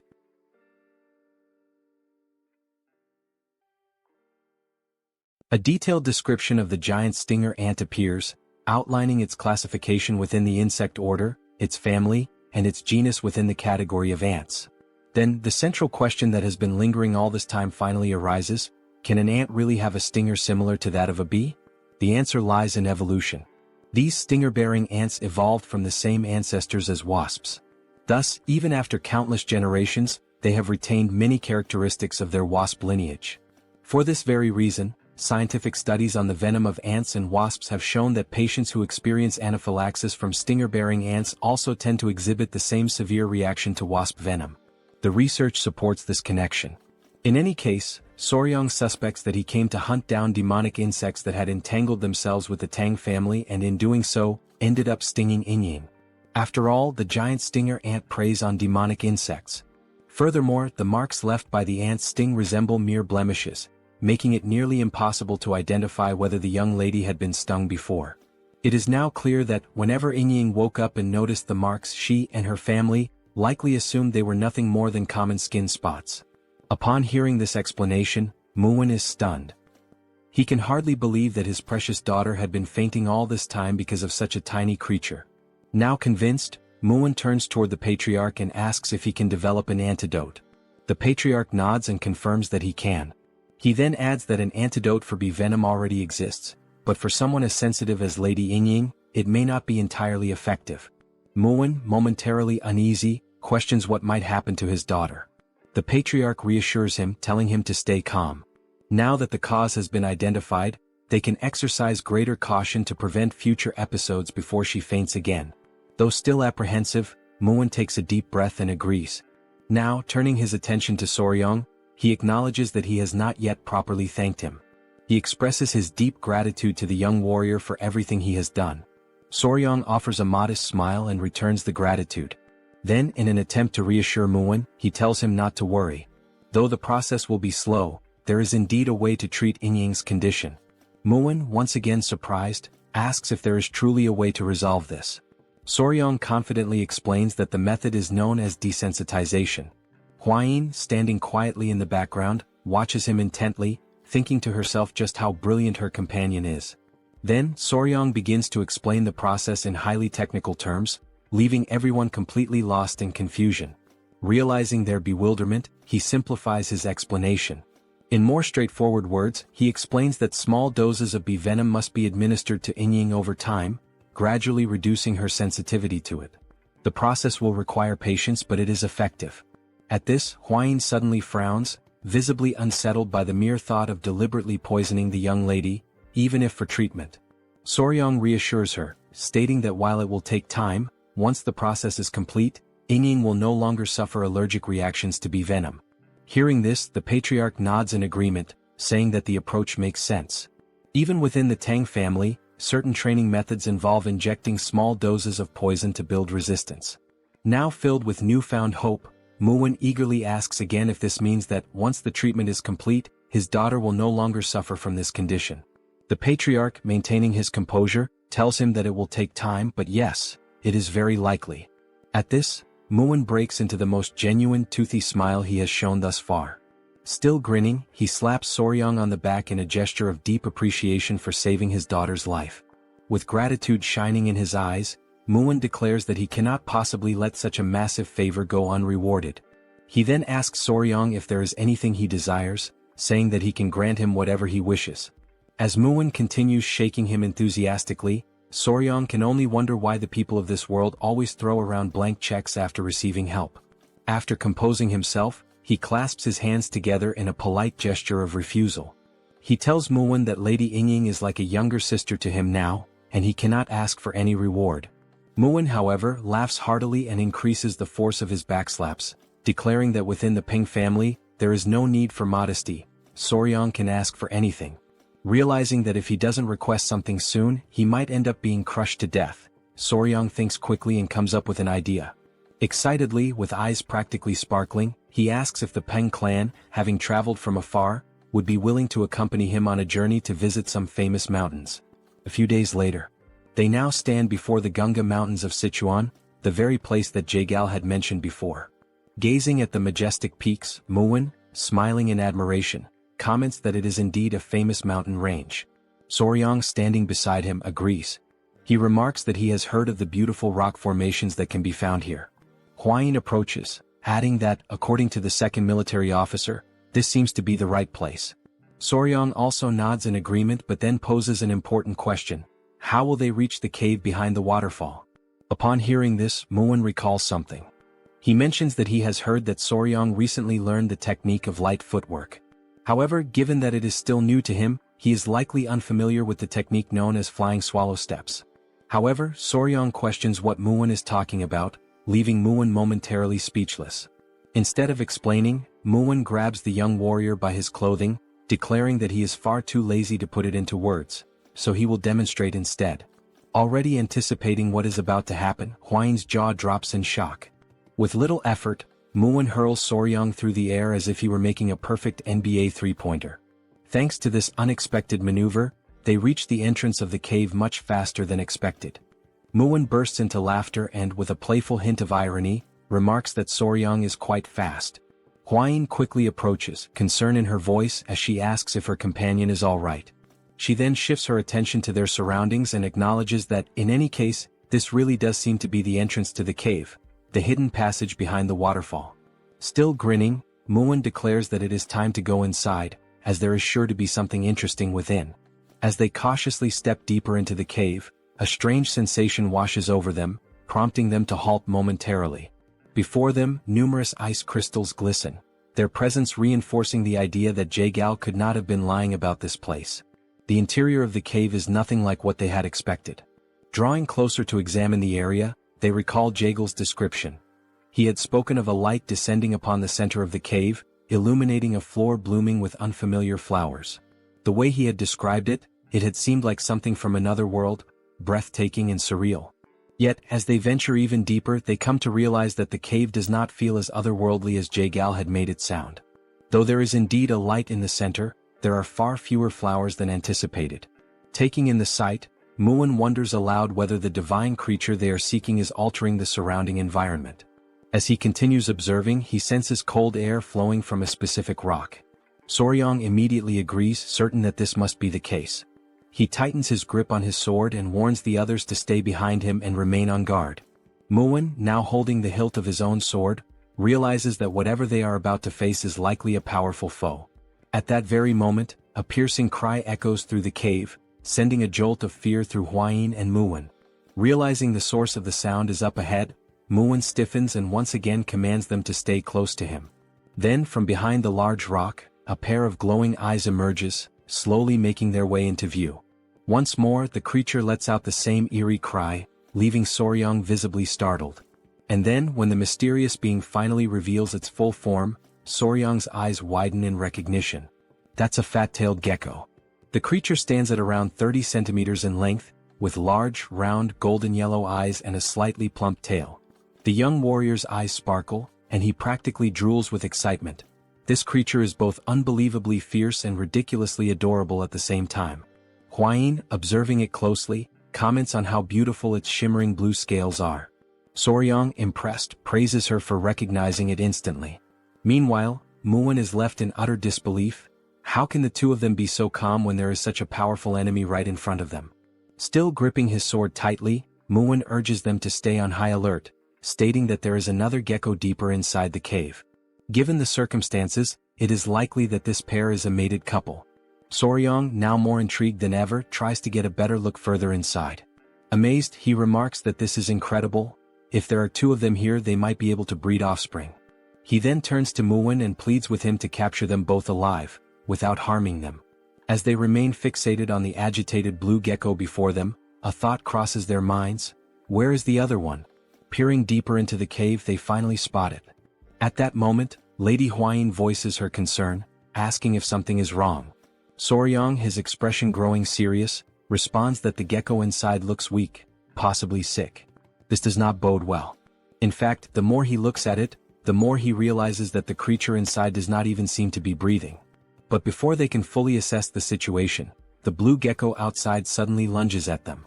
Driven purely by instinct, it attacks the group, determined to protect its home and its ailing mate.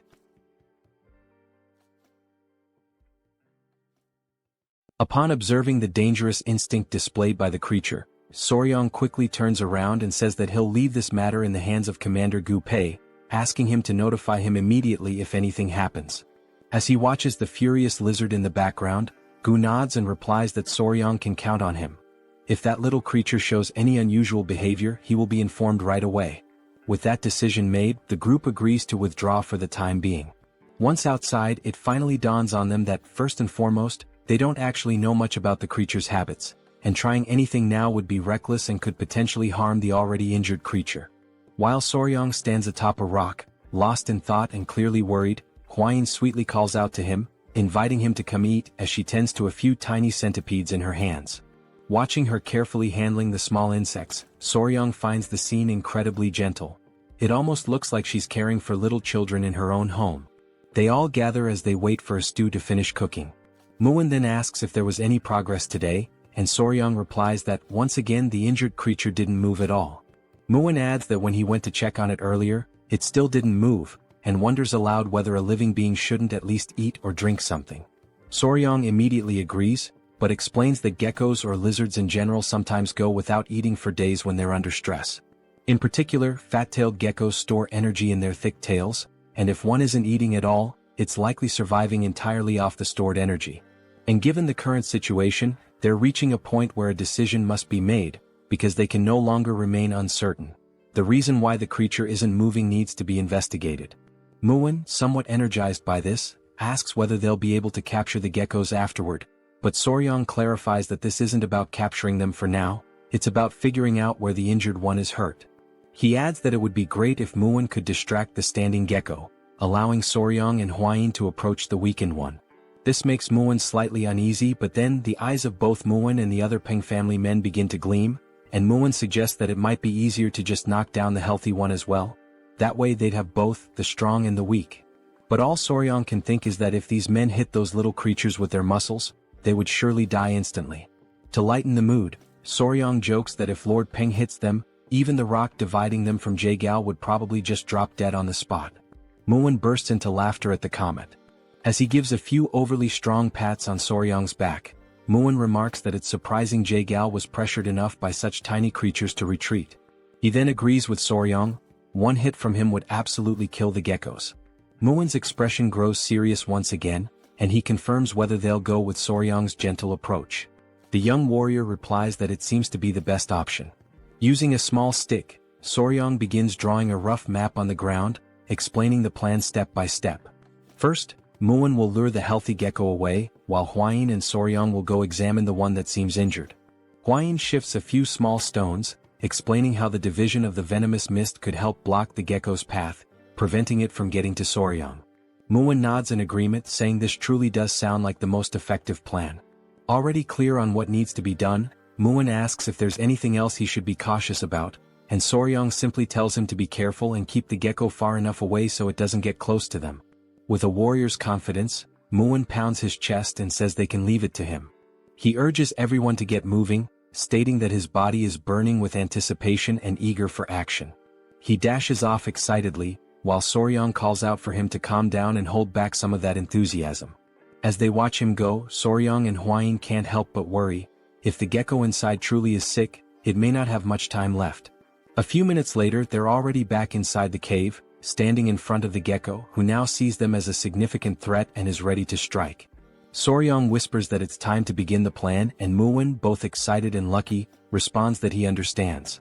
He draws the massive sword from his back, and a powerful aura surrounds him, leaving both Soryong and Gu Pei momentarily stunned and unsure of what might happen next. As Muin advances toward the gecko, flanked by his men, he reminds everyone to follow the plan, and the group shouts in unison, affirming they're ready. Sensing the danger closing in, the small gecko lets out a furious roar, its eyes glowing as it bares its fangs. Then the tiny creature leaps toward the group, leaving a trail of ice in its path. Muin deflects the attack with his sword, and exclaims that he hadn't expected so much power. As the creature begins swinging its tail repeatedly in fierce strikes, Muin admits that its attacks are indeed powerful, strong enough to qualify it as a first-class warrior of the Peng family. The small creature takes a few steps back and instinctively leaps forward once again to launch another attack. Recognizing this as a perfect opportunity, Muin smiles, seeing a clear opening. And just as the gecko strikes his sword, Muin redirects the creature slightly off course, creating the exact gap they needed. He shouts that this is the best chance they'll get. While the men stay surrounding the creature, the little gecko senses that something is wrong. Realizing the humans are trying to execute a plan, it lets out another roar, while the men desperately try to keep it from reaching Soryang and Huayin, who are focused on acting quickly while they still can.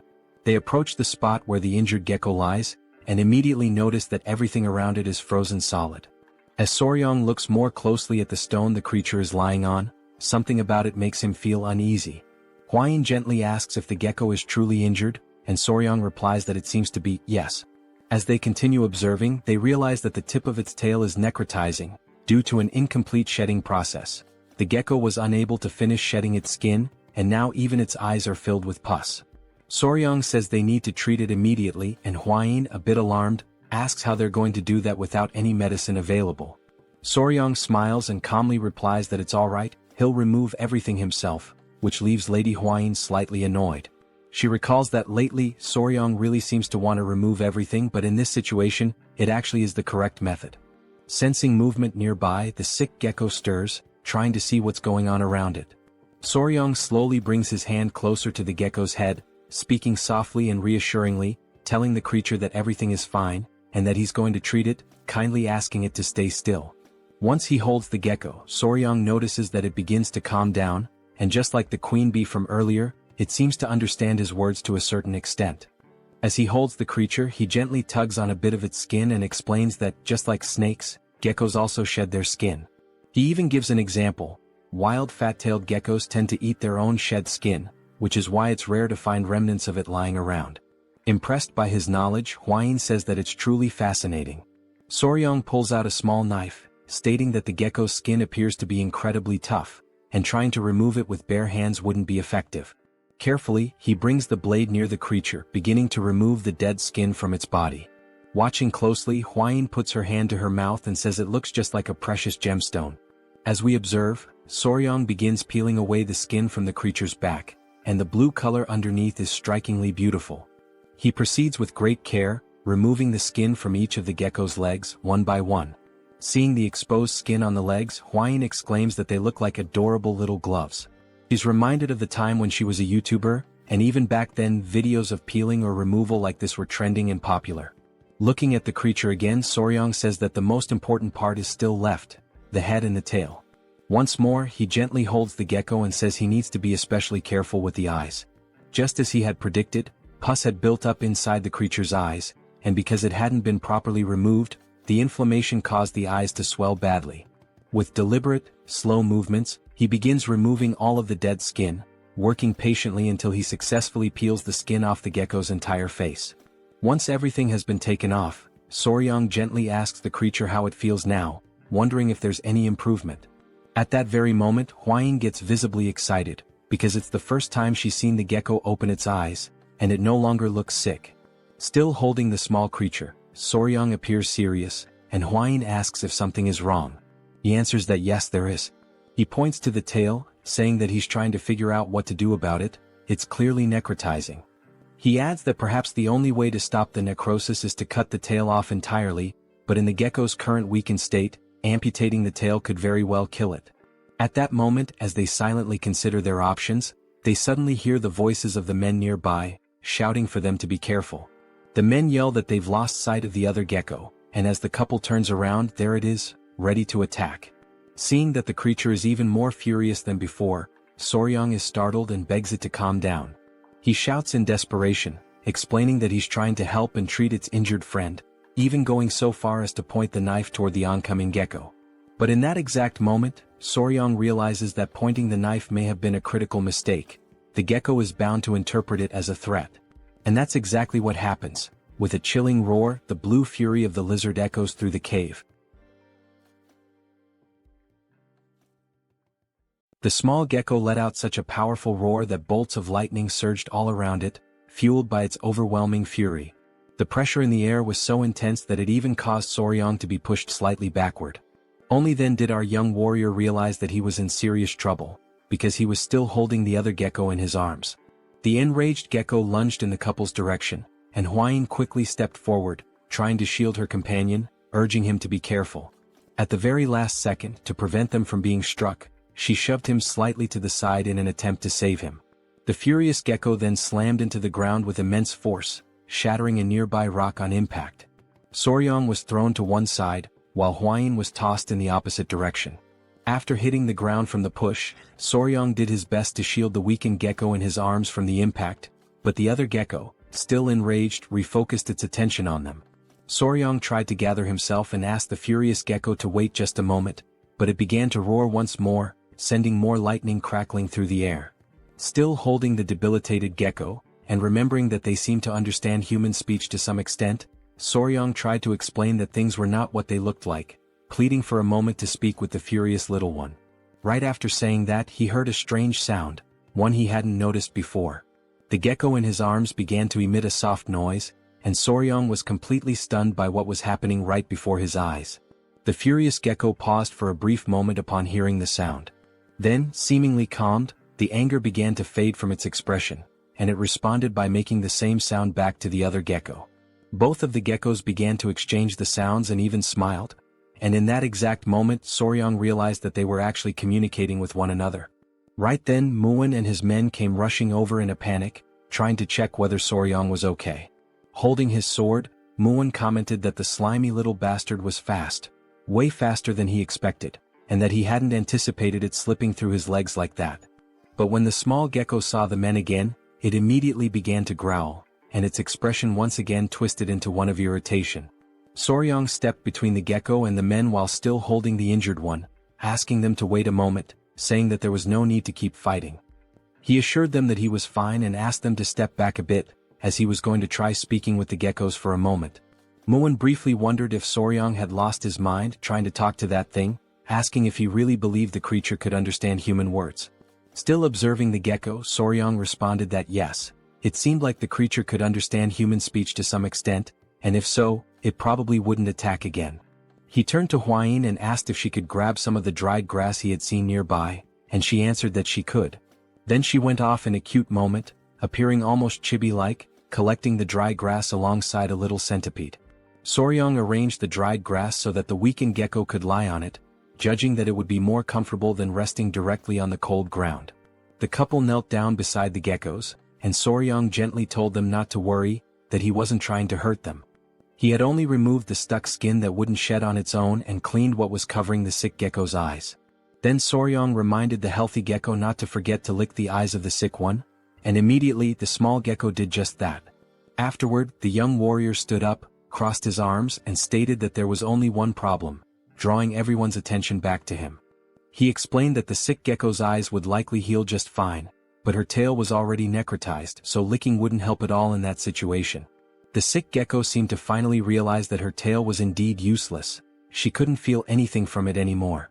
So Soryang continued, saying that, in other words, the only way to improve the situation would be, and while making a cutting gesture with his hands, he implied that they might have to remove the tail entirely. At that moment, one of the geckos imagined his partner's tail being cut off, and the vision of her crying out in pain filled his mind. He began to roar once again, and Soryang, growing nervous, made a scissor shape with his fingers to try to explain. The fury returned to the little gecko, who suddenly leapt toward the young warrior, taking him by surprise with the sudden mood swing. Realizing he wasn't fast or strong enough to stop this charge, the only thing Soryang could do in that moment was scream in desperation. Several minutes later, the couple sat on a rock with Muin beside them, while the men prepared a campfire. Hwayin was tending to some kind of wound on her companion's face, and he kept complaining that it hurt every time she touched it with her fingers. Soryang becomes a little irritated with the ungrateful gecko, since he was only trying to help. Hwayin tells him to stay still as she's in the middle of applying a healing balm, and if he keeps moving it might leave a scar. Hearing this, Muin crosses his arms and starts laughing, saying that now Soryong is finally beginning to act like a real man. After all, he earned a glorious battle scar. Realizing that this was not the right moment for jokes, Hwain turns to Muin with a terrifying glare. Along with Hwain, the little centipedes also fix their gaze on him, trying to intimidate him, and without saying a single word, Muin understands the message loud and clear. Touching the wound on his face, Soryong can only think about how the misunderstanding had somehow been resolved, and as he looks at Hwain and the baby centipedes, he also considers how the centipedes aren't reacting to any killing intent, and maybe the small gecko never actually had the intention to kill. At that moment, Gu interrupts and calls out to Soryong to talk to him about something. He says it looks like the little creature wants to say something to Soryong, since it keeps trying to get over to him.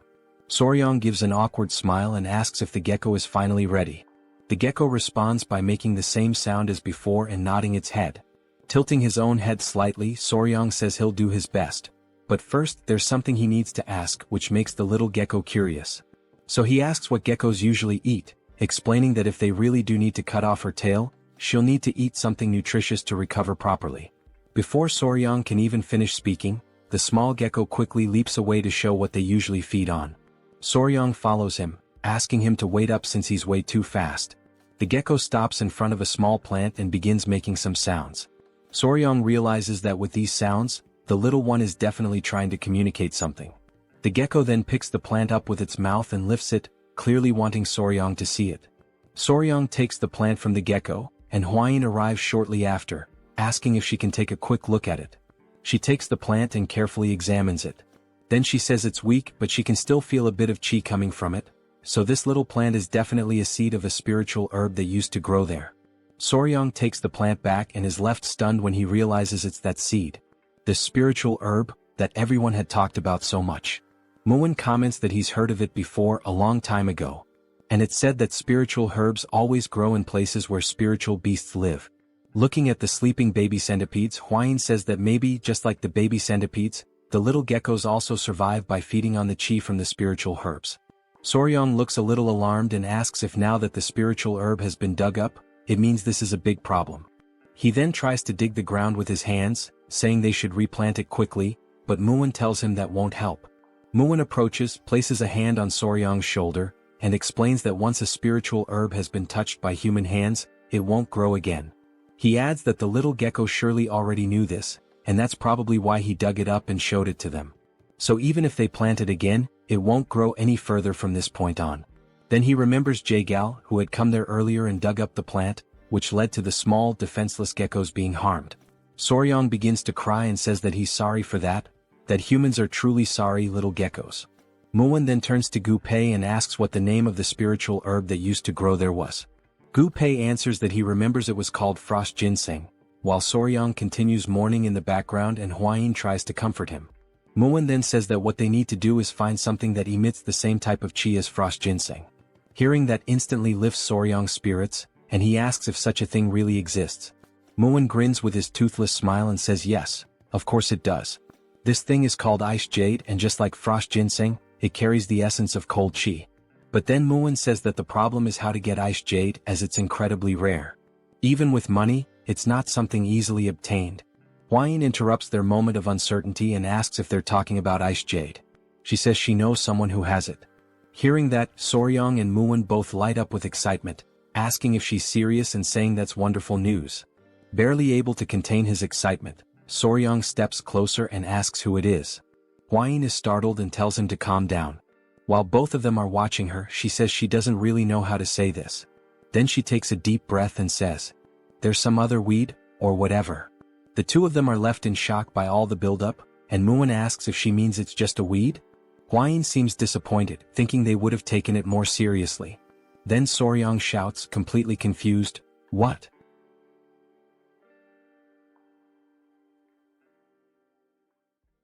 Both Soryong and Muin continue staring at her, completely shocked by this recent revelation, unable to process what they just heard. Muin asks if what she just said about the herb is really true. Soryong, knowing the partner he has, immediately starts to get nervous and begins to sweat. As the tension builds up, Soryong starts recalling how his father-in-law once gave Hwain the nickname Weed when she was just a child, and that most likely led to this very misunderstanding. Still utterly confused, Muin asks who this other weed is that supposedly possesses the ice jade. But Soryong, now fully understanding what might have happened, quickly tells him to stop before the situation gets worse. However, Hwain responds calmly and clearly, saying that it's one of the 3 flowers of Muism, the Flame Queen Peony. Her name is Seol, and she is the daughter of the Namgung clan. Hwain mentions that from what she's heard, Seol possesses the ice jade, although she isn't completely certain about it. It's only after hearing this that Soryong and Muwon become excited again. At that moment, the fat-tailed gecko approaches and starts making noises, trying to get the attention of the young warrior. Seeing the gecko's distressed expression, Hwain asks what the little one is saying, and Soryong responds that it seems like he's begging them to quickly treat the injured gecko. Soryong then suggests that they leave the rest of the conversation for later and focus on treating the gecko first. Hwain agrees, pointing out that the gecko looks very anxious, so it's probably better to speed things up. With that, Soryong turns his attention to the sick gecko, who is resting on the dry leaves they had carefully placed earlier.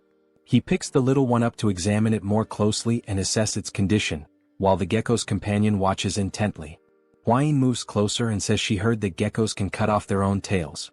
She asks if Soryong knows why this one waited until things got so bad. Soryong replies that she's right, geckos can do that, but not all of them. This surprises Hwain, since she had always heard that all geckos were capable of it.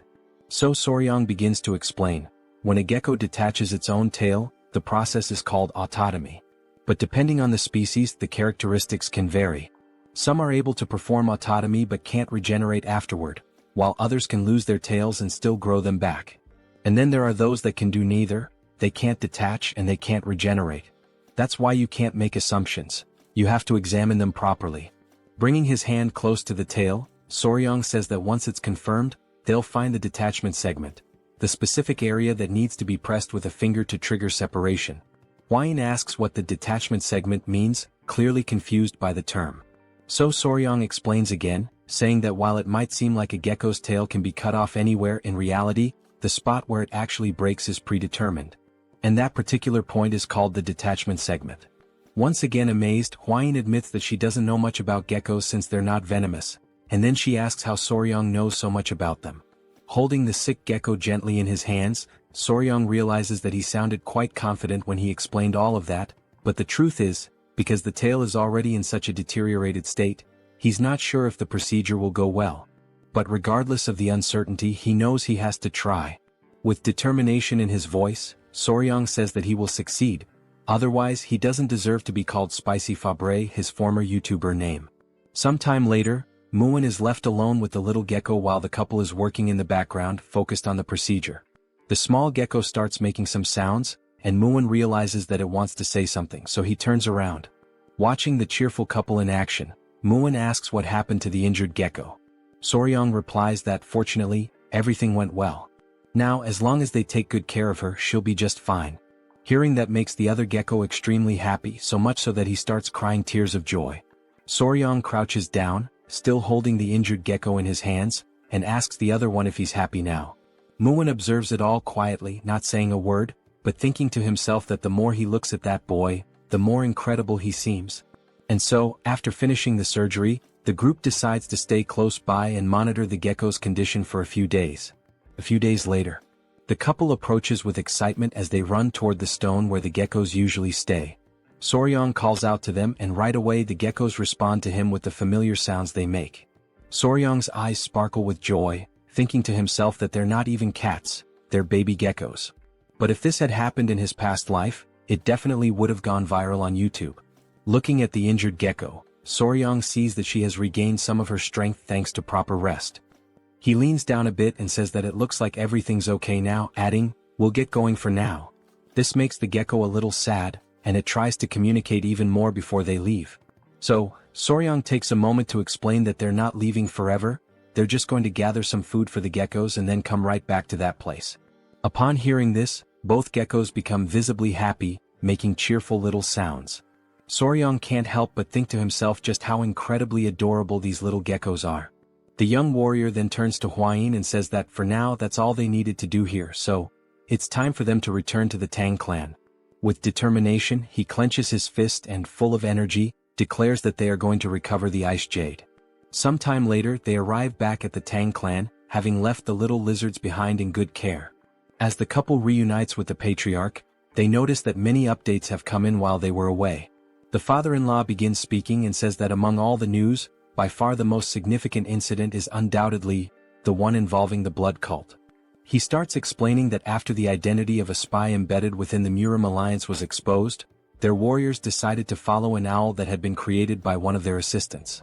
However, as they were tracking the owl through the skies, they received a piece of information that turned out to be extremely valuable. No one would have believed it at first, but following that owl actually led the group directly to the hidden base of the blood cult.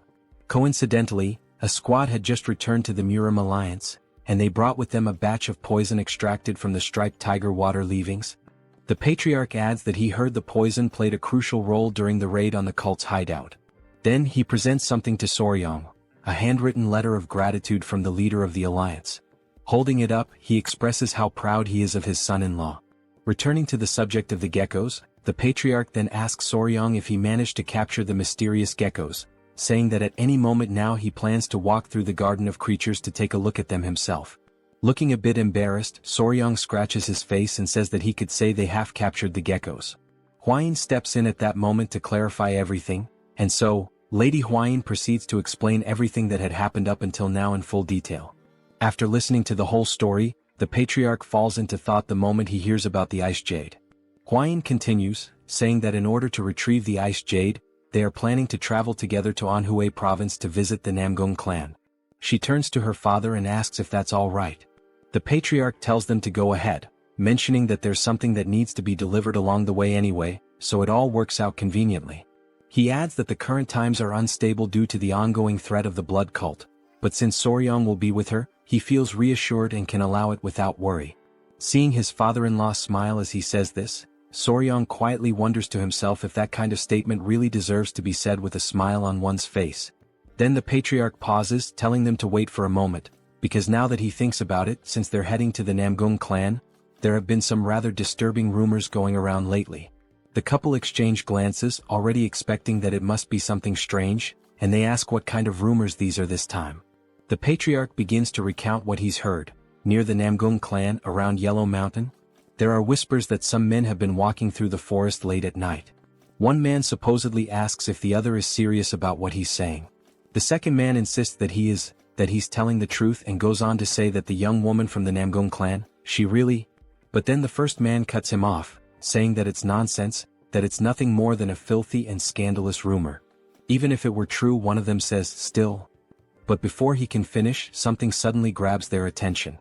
Both men ask aloud what in the world they're seeing as they spot a man lying unconscious on the forest floor. They rush toward him, realizing someone has collapsed right in the middle of the woods. As they get closer to the fallen man, they call out to ask if he's okay. When he doesn't respond, they even wonder if he might be dead. Suddenly, the unconscious man starts smiling, leaving the other two completely bewildered and unsure of what to think. The man on the ground has a creepy, perverted look on his face. He seems to be under some kind of spell or trance. Blood trickles from his nose, and he's drooling as if he's not fully conscious. The two who tried to help him look at each other, still unable to grasp what is actually going on. From a distance, a feminine figure watches the whole scene unfold. The men carry the unconscious man on their backs, asking aloud whether he was drunk or something. Meanwhile, the woman observing them emits a soft, mysterious pink aura. She continues walking alone through the dark forest, her silhouette blending into the shadows. Everything about her presence is shrouded in mystery, and then, there's a subtle hint that she might have some kind of connection to spiders.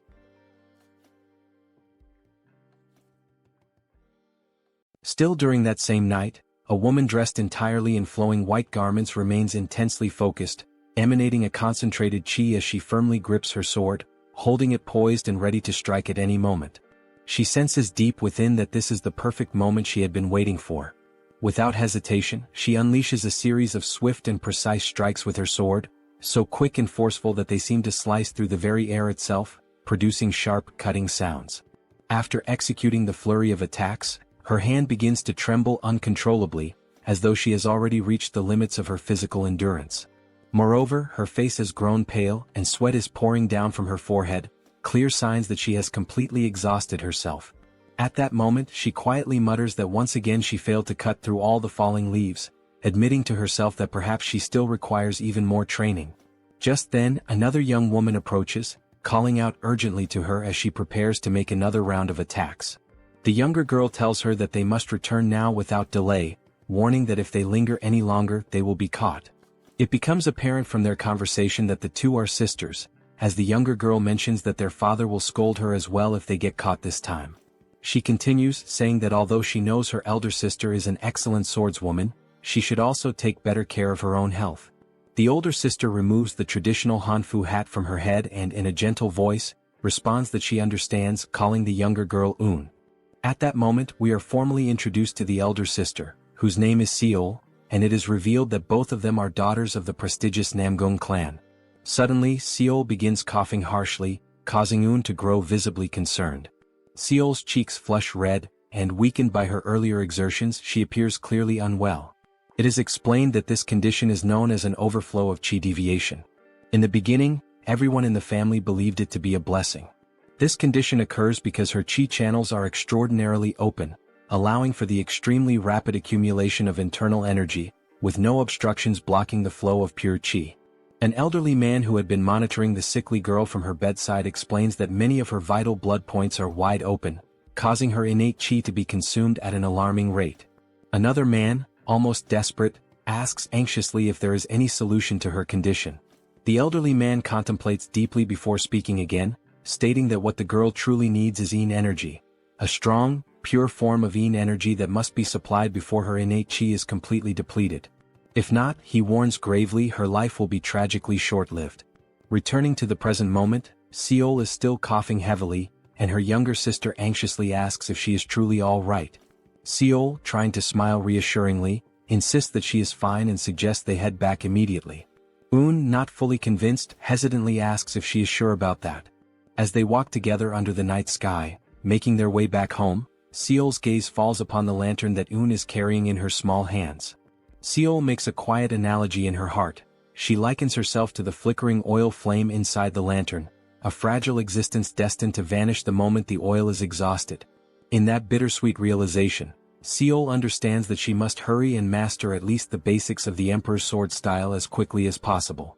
Lifting her eyes to the pale moon overhead, she reflects silently that under this frail body, she will simply burn away and vanish.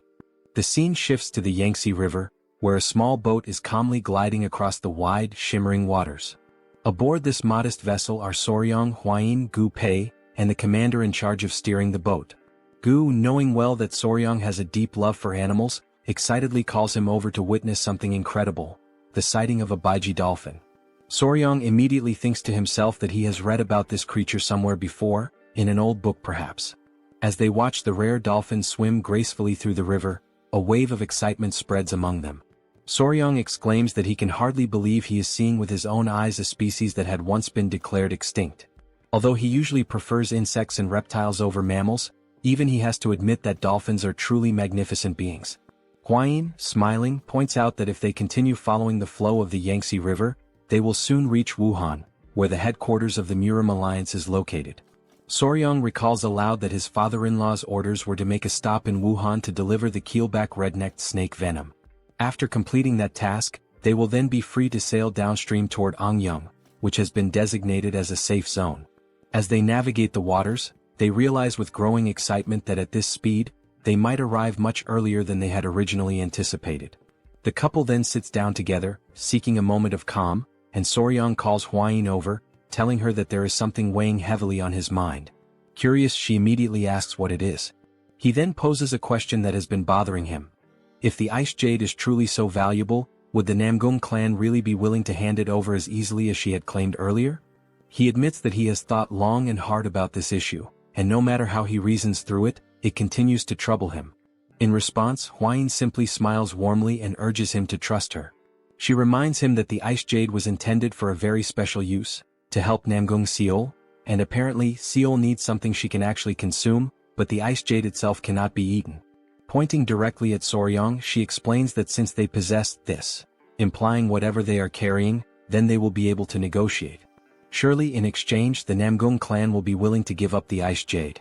After all, this can be consumed unlike the ice jade. Adjusting his clothes or whatever precious item he is guarding beneath them, Soryong agrees that she is not wrong. However, he confesses that he still cannot shake the feeling of uncertainty about whether the ice jade is truly safe. He explains that since the geckos already have cold blood, they naturally hate anything that is too cold. He tells her plainly that he feels uneasy about feeding them something when he is not entirely sure of its effects. Then he adds that he actually has another question forming in his mind. Soryong then says that she had mentioned before that the jade possesses a cold yin energy, and he asks her what exactly she meant by that. He admits that although he has heard about yin and yang energies before, he still finds it very difficult to fully understand them. She becomes visibly excited at the opportunity to explain, knowing how important this knowledge is for martial arts cultivation, and she asks him to listen carefully and to remember everything she is about to say. She begins her explanation by saying that yin qi is the qi that generates yin fire. Among the qis of heaven and earth, yin qi refers specifically to the qi that sinks and gathers. Normally, she continues, yin energy suppresses the activities of living beings. Things that are dark, cold, and frightening, all of these are manifestations of different types of yin energy.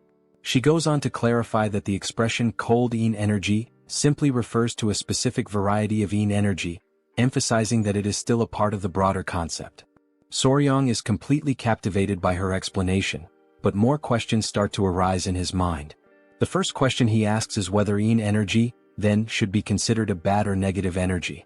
She quickly responds that it is not exactly the case.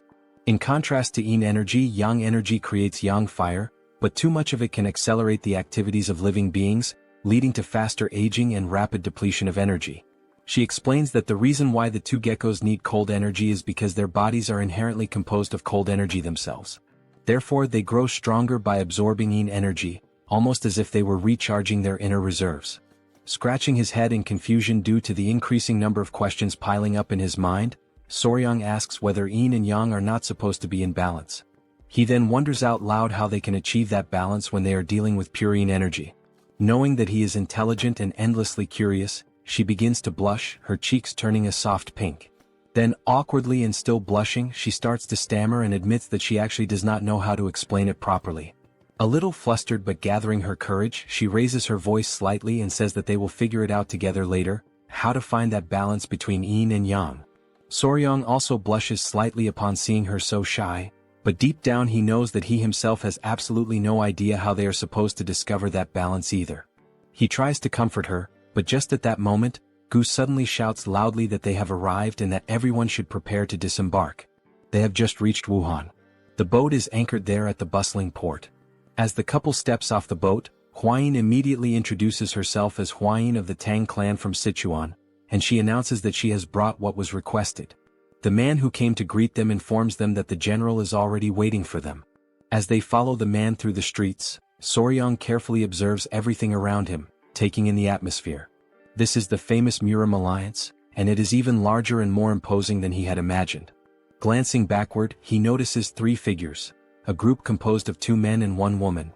The woman is tugging sharply at one of the men's ears while he protests, asking her to let go. The man pleads for her to release him, calling her Sword Phoenix, and insisting that he had been just about to teach someone an important lesson. The woman sternly responds that he cannot duel against allies.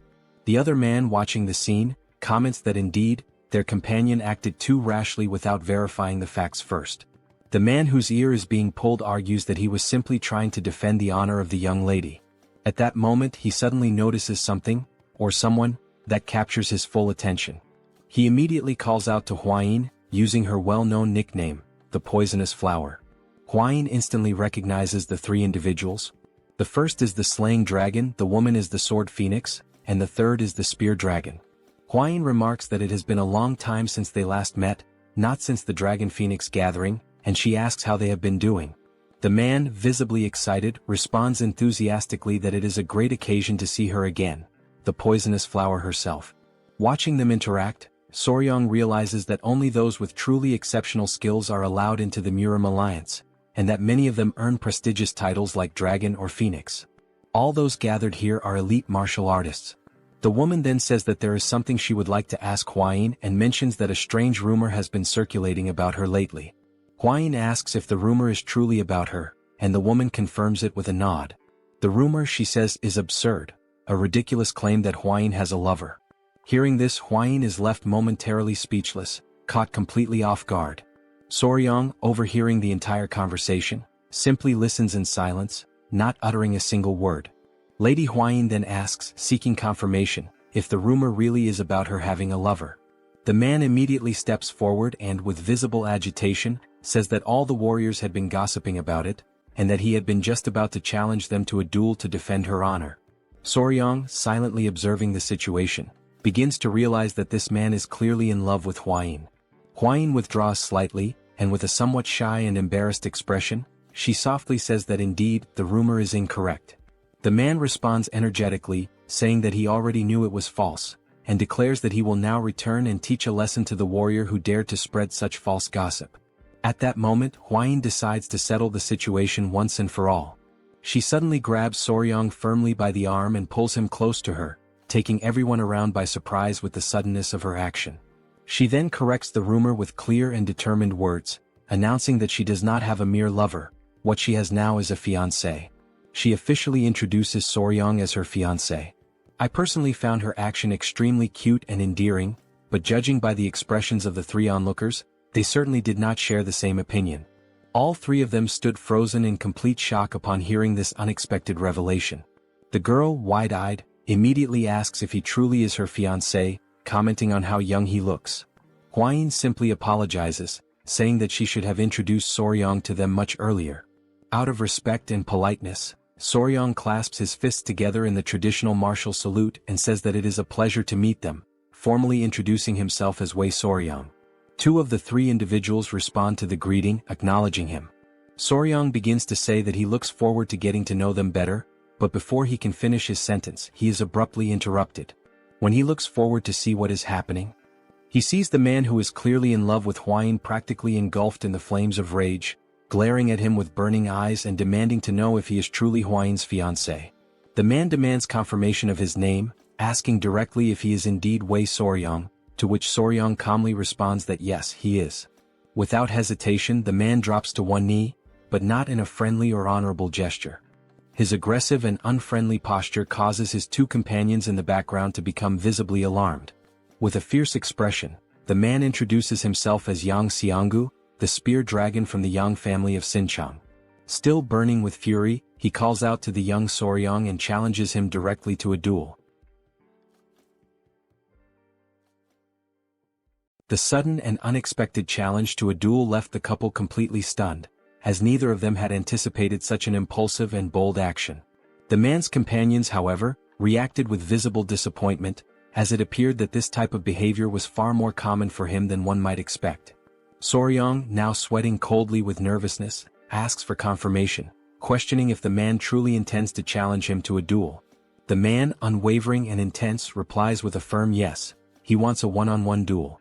Just at that moment, Yang Xianggu is pulled back roughly by his clothing, stopped by his own friend. Huayin grows visibly irritated at the very idea of a duel, and the other young woman also seems upset. Both of them demand that he calm down and take a moment to reconsider his actions. In the background, Soryang remains completely frozen, unsure of how to respond to the chaos unfolding around him. Suddenly, a thought crosses Soryang's mind. He remembers Murim and the men of the Peng family. He recalls how someone had challenged him to a duel the very moment they met, and now, once again, he finds himself wondering why he keeps encountering such strange and unpredictable people. At that very moment, another figure arrives on the scene, interrupting the growing commotion and asking what all the fuss is about between those gathered there. The newcomer is none other than General Jaegao, always holding his elegant fan, though this time his expression is more serious and commanding than usual. Soryang, maintaining etiquette, clasps his fists respectfully and introduces himself to General Jaegao. The man with the spear also greets the general, though his greeting is noticeably more casual and lacking in proper decorum. Perhaps in response to this lack of formality, General Jaegao uses his fan in an unusual way. He strikes the man's face with it in a sharp and pointed gesture. Jaegao then demands to know what on earth the spear-wielding man thinks he is doing, especially with the honored guests.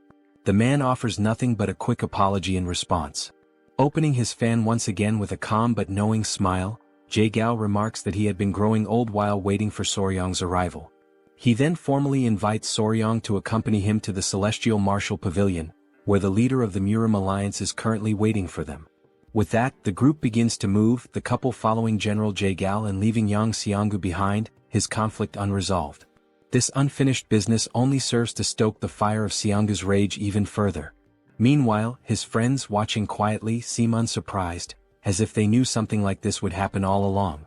Sometime later at the Celestial Martial Pavilion, Huayin informs Soryang that she will be waiting for him for a short while in the guest hall, and Soryang acknowledges her with a simple nod and a few words.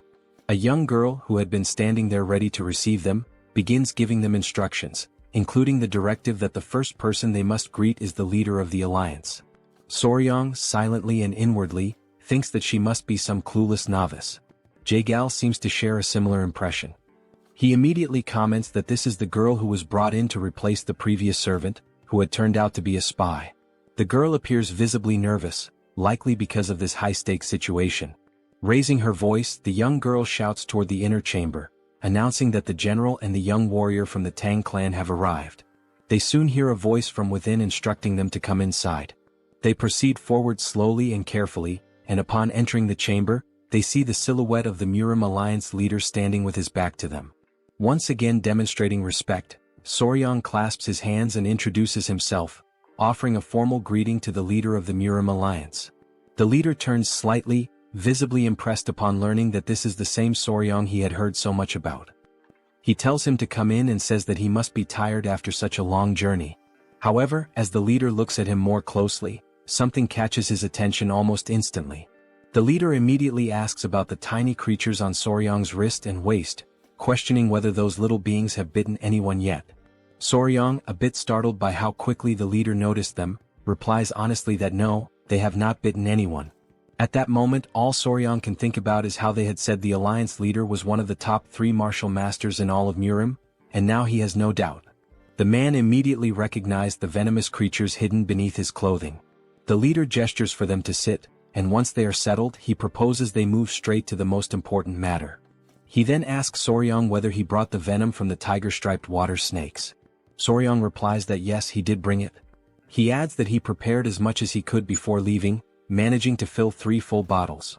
Jaegal, clearly impressed by the quantity, comments that he once witnessed the venom extraction process while in Sichuan, and he knows just how difficult and dangerous that task truly is. He expresses his gratitude for receiving so much. The leader then mentions that he heard Soryang became the son-in-law of the Tang clan in Sichuan, to which Soryang confirms that this information is correct. The leader asks about Soryang's family, and Soryang responds quietly that he has no family, that he is alone in this world and has no one he can truly trust. Jaegal comments that he had heard the young warrior lost all of his memories in an accident. Before being taken in by the patriarch of the Tang clan, he had lived by himself on an isolated island, catching snakes and selling them to survive.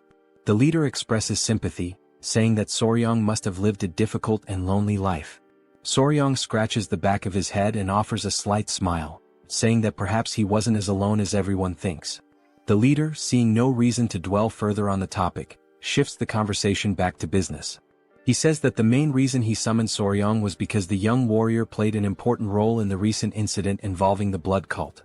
For that reason, the leader says he would like to grant him a reward. Soryang, caught off guard by the idea of a reward, answers honestly. He says that he already told General Jaegal what he needed the last time they spoke. Jaegal says that what Soryang discovered is significant. So significant, in fact, that it might ensure that those damned members of the blood cult never set foot on the Central Plains again. And because of that, what he did deserves far more than just a simple or ordinary reward. Trying to modestly decline, Soryang insists that it was something that happened entirely by chance. He explains that he simply fell into a pit while trying to save everyone, and he mentions that the gift they already offered him is more than enough. Hearing this, both the leader and General Jaegal are left stunned, their eyes widening in disbelief. Rising from his chair, the leader asks if Soryang really just said that he tripped while trying to save the Tang clan.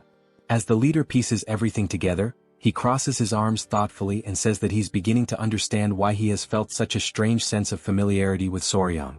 It has just now dawned on him how alike they truly are. Hearing that they are alike leaves Soryang in utter shock, frozen in place. The leader clarifies that he's not talking about physical appearance. With a more serious tone, the leader continues, revealing that he himself lost his clan and those he loved to those bastards of the blood cult. He then speaks about how he became stronger, doing everything in his power, pushing himself to the limits, all to try and save at least one surviving member of his family. And somewhere along that path, he experienced a moment of enlightenment and achieved martial mastery. He then asks if the rumors are true. Did Soryong really throw himself at an elder of the blood cult while he was poisoned, all in an attempt to save the Tang clan? Soryong affirms that it is true. With pride in his voice, the leader says once more that they are indeed alike, just as he himself had done 30 years ago. Approaching Soryong with a steady gaze, the leader comments that given Soryong's current strength, it should have been impossible. And yet he still gave it everything he had. He acted with nothing but desperation in his heart.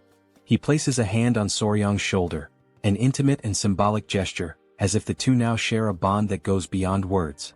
He then announces that as a reward he will grant Soryong his unique martial technique, one that he alone possesses, called the Iron Coffer technique.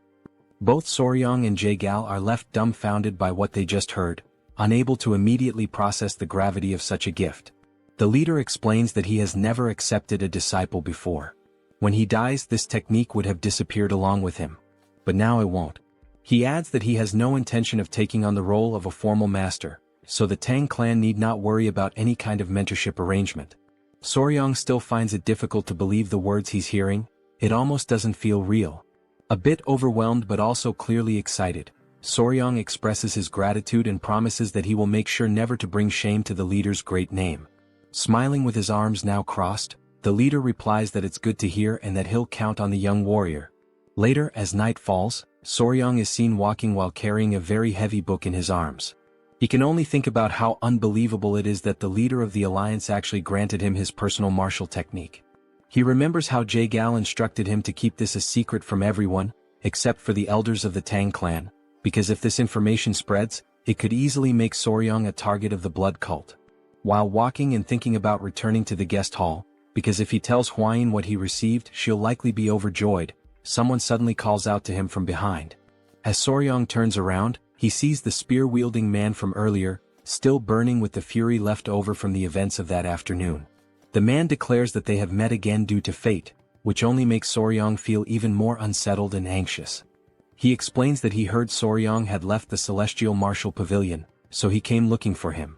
He says he still hasn't received an answer to his earlier challenge for a duel. Soryong can only think about how incredibly persistent this man is. Clutching his spear, the man says that he needs to know whether Soryong is truly a man worthy of Lady Tang Hwayin, the poison flower. He insists that Soryong must prove himself. Soryong replies that it's too dangerous and that they really shouldn't. But before he can finish, the man interrupts and gestures to his spear, saying there's no need to worry because he'll remove the tip and only use his hands gently. Soryong responds that this isn't what he meant. He explains that the danger isn't to himself, but rather he's afraid that the spear warrior Yang might actually die. For a moment, the area falls into complete silence. The two men simply stare at one another. This only serves to infuriate the spear-wielding man even further. Grabbing Soryong by the collar, he demands that Soryong repeat what he just said. At that moment, something completely unexpected happens. The three tiny centipedes leap from Soryong's body, instantly preparing to attack the man. But Soryong quickly reacts, managing to hold them back. He tells them that everything is fine, that he is not in danger, and pleads with them not to attack the man.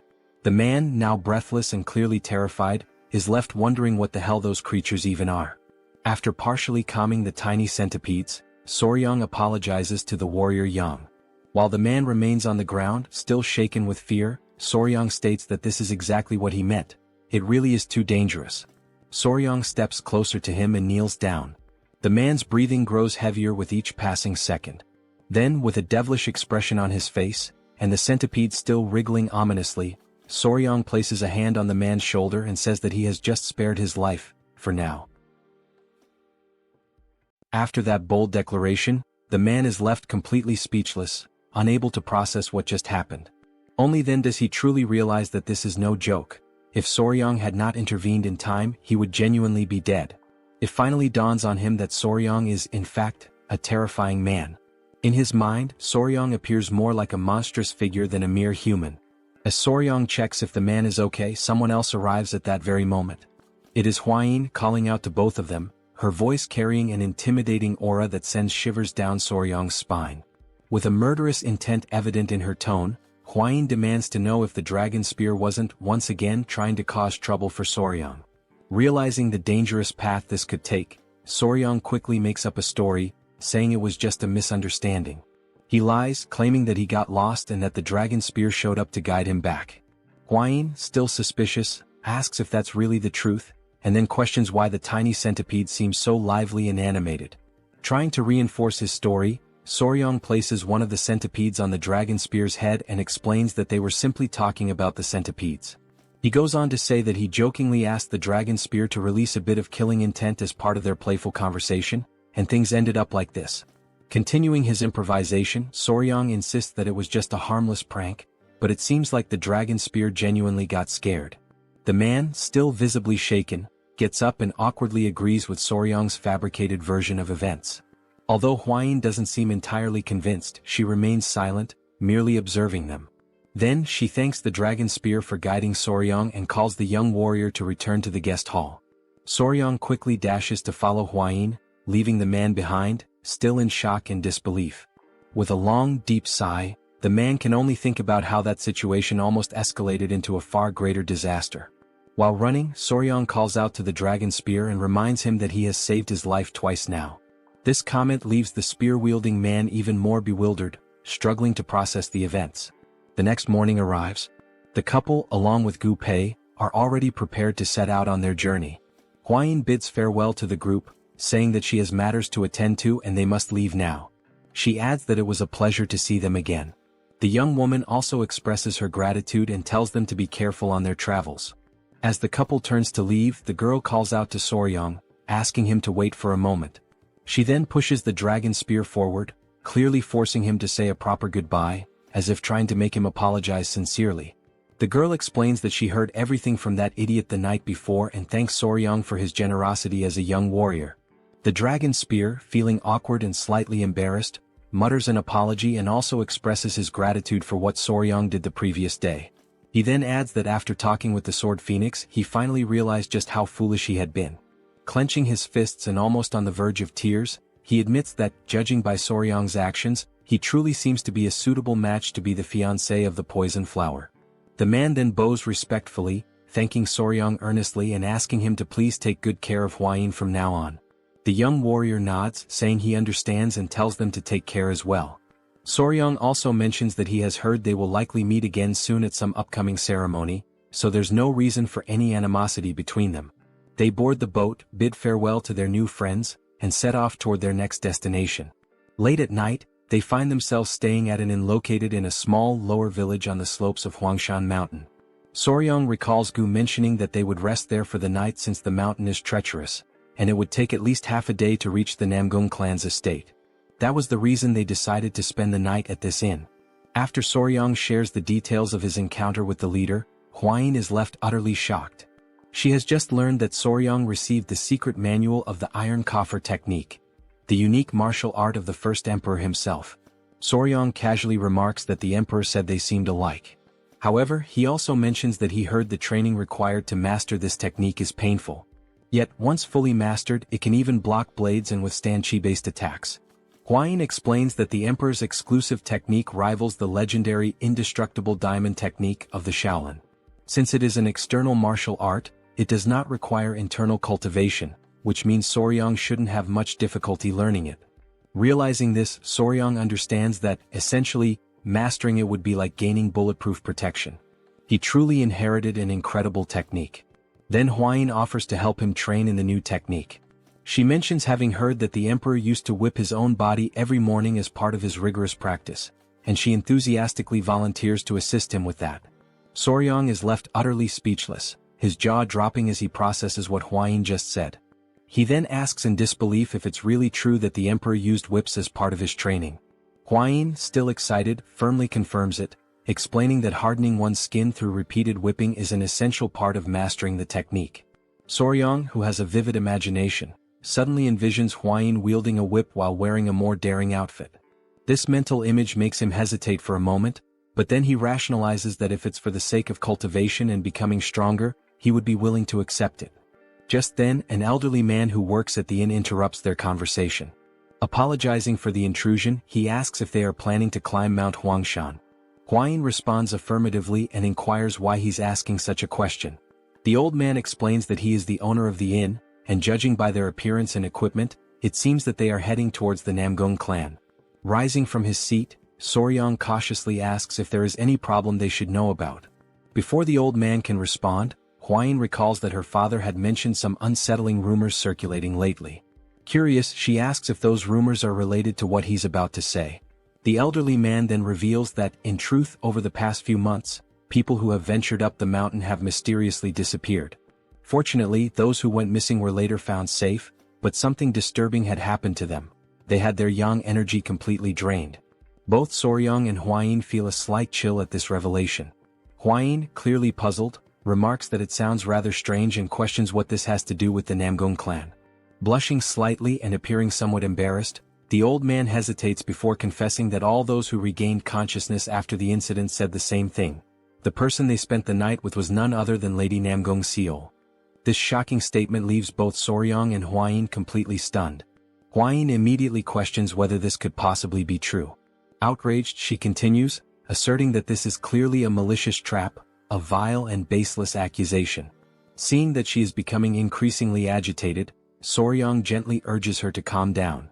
The old man, equally taken aback, reassures them that, naturally, everyone reacted the same way at first.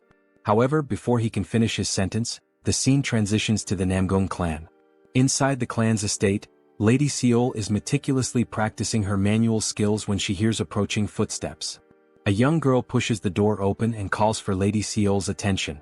The girl informs her that the patriarch has summoned her to the hall immediately. Curious and slightly apprehensive, Lady Seol asks what her father wants. As she hurries toward the hall, she wonders what could be so urgent and also worries whether her father has discovered that she has been secretly practicing sword techniques at night. Arriving at the hall, Lady Seol is met with an unpleasant surprise.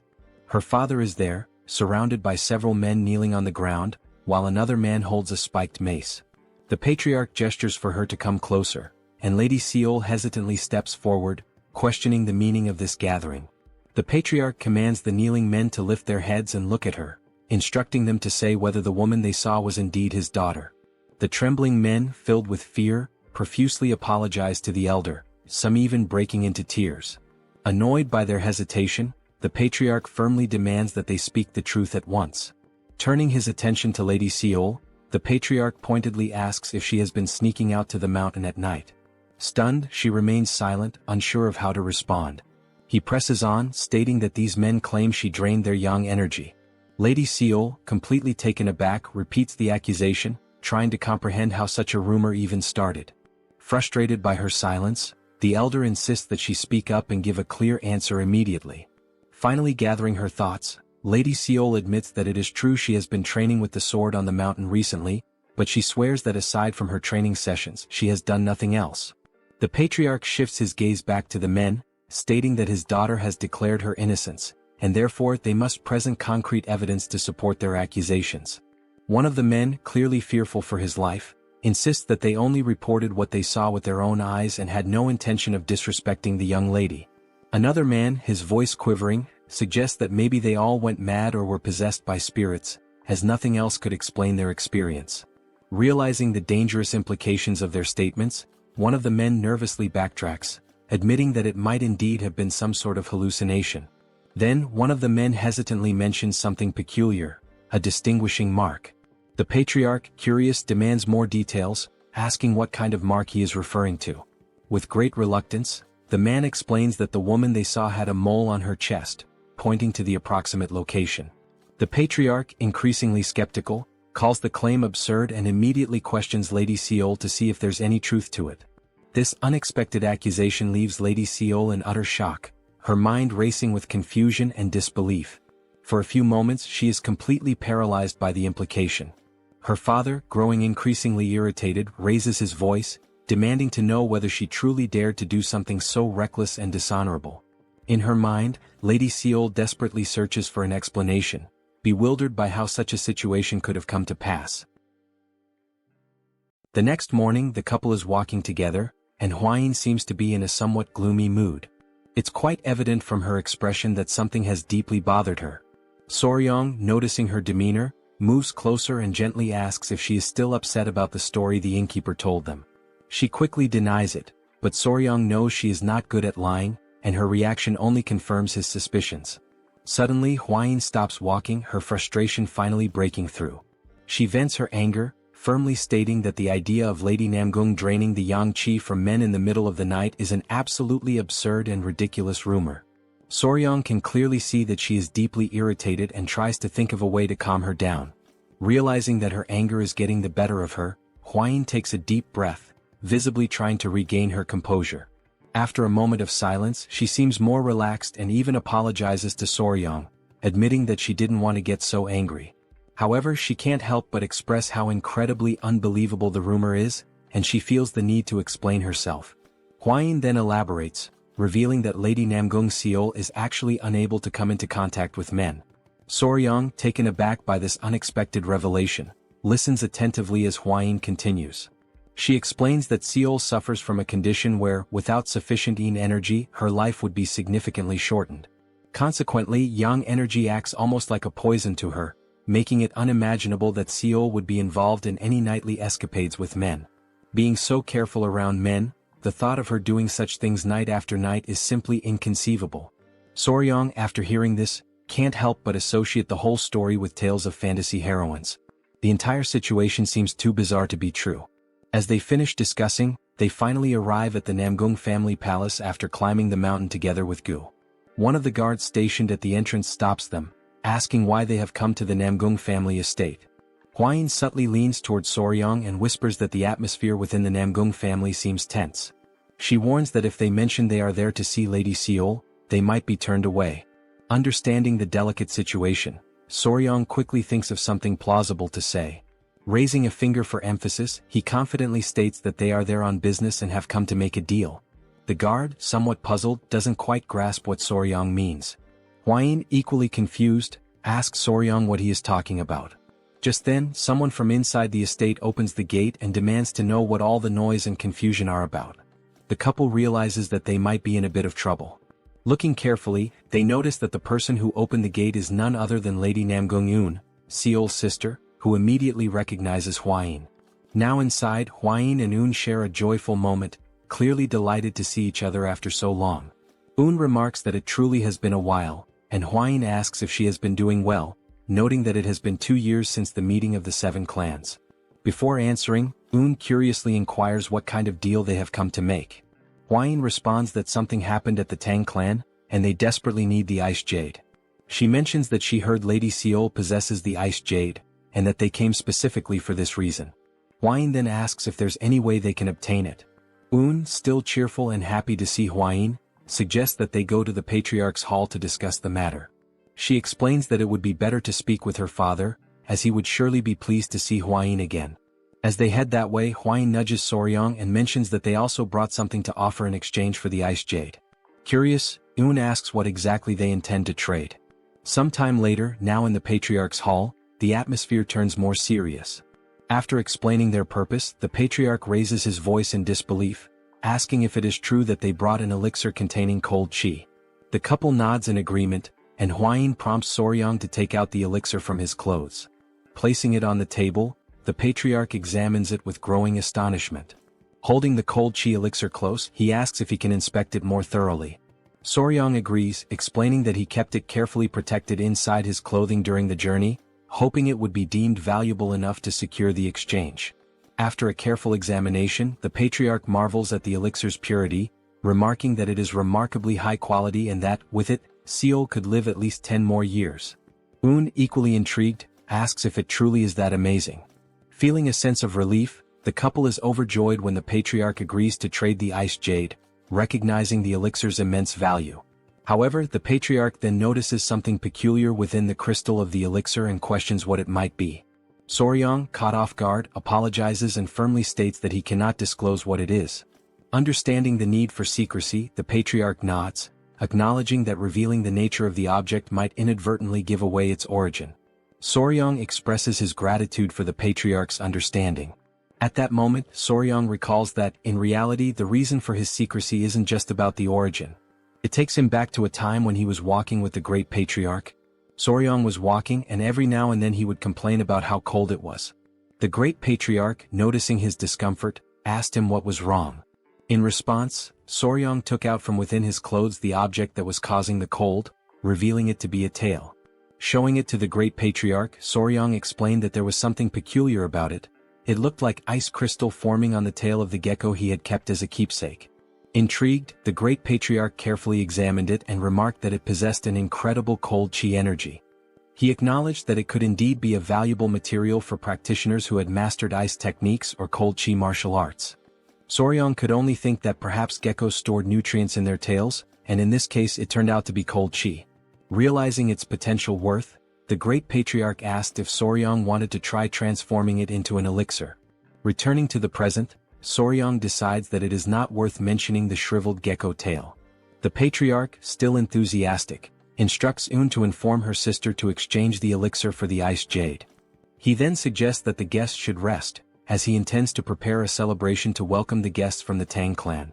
Curious, he asks if Hwayin is close to Seol and she confirms that she is. The patriarch continues, explaining that his daughter Seol has recently been through something distressing, and perhaps Hwayin's presence could help comfort her during their stay. Un then offers to guide the couple to the guest residence, and the patriarch entrusts this task to her. As they walk, Un mentions that thanks to Hwayin, her father's mood has improved somewhat, as in recent days, it felt as if they were walking on thin ice. To clarify, Hwayin cautiously asks if something happened to Lady Seol. Hwayin then shares that she has heard some troubling rumors and admits that she has been worried. Un, a bit disappointed, asks if Hwayin really heard about the rumors. With a hint of frustration, Un confesses that she doesn't believe Seol would do something like that, but unfortunately, they haven't been able to find any clues to prove her innocence. As a result, Seol had to be confined in the seclusion room and marked with virginity sand to prove her purity. Hwayin is utterly shocked by this revelation, while Soryong, confused, can only ask what on earth virginity sand is. Un and Hwayin proceed to explain that virginity sand is a substance that women apply to their bodies to demonstrate their purity. If one raises a gecko and feeds it with cinnabar, the gecko's body will turn red. The gecko's body is then ground into powder and stamped onto a woman's skin. If her body is pure, the mark cannot be washed away, not even with water. Hearing this, Soryong feels a surge of indignation, thinking that identifying a woman's purity should be the job of a unicorn, not a gecko. To him, this practice seems like an outrageous violation. Un then points out that Seol is just ahead, prompting the couple to turn their attention towards her. For a moment, the young warrior is speechless. Even from a distance, it's clear that Seol's beauty is truly unique. As they move closer, they see her sitting there, seemingly untroubled, though on her hand remains the mark left by the virginity sand. Hwayin feels relieved to see Seol and quickly approaches her, catching Seol by surprise as she didn't expect to see Hwayin there. Un takes the opportunity to explain that Hwayin brought an elixir containing cold chi, and that their father has agreed to exchange it for the ice jade. Observing the elixir up close, Seol comments that she can indeed sense the powerful cold chi emanating from it. The couple's spirits lift as Seol gratefully acknowledges the gift, revealing that she has the ice jade with her right there. She takes out the ice jade and shows it to them. Soryong takes the jade, and both he and Hwayin feel an immense sense of relief at having secured it. However, before they can fully rejoice, Seol lets out a deep sigh, interrupting their moment of celebration. Noticing Seol's apparent sadness, Hwayin cautiously brings up the rumors, expressing that she still finds it hard to believe that Seol could do something like that. Seol, appreciating the concern, softly admits that there were indeed many witnesses. She wonders aloud what exactly those people saw and, more puzzlingly, how they knew about the location of her mole. The young warrior's eyes light up with a sudden spark of excitement, as he is now convinced that this must be a truly mysterious case. An enthusiastic grin spreads across his face, and he can't help but burst into hearty laughter. Seeing this unexpected reaction, Hwayin looks at him with concern and asks if he is feeling all right. Quickly shifting his expression to one of confident seriousness, Soryong proudly declares that he is an expert in such matters. In fact, he even goes as far as to claim that in his past life, he was famously known as Sherlock Fabre when it came to solving cases like this. Then, seemingly out of nowhere, Soryong asks Seol if she has ever bathed alone in a pond or river at night. The sudden and random nature of the question leaves all the girls puzzled, unsure of where this line of reasoning is leading. Hwayin tries to make sense of it and cautiously suggests that maybe, in doing so, someone might have spied on Seol. However, Seol shakes her head and confidently states that she has never washed her body outside the house. Even if someone had seen her, they would have no reason to spread such malicious rumors. After all, even the people living in the lower parts of the mountain are considered family to her. Upon hearing this explanation, Soryong realizes that his deduction was completely off the mark, and a heavy sense of disappointment settles over him. His enthusiasm drains away as he contemplates his failed reasoning. Hwayin, on the other hand, suddenly appears thoughtful, as if an idea has just struck her. She confidently says that maybe she has figured something out and asks if there could be another, more plausible explanation for this entire situation. Still sitting on the ground and lamenting his lack of deductive prowess, Soryong lifts his head and notices that Hwayin is speaking with a renewed sense of determination. It seems she might have a clearer idea of what could have actually happened. Hwayin begins to create an air of suspense, building up the moment with dramatic mystery, leaving everyone tense and curious. Then, with a serious tone, she finally reveals that the most likely identity of the culprit is a ghost. Hearing such a declaration leaves the two sisters wondering, exchanging uncertain glances as they question whether it really could be a ghost. Soryong is left speechless, completely stunned, his mouth slightly agape, as he had been expecting her to say something far more profound and grounded. Instead, she comes up with the idea of ghost. Bringing one hand thoughtfully to his chin, he reflects for a moment and says that perhaps it might make some sort of sense. He then remembers that he once encountered the ghost of the centipede in a dream after it had died, so perhaps believing in such a thing isn't entirely absurd. Turning to Seol, Soryong calls her name and asks if she has touched or done anything unusual recently, something strange or out of the ordinary. He gives an example, suggesting maybe she accidentally consumed the inner core of a mystical beast. Seol asks for a moment to think carefully. After a pause, she replies that recently she touched an acorn and also a tree branch. Soryong, upon hearing this, can only think to himself that this might be what people call an idiotic charm. Then, Seol seems to recall something more significant. She explains that while she was training alone during the night, she felt the distinct presence of someone near her. It was as if this presence was watching her the entire time, silently and closely. Un asks if that's really true, and Seol confirms it without hesitation. At first she had even thought it might have been Un nearby, but when she checked there was absolutely no one around. While Seol starts to question whether she was just feeling overly sensitive at the time, Soryong is quietly convinced that this is an undeniably suspicious situation. At that exact moment, a young girl rushes toward them in a panic, breathless and shouting for Lady Seol. The little girl is clearly out of breath and struggling to speak. She tries to catch her breath as Seol asks her to calm down and explain why she is running around in such a panic. The girl finally manages to say that another villager has disappeared, and the clan's warriors have already left the estate to begin the search. Upon hearing this news, Seol lowers her head slightly, as if she were hiding something deep within herself. Soryong notices this change and asks her what is going on. Seol lifts her head once more, but this time there is a new clarity and conviction in her expression. She declares that no matter what, she must personally capture this ghost and avenge the humiliation of her lost chastity. Un quickly steps in, warning Seol that if she goes off alone and gets caught again, the consequences this time will be far more severe. Seol responds with a smile, gently reassuring her sister that everything will be alright, because this time she won't be going alone. Confused, Un asks what exactly Seol means by that. In response, Seol takes Hwayin's hand and asks both her and Soryong if they would be willing to help her. The couple is left momentarily speechless, caught off guard by the unexpected request to venture out into the mountains in the middle of the night. But in the end they cannot bring themselves to refuse her, and they agree to go. Nightfall arrives and they find themselves walking through the mountains under the dark, quiet sky. Un, not hiding her concern, mutters that if she gets caught this time, she will certainly be locked away in the cultivation chamber for half a year as punishment. She turns toward Soryong and says that he could at least try to stop Hwayin. Then she asks how he even managed to fall in love with her in the first place.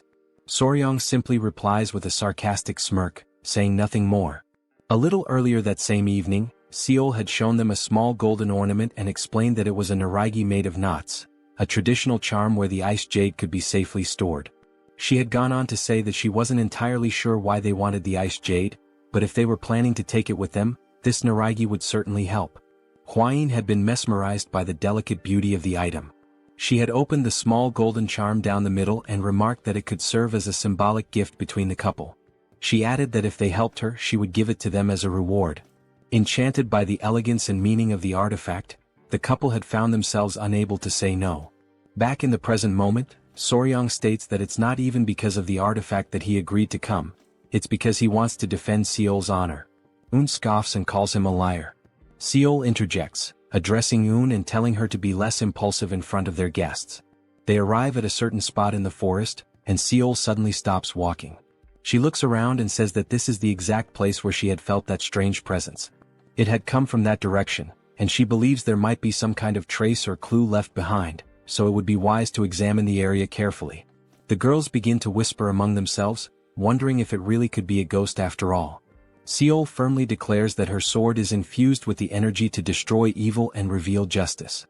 Meanwhile, Soryang silently reflects that the situation has just become far more intense than he had anticipated. Then, at that very moment, a thick fog begins to appear out of nowhere. It rolls in suddenly and unnaturally, completely engulfing the area and leaving everyone in a state of panic and confusion. The dense mist blinds their vision entirely, as if it had been conjured without warning or explanation. Soryang stands still, frozen for a second, trying to comprehend what exactly is happening. He begins shouting the names of the girls, calling out to each of them one by one, his voice filled with urgency and concern. But not a single voice answers him back. As he starts to move carefully through the fog trying to find his bearings, his foot suddenly gets caught in something sticky. Startled, he looks down and begins to struggle to free himself, asking aloud what on earth is that? Upon closer inspection he realizes that it is a spider web. He grabs it with his hand and immediately notices how unusually thick the strand is. He then wonders why the thread is so abnormally strong and heavy, and instantly begins to question just how enormous the spider must be to produce something of that magnitude. Just as he is lost in thought, trying to make sense of the situation, he hears someone scream. His ears instantly recognize the voice. It is Lady Eun. Uncertain of what to do next but desperate to act, Soryang quickly summons 2 baby centipedes. He crouches and asks them if they can locate their mother, Hwain. The tiny centipedes jump up with energy, and Soryang instructs them to find and protect Hwain without delay. With that, Soryang starts to run in the direction from which he heard Eun's voice, calling out to her, urging her to respond. As he keeps moving forward, he gradually realizes that he is getting deeper and deeper into the forest, farther away from where they began. Soryang, being someone knowledgeable in these matters, reflects on a basic principle about spiders. He knows there are generally 2 types, the sedentary ones and the wandering ones. The sedentary spiders like to stay in their nests or homes, while the wandering ones tend to roam and explore. However, in either case, no spider spins flat webs laid out along the ground like this. That means, whatever kind of spider this is, it is definitely not a normal one. He soon notices that the fog is beginning to lift slightly, the visibility improving just a bit. He says to himself that he needs to hurry up and find the girls before something worse happens. But then he suddenly stops running. In front of him, every single tree is covered in spider webs, woven thickly between branches and trunks, forming a ghostly maze of silken traps. Now walking slowly and cautiously, he looks around and asks himself what in the world all of this could possibly be. He lifts his gaze upward, and what he sees there, high above him, is something he never expected. It is Lady Eun, suspended and entangled in spider webs, stuck to the side of a tree. She appears to be unconscious, her body limp and unresponsive. Just then, a strange and eerie sound catches his attention, something moving nearby.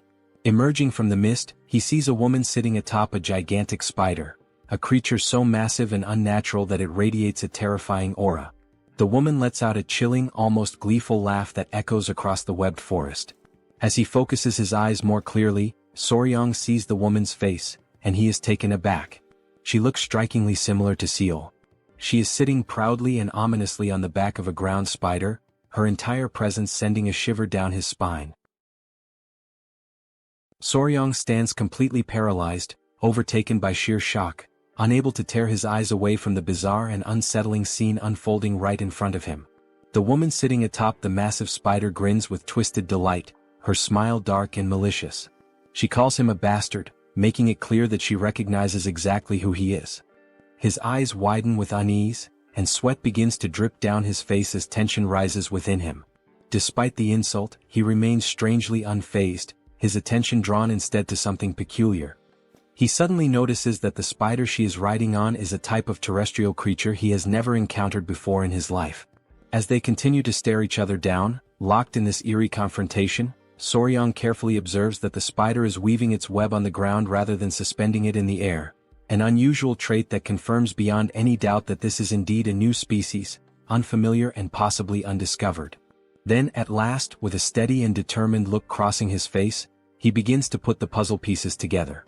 In a rare moment of mental clarity, everything starts to make sense.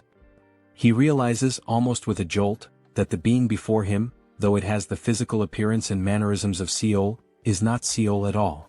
What he's seeing is actually a pedipalp, an arachnid creature, disguised as a spider. The scene briefly transitions to a more detailed explanation, offering insight into what a pedipalp really is. Normally, the term refers to the anterior legs of a spider, limbs that function as sensory tools, assist in mating or help subdue prey.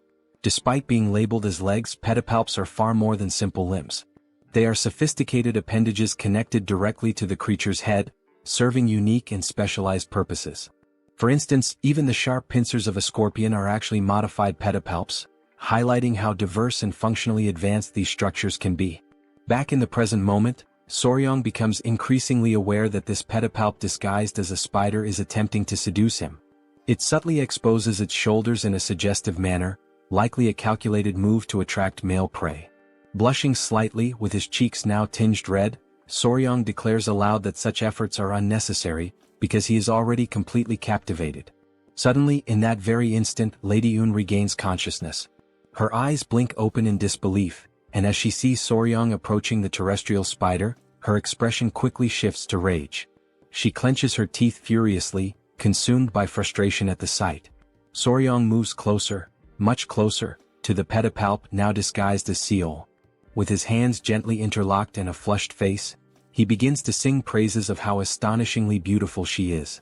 Then, catching the pedipalp off guard, Soryang suddenly grabs her tightly by the waist, pretending to be completely bewitched by her charm. The pedipalp, feeling triumphant and confident that it has successfully lured its prey, raises its arms in preparation to strike.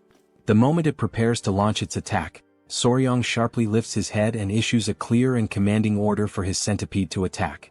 Without a second of hesitation, the centipede leaps forward at full speed, catching the pedipalp completely off guard and leaving it paralyzed in shock. With ferocious precision and unwavering speed, the centipede sinks its fangs into the creature's body. The pedipalp lets out a gut-wrenching scream of pain, its voice echoing across the forest. While it writhes in agony, Soryang calls his loyal centipede back, and it immediately jumps into his arms, returning to him without delay. Screaming in pain, the pedipalp feels its strength slipping away rapidly, its breath becoming shallow and erratic. It places one hand instinctively over the site of the injury, trying in vain to contain the damage. Soryang, eyes wide open and lips slightly parted, watches from a safe distance as the creature's body slowly collapses to the ground in defeat. Realizing that the pedipalp is now unconscious, he tells the centipede that he will move closer to inspect it. Cautiously, with a stick in hand, Soryang approaches and gently pokes the massive spider. Based on its lack of reaction, he deduces that the centipede's venom is keeping the creature immobilized for now, its toxins apparently effective on arthropods. However, considering the spider's colossal size, he believes it won't remain unconscious for long and will likely recover soon. With a calm and almost tender gesture, he runs his hand softly along the spider's thick, bristled body, whispering a quiet plea for it not to be angry. He assures her that what he has done was necessary to protect her from being killed by the frightened villagers. Then, with genuine affection, he carefully lays the creature's body down, almost as if tucking her in, and begins to wonder aloud if he'll even be able to lift her due to her tremendous size.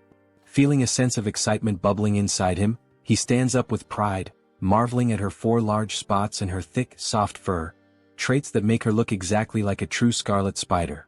Driven by curiosity, Soryang prepares to take a closer look.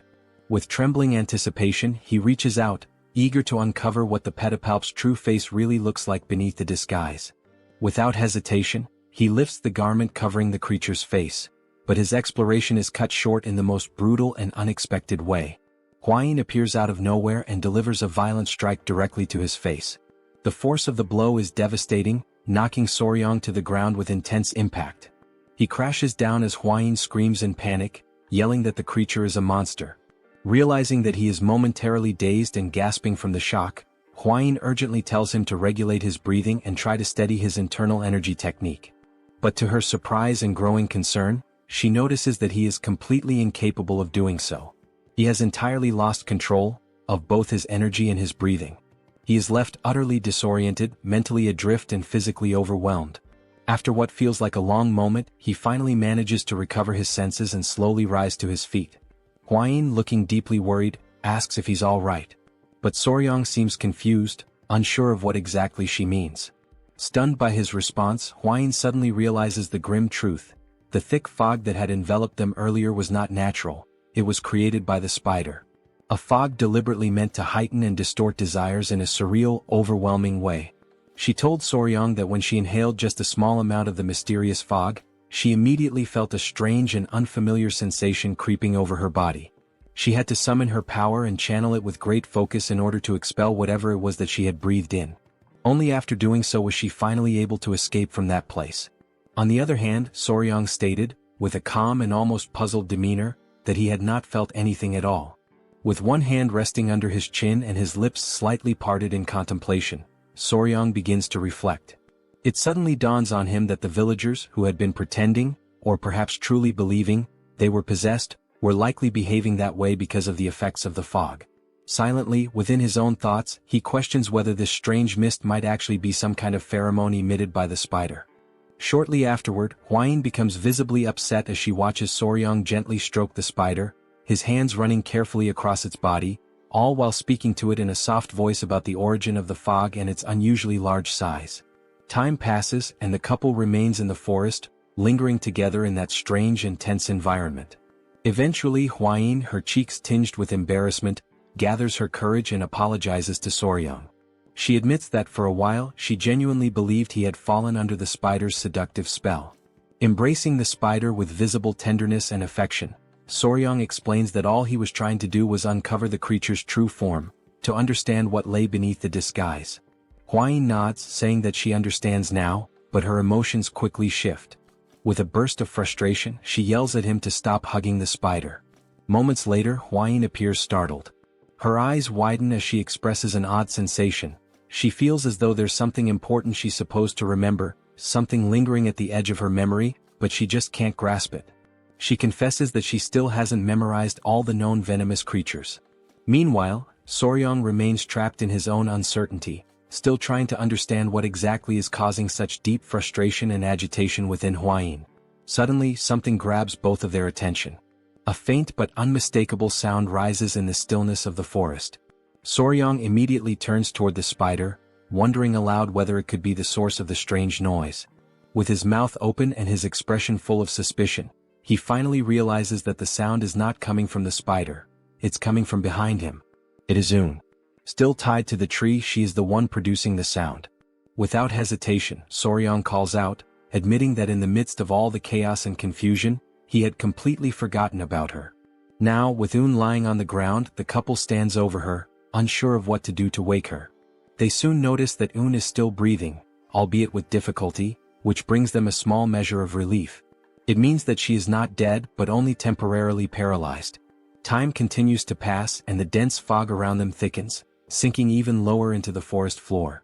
The strange atmosphere compels Huayin and Soryang to resume their search for Seol. But just before they leave, Soryang announces that there is something he must do first. His tone piques Huayin's curiosity. He then begins using the spider's own silk to tie it up carefully, wrapping it methodically while holding the other end of the binding securely in his hand. Before long, Soryang starts dragging the large creature along behind him, telling Huayin that he intends to take it back to the clan.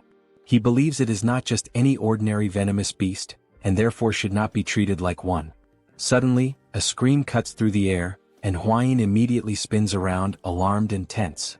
It is Seol, her voice hoarse but forceful, calling out to her sister with every last ounce of strength she can muster. The fury in her voice is unmistakable, and it freezes both Soryang and Huayin in place, leaving them momentarily paralyzed, unsure how to react. Seol continues shouting, declaring that the creature has dishonored her, and vowing that she will never allow it to do the same to her sister. Without hesitation, she draws her sword, her determination carved into every movement. Her eyes blaze with resolve and she prepares herself to strike. At that exact moment, Soryang cries out desperately, begging her to wait, just for a single second. But nothing could stop her now. Unshaken and unwavering, Seol rushes forward, aiming directly at the creature with relentless momentum. In a flash of motion, Soryang throws himself in front of the creature, spreading his arms wide open in a protective gesture, trying with everything he has to block her attack. Seol, still unwilling to stop, points her sword at him, ready to strike, and commands him to move aside. But Soryang stands firm. He doesn't move an inch. With clear conviction in his voice, he declares that he will not move under any circumstances. Remaining solid and unyielding, he points to himself and states that he is the one who captured the creature. Therefore it now belongs to him. Hwain's eyes go wide, stunned and speechless at the gravity of what he just said. Then Soryang's expression hardens. He clenches his fists tightly, bracing himself for whatever may come next, ready to face any threat head-on. At that moment, a sinister and intense aura begins to radiate from Seol. Her eyes gleam with burning fury and her voice, dripping with hatred, demands that he repeat himself. She wants to hear it again to be absolutely sure she hadn't misheard. Soryang continued staring directly at Seol. Once again, Seol demanded that he repeat what he had just said, if he had the courage to do so. In Soryang's mind, the memory of the gecko with the poisonous chant resurfaced, one that Seol had already killed before. He wondered, filled with indignation, if now she also intended to kill the spider. At that moment, Hwain suddenly shouted, urging Lady Seol to wait before doing anything drastic. She firmly stated that Un was only paralyzed, not dead. Upon hearing those words, Seol froze in shock as the realization struck her that her sister was still alive. To remove all doubt, Hwain assured her again that Un was truly alive. Understanding how Seol felt, she explained that if the host were to be killed and the body's clone were undone, the imitation would simply revert into something else. This process in turn would serve to clear Lady Un's name. Hwain implored Seol to think calmly about her actions before acting on impulse. She questioned whether, by taking the host and exposing it before the entire family, Seol would actually feel that her anger and sorrow had been resolved. Finally, directing the attention of everyone present, Hwain brought the focus back to the essential point. It was Soryang who had discovered and captured the host, and beyond that he was also the one who saved Un's life. Upon hearing everything, Seol appeared visibly embarrassed by the way she had behaved at the beginning. She turned to Soryang and offered an apology, admitting that she had failed to consider his kindness and had acted too hastily in judging him. Soryang, relieved by her words, accepted the apology. Wasting no time, he turned to Hwain and sincerely thanked her for clarifying the entire situation so smoothly and effectively. Seol then turned her gaze back to Soryang and asked what he planned to do with the creature. Excited, he declared that, before anything else, he intended to take it to the Tang clan. Swept up in his enthusiasm, he commented to Seol that he actually thought the creature was cute. Seol, now entirely frustrated, asked in disbelief whether he seriously found that thing cute. As she mulled over the deeper meaning of the word cute, Seol began to panic and, driven by impulse, asked if Soryang didn't already have Lady Hwain. Hwain let out a sigh upon hearing the question and replied that Seol was completely misinterpreting Soryang's words. Annoyed, Soryang clarified that he had referred to the spider as being cute, not in the sense of it being charming like a person, but because it was red, covered in soft fur, and had unique abilities. Seol tried to understand, though she still appeared somewhat skeptical. At that moment, Soryang looked at both of them with curiosity and asked what exactly they had been discussing. Flustered, both women quickly replied that it was nothing important. With the break of dawn, the spider and Lady Un were safely escorted back to the Namgung family. As soon as the Namgung patriarch laid eyes on the creature, he immediately drew his sword, consumed by fury at the thought that the creature had stolen his daughter's appearance and dishonored her in the process. Soryang, realizing the danger, pleaded with him to remain calm. He assured the patriarch that all misunderstandings regarding his daughter would be thoroughly explained. The patriarch let out a deep sigh and muttered, "Like father, like daughter," leaving Soryang momentarily confused by the remark. Soon after, the patriarch turned to him and expressed his gratitude for saving both of his daughters. He emphasized that the Namgung clan would never forget what Soryang had done and that, as a gesture of their gratitude, they would grant him one wish. Without hesitation, Soryang pointed to the spider, declaring that he wished to take it with him. The patriarch, without the slightest objection, granted his request. Before ending the discussion, however, the patriarch brought up something that still bothered him. Curious, Soryang asked what it was. The patriarch referred to his daughter Seol's appearance. She still wore an expression of stiffness, completely unlike her usual demeanor. Concerned, he posed a new question. Just as the creature had stolen the image of his daughter, was it possible for it to do the same with anyone else? Soryang became thoughtful. Although he was now the spider's owner, he didn't exactly possess the image rights of the patriarch's daughter. He began to reflect deeply on what might be done regarding this particular issue. Suddenly, interrupting his train of thought, something drew Soryang's attention. It was a restless crowd of people, completely agitated. Concerned about the commotion, Soryang rushed over to Commander Gu Pei and asked what was happening. The commander replied that it was a group of angry citizens. Many among them were outraged that the creature had stolen the appearance of young Lady Seol. They shouted loudly, questioning why it hadn't simply been killed. These comments infuriated Gu Pei. He sternly declared that the spider was now the property of the clan and that they were being far too bold by insulting it. Alarmed by the commander's fierce reaction, the crowd quickly backed down and retracted their statements. Soryang then declared that the misunderstanding had already been resolved and that everyone who needed to see her had already done so. Concerned about the creature's safety, he stated firmly that no one else should be allowed in. Upon hearing this decision, Gu Pei immediately gave the order to close the entrance. At that very moment, quite unexpectedly, someone appeared. It was an elderly man leaning heavily on his staff. Coughing lightly, he asked if he could just take a quick look. The guard at the entrance, following the orders from above, replied that he could not allow him to pass. The old man insisted, saying it would only take a moment, but the guard repeated that it simply wasn't possible. Soryang stepped in and argued that, given the elder's frail health and the long journey he had clearly undertaken, the least they could do was allow him a brief visit. With permission granted, the old man walked through the entrance and made his way directly toward the creature. With misty eyes, he recognized her in a strange, almost mystical way. She turned to Soryang and asked what her fate would be. With excitement in his voice, he answered that she would live, for she was a precious creature and would be raised within the Tang clan. Still enthusiastic, Soryang emphasized that, despite her unusual appearance, she was simply a spider, nothing more. The old man was visibly moved upon hearing such kind words about the spider for the very first time. Feeling relieved, he stated that he could trust Soryang, though the young man did not quite understand what he meant. Suddenly, the elder began untying the creature, leaving everyone nearby utterly stunned by the sight.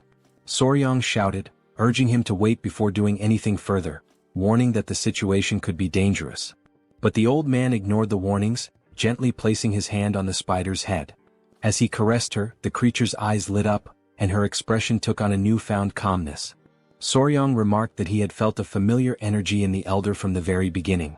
The old man then revealed that the spider's name was Yowa. With a nostalgic gaze, he began to recount the story of how they had met.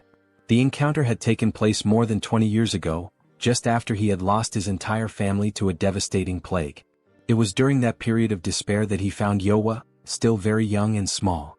At the time, while he still had vitality in his body, he had fed her with his own qiyang.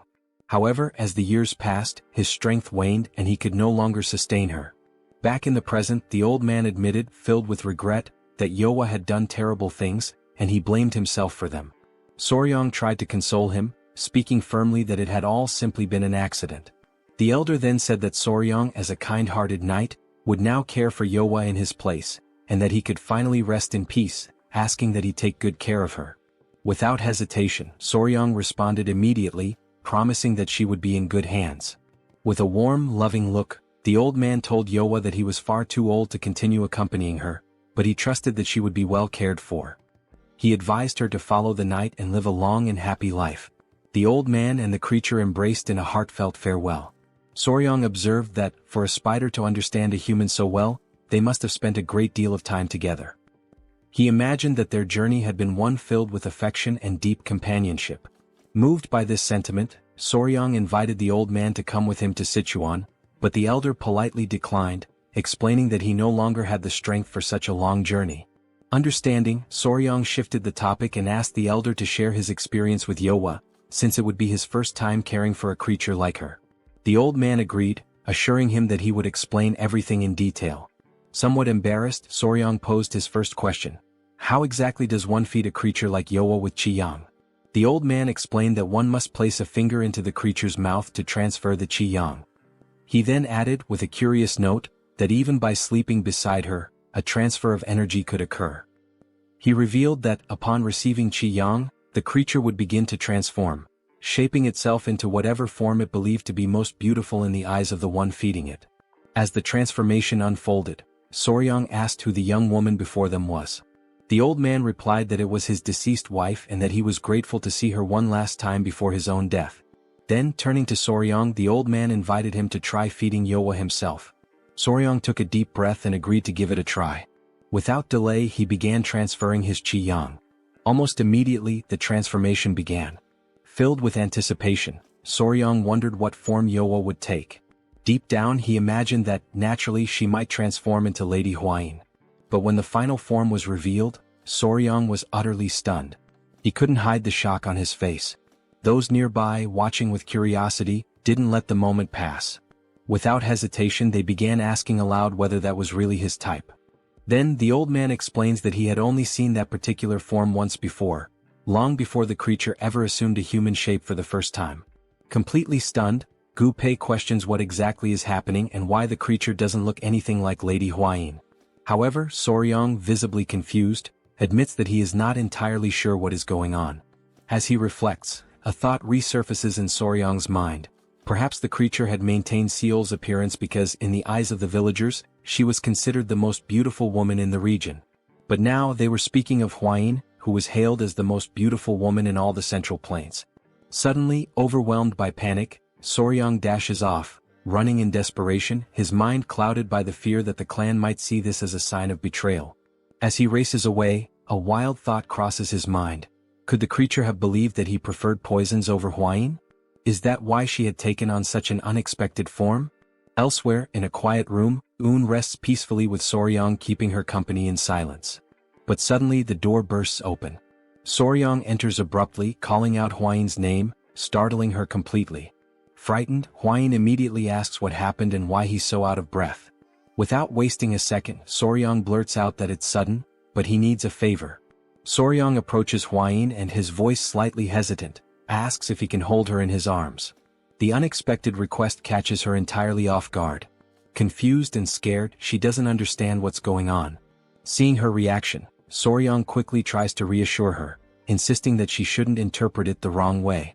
But hearing that only throws Huayin into a state of panic. Overcome by anxiety, she exclaims that he must have discovered the truth. She scrambles to explain, saying she never meant to keep anything from him deliberately, she only knew what she knew from reading about it in books. As she speaks, Soryang watches her, completely puzzled, having no idea what she's referring to. With her panic mounting, she finally yells out that the spider is one of the 10 great venomous creatures of the Central Plains. Soryang is left speechless. In his mind, an image of the spider flashes and shock floods his thoughts. He cannot believe what Huayin has just revealed, that Yowa is, in fact, that very creature. Huayin swears that she never meant to deceive him, but chose to remain silent until she could be sure, because of a promise she had made. Still frozen in place, Soryang begins to understand. That was why Huayin had been so hesitant. The revelation had taken him completely off guard. Huayin, overcome by emotion, gives in. In an unanticipated move, she throws herself into Soryang's arms. The gesture flusters and embarrasses him entirely. But suddenly, while still holding Huayin, something catches Soryang's attention. Had woken up.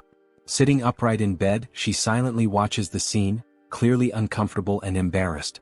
Panic overtakes Soryang the moment he realizes that is indeed awake. Days later, Soryang waves farewell to the Namgung clan. The incident had been resolved, and fortunately, Yowa had assumed the form of Huayin after absorbing Soryang's qi yang. Aboard the boat, Soryang walks over to Yowa to inform her that, once they reach their destination, he will release her from the cage. Shortly after, Gu Pei asks if Soryang has any idea about the next leg of their journey. Soryang explains that after acquiring the ice jade, he plans to head directly for Mount Gonga, home of the fat-tailed geckos. However, he admits that he is uncertain whether he should stop by the Tang clan first, as he doesn't know if Yowa can handle such a long journey. Upon hearing this, Yowa raises a hand toward Soryang, who immediately asks if she's feeling well. She smiles gently, a clear reflection of her recognition of his kind spirit. Soryang understands the gesture and thanks her sincerely, promising that they will get there as quickly as possible. Without further delay, Soryang turns to Gu Pei and informs him that they will head straight to Mount Gonga as originally planned. As they travel toward their destination, Soryang takes the opportunity to quietly enjoy the scenery around him, allowing himself a rare moment of peace amidst the gentle sway of the journey. Suddenly, something captures his attention. He overhears two young men talking nearby, their voices animated. One of them says that the leader of the alliance had personally led the Azure Dragon unit on an expedition, and that captured prisoners from the Blood Cult had begun to reveal crucial information about the locations of other strongholds. Right after that, the boy with yellow hair adds with excitement that there are rumors going around about someone who managed to create a poisonous mist that only affects members of the Blood Cult. Instantly, Soryang turns toward them with enthusiasm written all over his face, realizing that they were talking about something he himself had accomplished.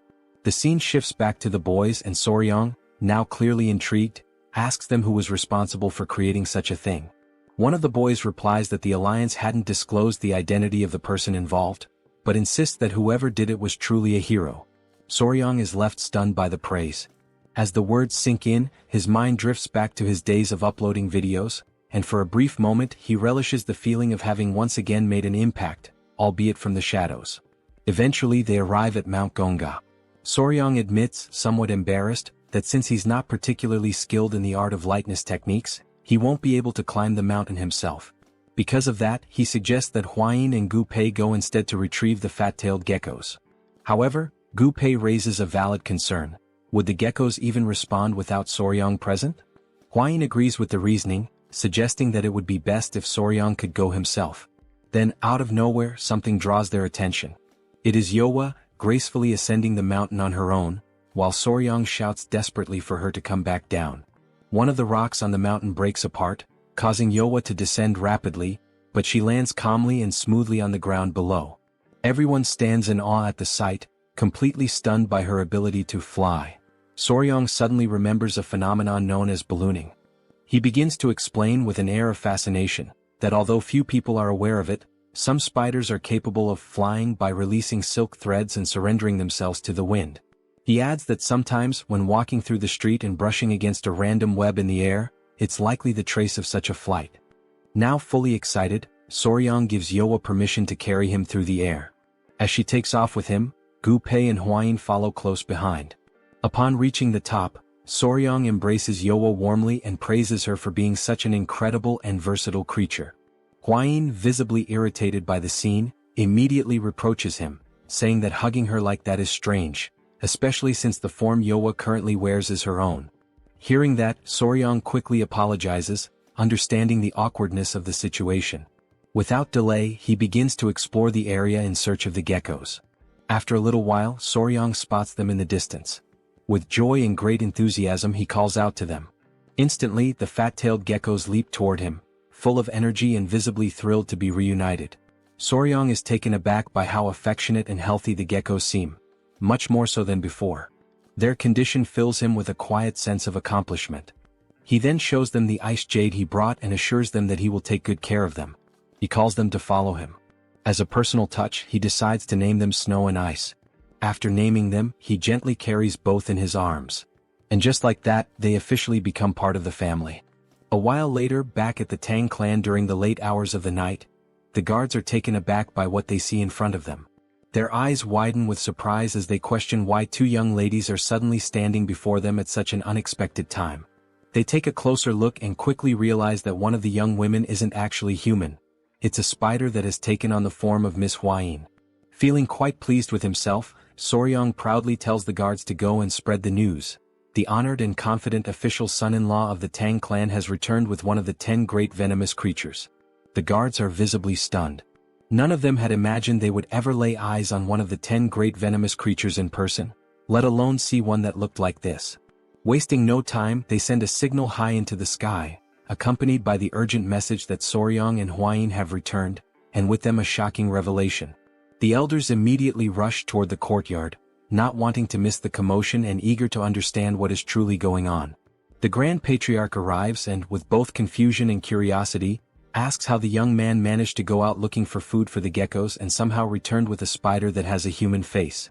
He demands to know what exactly Soryang was doing during that trip. The in-laws are also left speechless when they see the spider bearing the exact same face as their daughter, Hwain. Soryong answers plainly, saying that he simply encountered the creature while he was staying at the Namgung clan. Everyone in the courtyard starts murmuring among themselves, saying that no one has ever heard of someone randomly finding one of the infamous 10 great venomous creatures.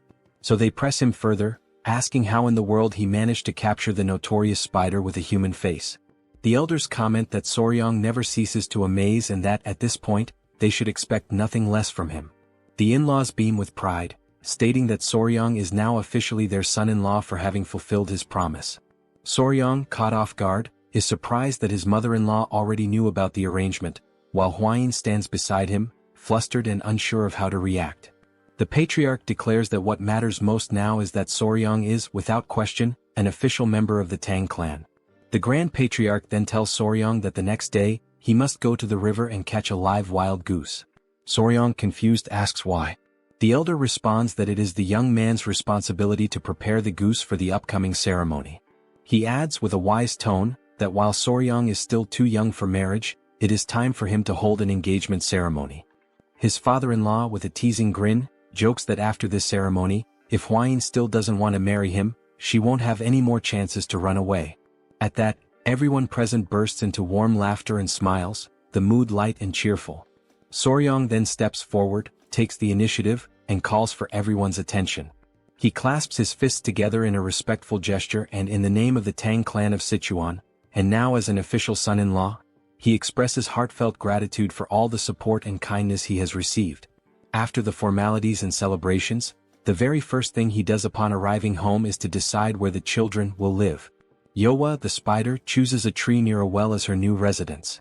As for the geckos, which behave much like loyal puppies, instead of placing them in the creature courtyard, Soryong decides for the time being, to let them stay in his own room. Once everything is set up and organized to a reasonable degree, Soryong gathers them all and asks if they're happy with their new home. He tells Yowa that if she ever feels hungry, she should go straight to her chosen tree. Yowa, pointing at something that resembles a spider sneaker, seems to want to communicate something important.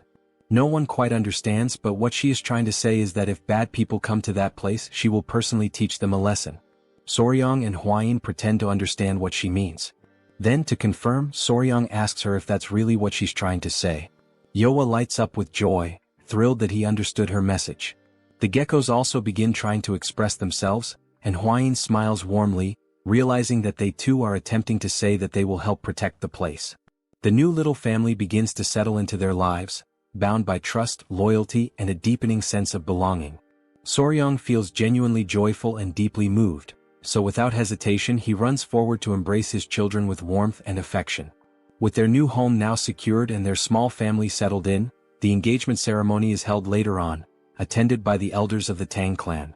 It is a simple and modest affair where the couple exchanges heartfelt vows, and only the ceremonial offerings are presented as part of the tradition. However, before all that, a minor confusion arises during the preparation of the offerings. The young warrior is caught completely off guard when Hwain declares that she wants the geckos as her engagement offerings instead of traditional jewels. Soryong stands there stunned. Out of all the discussions surrounding engagement gifts, she wants the geckos? He reflects to himself that for quite some time now, he had noticed how her eyes lingered fondly on the geckos, but never did he imagine she would openly say something like that. He calls her young miss, and trying to remain composed, tells her that what she is asking will be difficult. Stepping closer, he grabs her gently by the arm and explains that traditionally, engagement offerings are meant to symbolize a promise of eternal love. He adds that while the geckos are indeed wonderful and dear, the offering should be something unchanging and enduring, like the ice jade. He continues, emphasizing that once the engagement ceremony concludes, everything he owns will naturally be considered hers as well. Moved by his words and taken aback by the way he held her arms so intimately, Hwain blushes deeply, her cheeks flushed. She softly responds that she understands and agrees to follow his guidance. But just as the moment calms, she calls out to him again and says that there is another matter she must address. She declares that from now on, he must stop referring to her as young miss. Since they are now officially engaged, such a title is no longer appropriate. This request also catches Soryong completely off guard, and now it's his turn to blush. As the geckos snuggle adorably in her arms, he manages to nod and replies with a simple affirmation that he understands. Shortly after, in the patriarch's main hall, the father-in-law greets them and casually asks whether they slept well the previous night. Soryong, however, can only think about why exactly he has been summoned. The father-in-law soon clarifies that the reason for calling him in is to speak about Soryong's great art. Hwayin elaborates, explaining that this great art involves learning a qi cultivation technique unique to the Tang Clan, one that involves internalizing poison. Soryong then asks whether they're referring to the ritual of taking the 10 poisons that had previously been mentioned. The Grand Patriarch confirms this and comments that it was fortunate Soryong captured the human-faced spider, as her venom is considered the weakest among the poisons from the 10 great venomous creatures.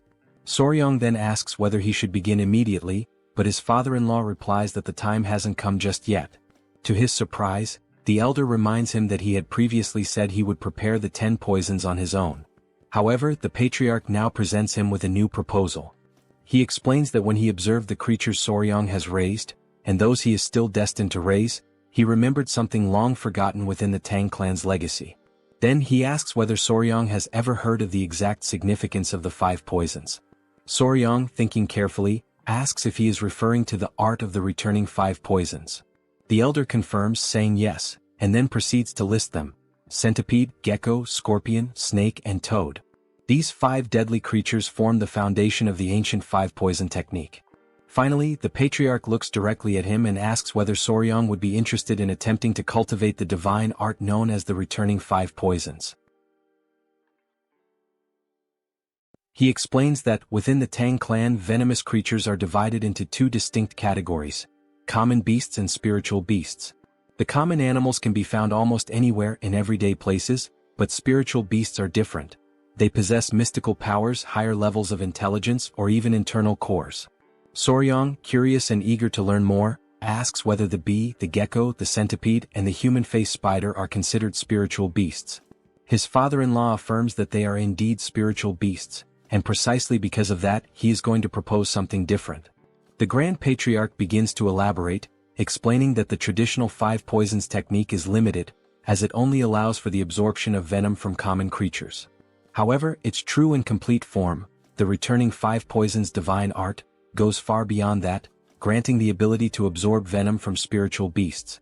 With the fat-tailed geckos and the centipede already in his care, 2 spiritual beasts are secured. If they can obtain venom from a snake, a scorpion, and a toad, all at the spiritual level, then all the conditions will be met for Soryong to fully master the returning 5 poisons. The elder then looks at him intently and asks whether Soryong would like to begin training in this divine art. Upon hearing this, the first thing Soryong manages to ask is whether the gecko actually possesses venom. The Grand Patriarch calmly responds that he conducted some studies and discovered that the geckos have the ability to bring people to a state of extreme cold. That, in itself, is a form of venomous effect. Then, his father-in-law presents him with 2 paths to choose from. The first path involves absorbing the venom from the centipede and the gecko in order to master the returning 5 poisons divine art. The second path requires absorbing the venom from the human-faced spider, which would initiate the cultivation of the dual-core 10 venoms body. Soryong, still unsure, asks whether he could possibly use the 10 most venomous creatures instead to complete the 10 venoms body. But his father-in-law calmly explains that the gecko is not one of the 10 great venomous creatures.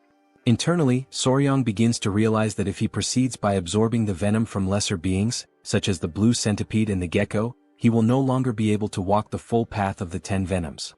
Therefore, he now finds himself at a crucial crossroads: either follow the spiritual path of the returning 5 poisons, or begin collecting all 10 of the great venomous creatures to forge the 10 venoms body. He likens this dilemma to choosing a skill tree in a game.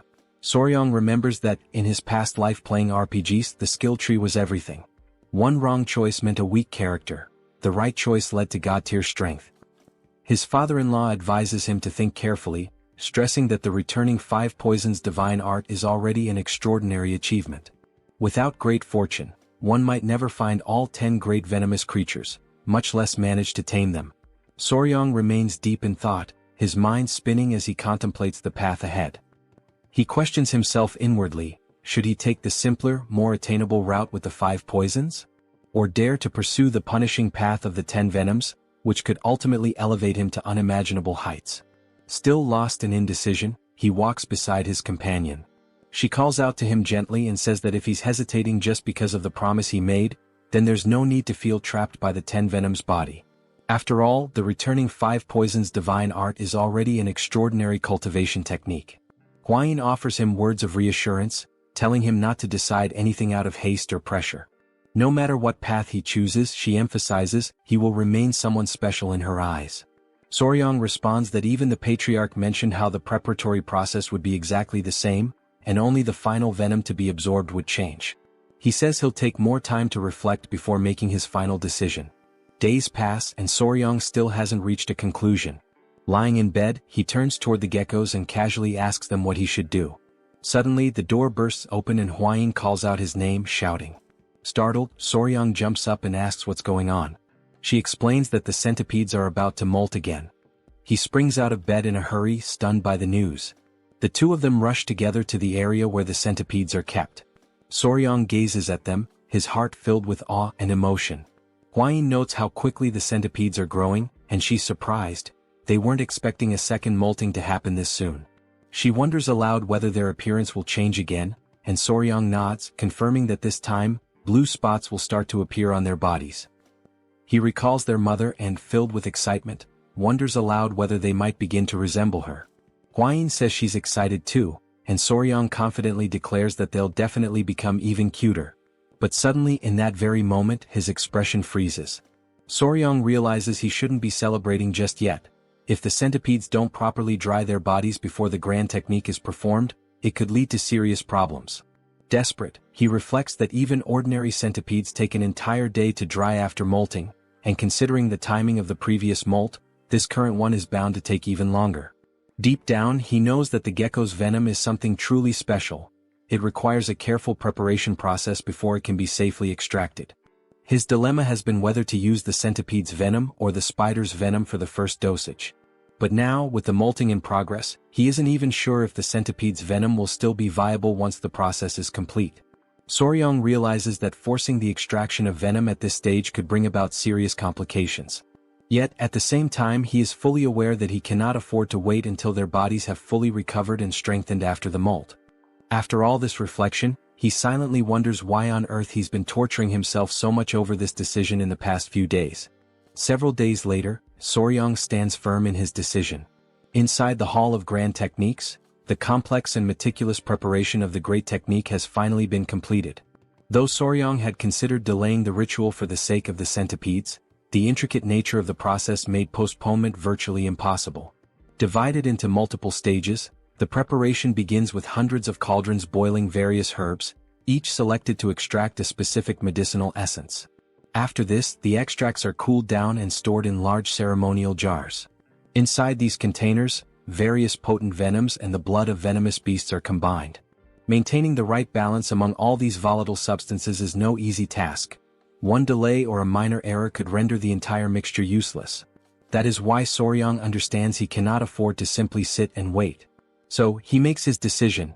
He will use the venom of Yowa, the human-faced spider, one of the 10 great venomous creatures. As he gazes into the ceremonial liquid, he notes how dark and ominous its color has become. At that moment, the Grand Patriarch enters and solemnly announces that the time has come to begin the ritual. He instructs Soryang to remove his garments and step into the jar. Without hesitation, Soryang complies and immerses himself. The moment he enters, a sensation washes over him, something almost nostalgic like being in a place that his body somehow remembers. The Grand Patriarch explains that a single drop of Yowa's venom will be added to the liquid, followed by the application of medicinal compounds. This combination will initiate the absorption process, causing Soryang's body to begin merging with the venom. He also mentions that, under normal circumstances, this would be an excruciatingly painful process. But given that the spider's venom is paralyzing by nature, Soryang should only feel a minimal amount of pain. The elder then says he will step out briefly to gather the remaining ingredients, asking Soryang to stay where he is and wait. Suddenly, the door bursts open and Huayin enters excitedly, bringing Yowa, the geckos, and the freshly molted centipedes with her.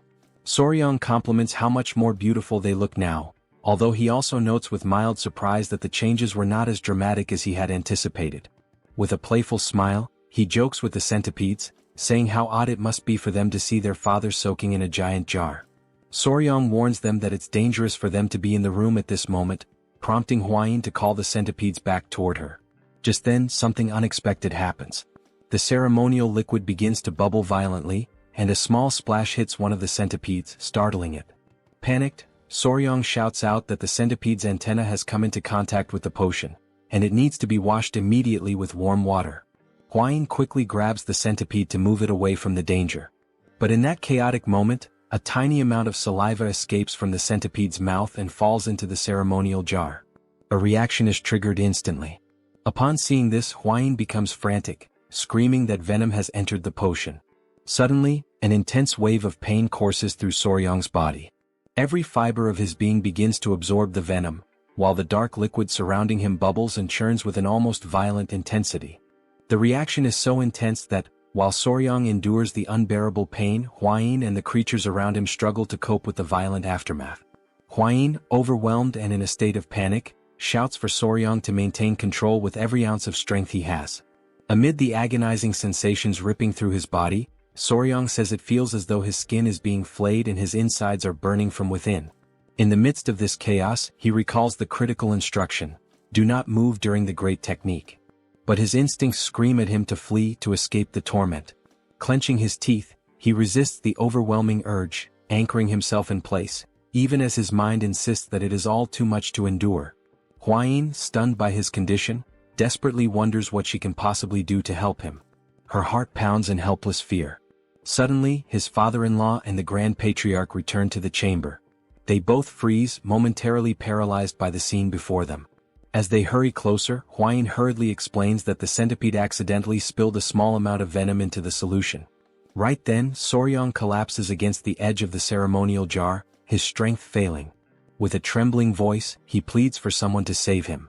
The Grand Patriarch quickly urges Soryong to stay conscious. At the same time, the Patriarch instructs him to calm his breathing and focus his mind, warning that losing consciousness now could be dangerous. Suddenly, Soryong coughs up a thick, dark liquid.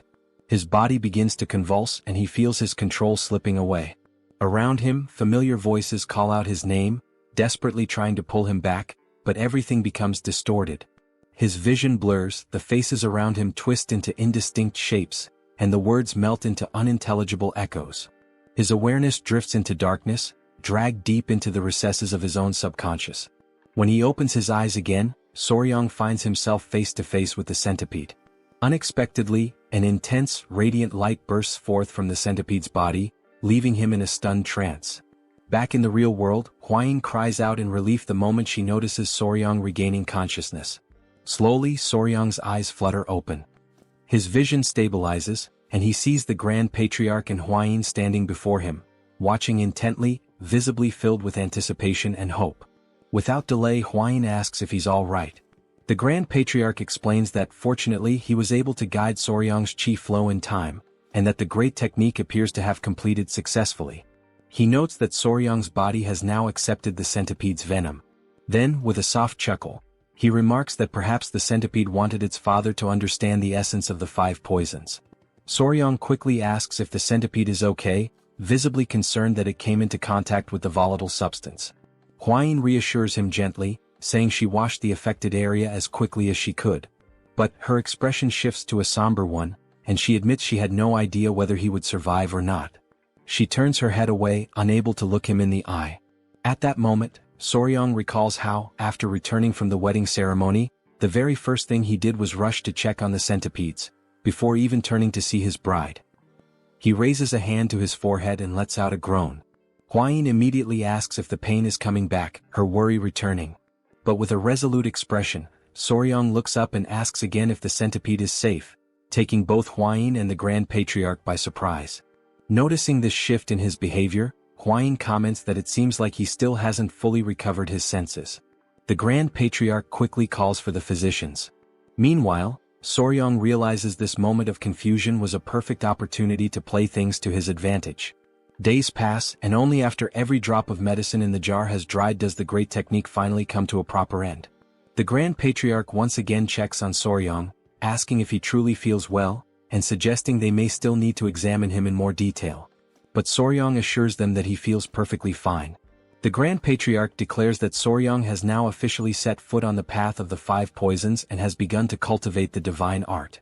For that reason, he says it is time to hand him the appropriate martial arts manual. Startled, Soryang asks what kind of manual. The Grand Patriarch explains that there are 5 manuals in total. Each one corresponds to a venomous creature and a specific technique. The venomous fang claw of the centipede, the venomous snake grasping hand that seizes life itself, the fast-legged scorpion tail technique, the wall-climbing gecko step method, and lastly the exploding toad palm. He adds that each technique governs a different discipline: claw technique, hand technique, leg technique, movement technique, and palm technique respectively. Soryang becomes visibly excited upon hearing that this martial art allows its practitioner to become one with poison, forming a true unity between body and venom. The very idea stirs something deep within him, igniting his curiosity and determination. The Grand Patriarch notices Soryang's reaction and remarks that he seems enthusiastic. Soryang confirms that he is indeed excited, but also admits that he's surprised. It's not exactly the kind of venom-based assassination techniques or deadly arts he had originally imagined. In response, the Grand Patriarch begins to explain the origins of this martial tradition. He reveals that this particular martial art did not originate within the Tang clan itself. The divine art of the returning 5 poisons, along with the 5 venom techniques, actually stemmed from an external lineage, from the now extinct 5 Poisons sect. He recounts a story from 2 centuries ago. Back then there was a second son of the Tang family, known far and wide as a prodigy of his generation. That young man fell in love with the daughter of the lord of the southern barbarian beast palace. Despite fierce opposition from both powerful clans, the 2 lovers defied their families and fled together. In exile they founded the 5 Poisons sect. The couple went on to create an entirely new martial art, one that fused the venom arts of the Tang clan with the beastly fist techniques of the Beast Palace. This fusion led to the birth of a unique and powerful martial system. However, because they incorporated forbidden techniques into their new style, they attracted the wrath of the martial world. The sect became a target of persecution and was ultimately annihilated around 100 years ago in the depths of the jungle. The Grand Patriarch concludes by explaining that after the sect's fall, both the Tang clan and the Beast Palace reclaimed fragments of the lost arts. The 5 poisons and the 5 venom techniques were eventually restored. Although tensions still lingered between the clans, the Tang clan managed to retain most of the art. He adds that the masters of the 5 Poisons sect held out against overwhelming force, proving the extraordinary strength of their style. The Grand Patriarch emphasizes that he has always believed this martial path would be a perfect fit for someone like Soryang, someone with a natural inclination and affinity for poisons. In that instant, Soryang realizes this was the Grand Patriarch's plan all along. He expresses his sincere gratitude and assures them that from this moment on, he will commit himself fully to training. The Grand Patriarch nods, stating that as long as he remains dedicated, greatness is destined to follow. And so, with resolve burning in his heart, Soryang takes his very first step onto the path of the divine art of the returning 5 poisons. Elsewhere, he strolls quietly, suddenly noticing how long it has been since he last felt sunlight on his face. Just then, much to his surprise, a centipede comes crawling rapidly in his direction. It's Nova, the same centipede that had spilled the venom into the ceremonial jar. Soryang wonders aloud if she had been waiting for him all this time. He looks at her gently and says he understands everything she went through, urging her not to blame herself. None of what happened was her fault. Moved by his words, the centipede suddenly leaps into his clothes. Startled, Soryang notes that her body is still rough and spiky from shedding her old skin, and he would really prefer if she stayed on top of his clothes rather than pressing directly against his bare skin. She looks at him for a moment and then climbs out of his clothes, leaving him full of assumptions and questions. Soryang grows anxious and wonders what is going on. A strange thought flashes through his mind. Could the centipede actually be reading his thoughts? Trying to shake off the notion, he reassures himself that it's probably just a coincidence. After all, animals that spend a long time together often develop uncanny synchronicities. He holds her gently in his hand, telling himself that he's just an emotional fool without a solid sense of reason. There's no way an ordinary creature from the Venom clan could do something like that. But suddenly, the centipede looks at him with a piercing, serious gaze. Then she radiates a powerful red aura, shocking Soryang to his core. He mentally gives her a command, to go to his head. Instantly, she obeys without hesitation.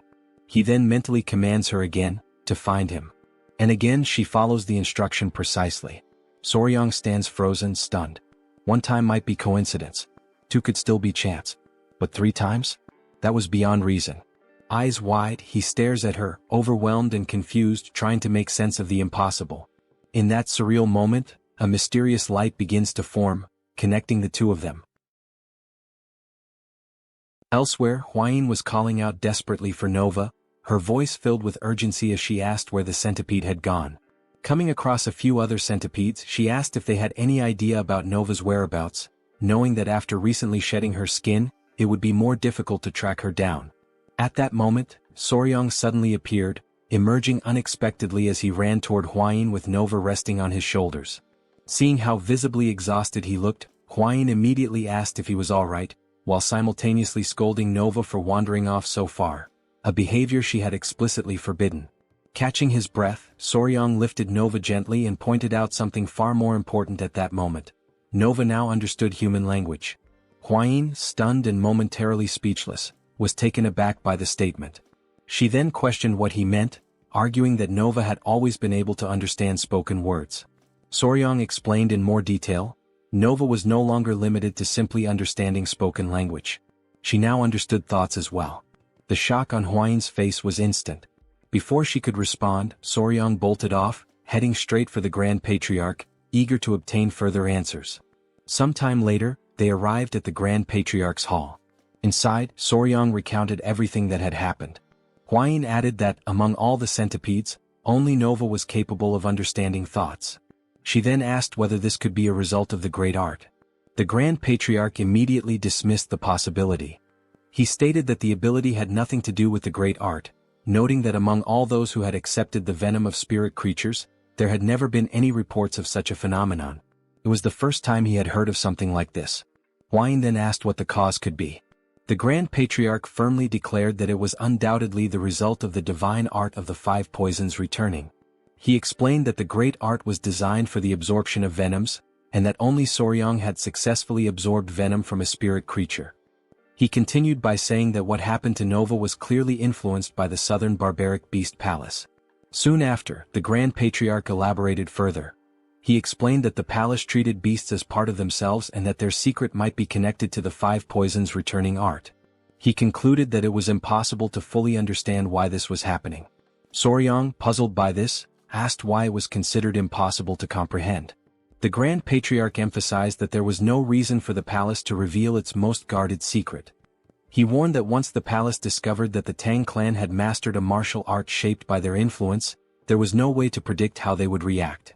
Distressed, Huayin asked whether there was any way to prevent this from escalating. The Grand Patriarch replied that it wouldn't be easy, unless the palace owed them a significant favor. Later on, Soryong walked in silence, feeling disappointed by the entire situation. He thought back to his original hopes of gathering his animals and forming something like the Brementown musicians. Suddenly, his thoughts were interrupted by someone calling out to him. It was Commander Gyupi who greeted him warmly, expressing how glad he was to see Soryong in better health. Suspicious, Soryong listened as Gyupi explained that there was an issue in the venomous creature garden and asked if Soryong could accompany him there. Soryong quickly considered that they should deal with the garden issue first and only then think about the palace. He also remembered that he had forgotten to go there after returning. Smiling, Soryong agreed to go with him. Before they left, Gyupi said he wanted to leave someone with Soryong. Hearing that, Soryong was surprised. What did he mean by someone? At that moment, to his amazement, the small Inying came running toward him, full of joy and longing. As they walked together, Gyupi explained that he brought the girl because she wouldn't let go of him, so he decided to bring her to the venomous creature garden. Still skeptical, Soryong asked the real reason Inying was there. Gyupi clarified that she had come for treatment and would be staying with the clan for a while. Interrupting, Inying asked why Soryong hadn't visited her yet. But Soryong only noticed that she was missing a tooth. He apologized, saying he didn't know she had already returned. He guessed she must have been bored being alone, but she denied it. To prove it, she smiled with her toothless grin and raised her click, the creature she had been playing with. Seeing it in her hands, Soryong was surprised. It was a click beetle. Click beetles are known for the snapping sound they make when they flip over. Though considered a crop pest, they're adorable in the eyes of children. Surprised, Gyupi asked if that really was a click beetle. Inying, slightly upset, insisted that it was much more than that. It was click. Soryong recalled that when he was younger he used to call them click insects, and this one was the very first he had ever raised in his past life. Then he asked Inying if she truly liked bugs. She enthusiastically replied that she did, especially the rage bee in the clique. Upon hearing those words, Soryong couldn't help but think that the little girl seemed like a smaller version of himself. The idea crossed his mind to teach her how to handle venomous creatures. He then invited her to explore and learn more about insects, and to his delight, she absolutely loved the idea. However, Gyupi could only think about how he would explain Soryong's decision to Patriarch Peng. Later that day in the Garden of Venomous Creatures, little Ying watched with curiosity as a snake slithered inside a glass container. Meanwhile, Soryong and Gyupi were discussing the colony of rats they were raising, which would soon exceed 1,000 in number. During their conversation, Soryong inquired about the water snakes, having heard there was an issue, and wanted to understand what was going wrong. While the two men talked, Ying remained preoccupied with the surrounding animals. Gyupi explained that while the snake's diet had been stabilized, the number of crickets was falling short, causing some creatures to go hungry. Soryong then reflected that, in truth, no matter how many crickets they had, it would never be enough, and the only real solution was to find an alternative food source. Suddenly, Ying let out a loud scream and burst into tears, drawing both men's attention instantly. Soryong quickly asked what had happened, but before the girl could explain, he noticed an unfamiliar smell. Through her sobs, Ying raised her hand and said she was sensing a strange odor. Soryong immediately realized something and gently asked her to show him what she had inside her bag. As he inspected the contents, he recognized that the little girl had made the exact same mistake he once made as a child. With patience, Soryong invited Ying to come with him and see something different from the click beetles she had collected. He showed her a red flower beetle. In fact, its real name was the tenebrio beetle, and once it reaches adulthood, it releases a foul odor through glands, which was the source of the smell. Because of their similar appearance to click beetles, it was easy to confuse the two. Soryong explained that only click beetles make a sound by snapping their abdomens. Tenebrio beetles do not. Still, he praised the girl for her efforts, saying she had done a good job because, coincidentally, he actually needed those very beetles. Gyupi then asked him why he would need them. With excitement, Soryong said he planned to raise all the beetles Ying had gathered. He explained that, although it might not seem like it, tenebrio beetles were actually one of the most common foods used for feeding both insects and lizards. Confident in his plan, Soryong declared that if they could replace the crickets with tenebrio beetles, their food supply would finally be sufficient. He told Gyupi that, thanks to Ying, they might have just found the solution to their problem, and invited him to accompany him to the cricket breeding area for further inspection. After some time they arrived at the breeding facility.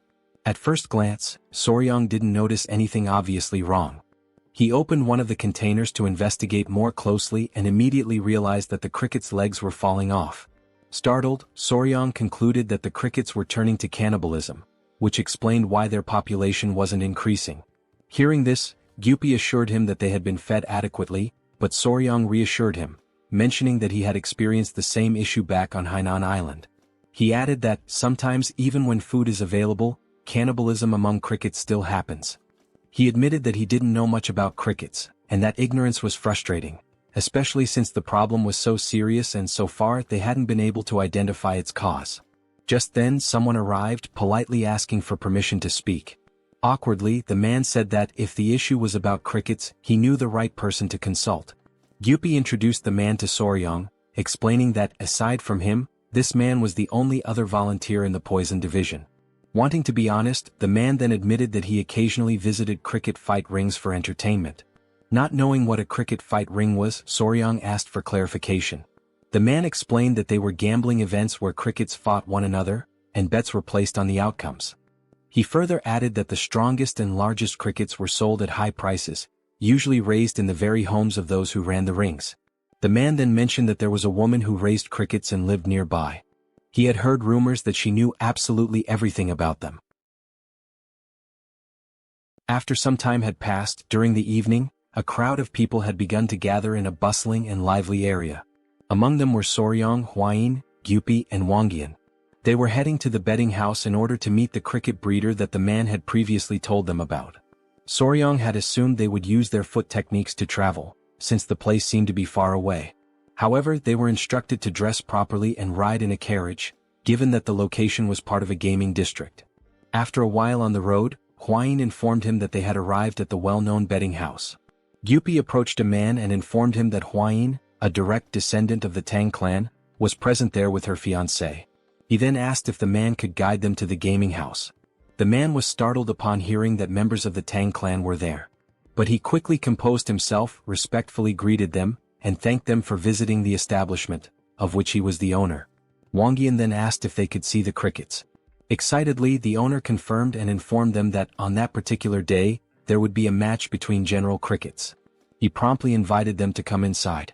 Once inside, Soryong was stunned by the sight. A group of men were gathered around a table, eagerly waiting for the match to begin. They shouted loudly, urging the crickets to fight, while one of them remarked that he had bet everything he had during the last match. On the table, the crickets were already getting into position for the duel. Very quickly they began clashing with each other. The men grew wild with excitement as they watched the intense battle, each one hoping that the cricket they had placed their bets on would emerge victorious. Watching the scene unfold, Soryong was left amazed to witness such a spectacle, while Wangyan, clearly thrilled, explained that the cricket that turned its back would be considered defeated. On the table, one of the crickets took a hit to the back and was defeated instantly. One of the men confirmed the end of the round. Wangyan went on to explain that the victorious General Cricket would now go to auction, and it was said that such crickets could be sold for as much as 30 taels of silver. Hearing this, Soryong briefly considered the idea of selling crickets himself. But before he could entertain the thought further, Hwayin interrupted him, calling him over to meet the breeder. They then made their way toward the area where she was. The owner mentioned that sometimes guests wanted to meet her, but to him the brat wasn't anything special. Her only roles were feeding and cleaning. He pointed at the girl and said she was useless, which is why she was kept tending to the crickets. He then barked at her to stand up, informing her that important guests were present and she should greet them properly. The girl quickly got to her feet and apologized. Upon seeing her face clearly, Soryong was completely taken aback. She was in fact a woman. The group now stood facing her directly. Still stunned, Soryong introduced himself and explained that they were members of the Sichuan Tang family. He then said he had some questions about how to care for crickets and asked if she could assist them. In response, the breeder simply gave a faint nod of her head. Soryong then explained that he had been raising a large number of crickets in a certain place, but they continued to eat each other. With few words she replied that they were craving meat. She explained further, saying that they were probably only feeding the crickets grass, but crickets are omnivores. They need meat. Otherwise they'll devour each other. Soryong was stunned. Inwardly, he realized that he had completely overlooked the possibility that a lack of protein was causing the cannibalism. Right then, Soryong began to question if this was what a true cricket specialist looked like, and he concluded that he needed to keep a close eye on her. Then, without saying a word, he subtly turned toward Hwayin, who immediately understood the signal. She, in turn, asked the owner if it would be possible to buy the breeder. He was confused at first, not understanding why someone would want to purchase her. But without hesitation he agreed, shoving the girl forward and saying they could take her right away. However, to everyone's surprise, the breeder refused. Her reaction irritated the owner, who yelled at her, demanding to know what she thought was so special about herself and if she even understood who she was refusing. Then he orders her to shut her mouth and go, but once again she refuses to obey. Soryong steps in at that moment, interrupting the tense situation, and firmly demands that they stop with that behavior immediately. Following his lead, Hwayin walks over and gently says that the girl will be treated well and can even bring her family to live with the Tang family. But the woman responds firmly that she will not go. Once more the owner asks in frustration if he's going to have to fight with her again. Before he can do anything further, Soryong cuts him off, asking him to calm down. Soryong then asks if she is working there on behalf of someone else, but the man shakes his head and denies it. He recalls that 5 years ago she came forward offering to work for free, and so he took her in and gave her the task of feeding the crickets. Soryong, visibly disappointed, wonders why she refuses to leave that place. Meanwhile, Gyupi, deep in thought, asks Soryong for permission to speak. He says that she reminds him of himself, back before he was taken in by the Tang family shelter. Then he turns to the owner and asks if he can take her with them for just one day. The man replies indifferently that he can do whatever he wants with her. So Gyupi gently invites her to come out with them for some fresh air. She hesitates for a moment, clearly lost in her own thoughts, but soon nods her head in agreement. Soryong and Hwayin are relieved and happy, even though it's only for a single day. A little later, inside the Tang family guest residence located in the capital city, Soryong and Hwayin are seated at a table along with the guest.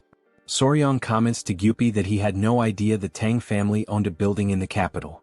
Gyupi explains that this is actually just a branch of the Sichuan Tang family. He adds that in addition to this building there are also inns, pharmacies and restaurants all along this alley, every one of them owned by the Tang family. He emphasizes that later on he will also show them the trading company and the escort agency. Astonished, Soryang asks if the entire alley belongs to the family. In silence he reflects on the patriarch, his father-in-law, who spends his days practicing martial arts. He never quite understood how the family managed to sustain itself, but now, finally, everything makes sense. Then Gyupi asks the caretaker why she refuses to leave and says that if she's going through any kind of hardship, they can help her. But she gives no reply. Soryang leans over and whispers to Hwayin that she's still not saying anything. Hwayin observes that the woman hasn't even touched the food or tea placed in front of her. Gyupi notices that she seems to be harboring some kind of resentment. He kindly tells her not to worry and assures her that she can trust them. In that exact moment and quite suddenly she rises from her seat. She kneels down, bowing her body and lowering her head until it is almost touching the floor. She introduces herself, saying that her name is Song Naok and that she comes from a village called Song. Hwayin is visibly surprised, and Soryang asks her if there is a reason why she refuses to leave the betting house. Instead of answering directly, she reaches up and pulls her hair away from her face, and what they see leaves everyone utterly stunned. Soryang is deeply shaken by the sight. The cricket caretaker's face is covered with the visible scars of severe burns. Outraged and unable to comprehend, Gyupi silently wonders how anyone could have done something so cruel to a woman. At the same time, Soryang asks her directly who was responsible, but she only replies that it was someone, and she declares that she must take revenge no matter what it costs. Through the tears streaming down her face, she firmly states that until she resolves that matter, she will never leave that place.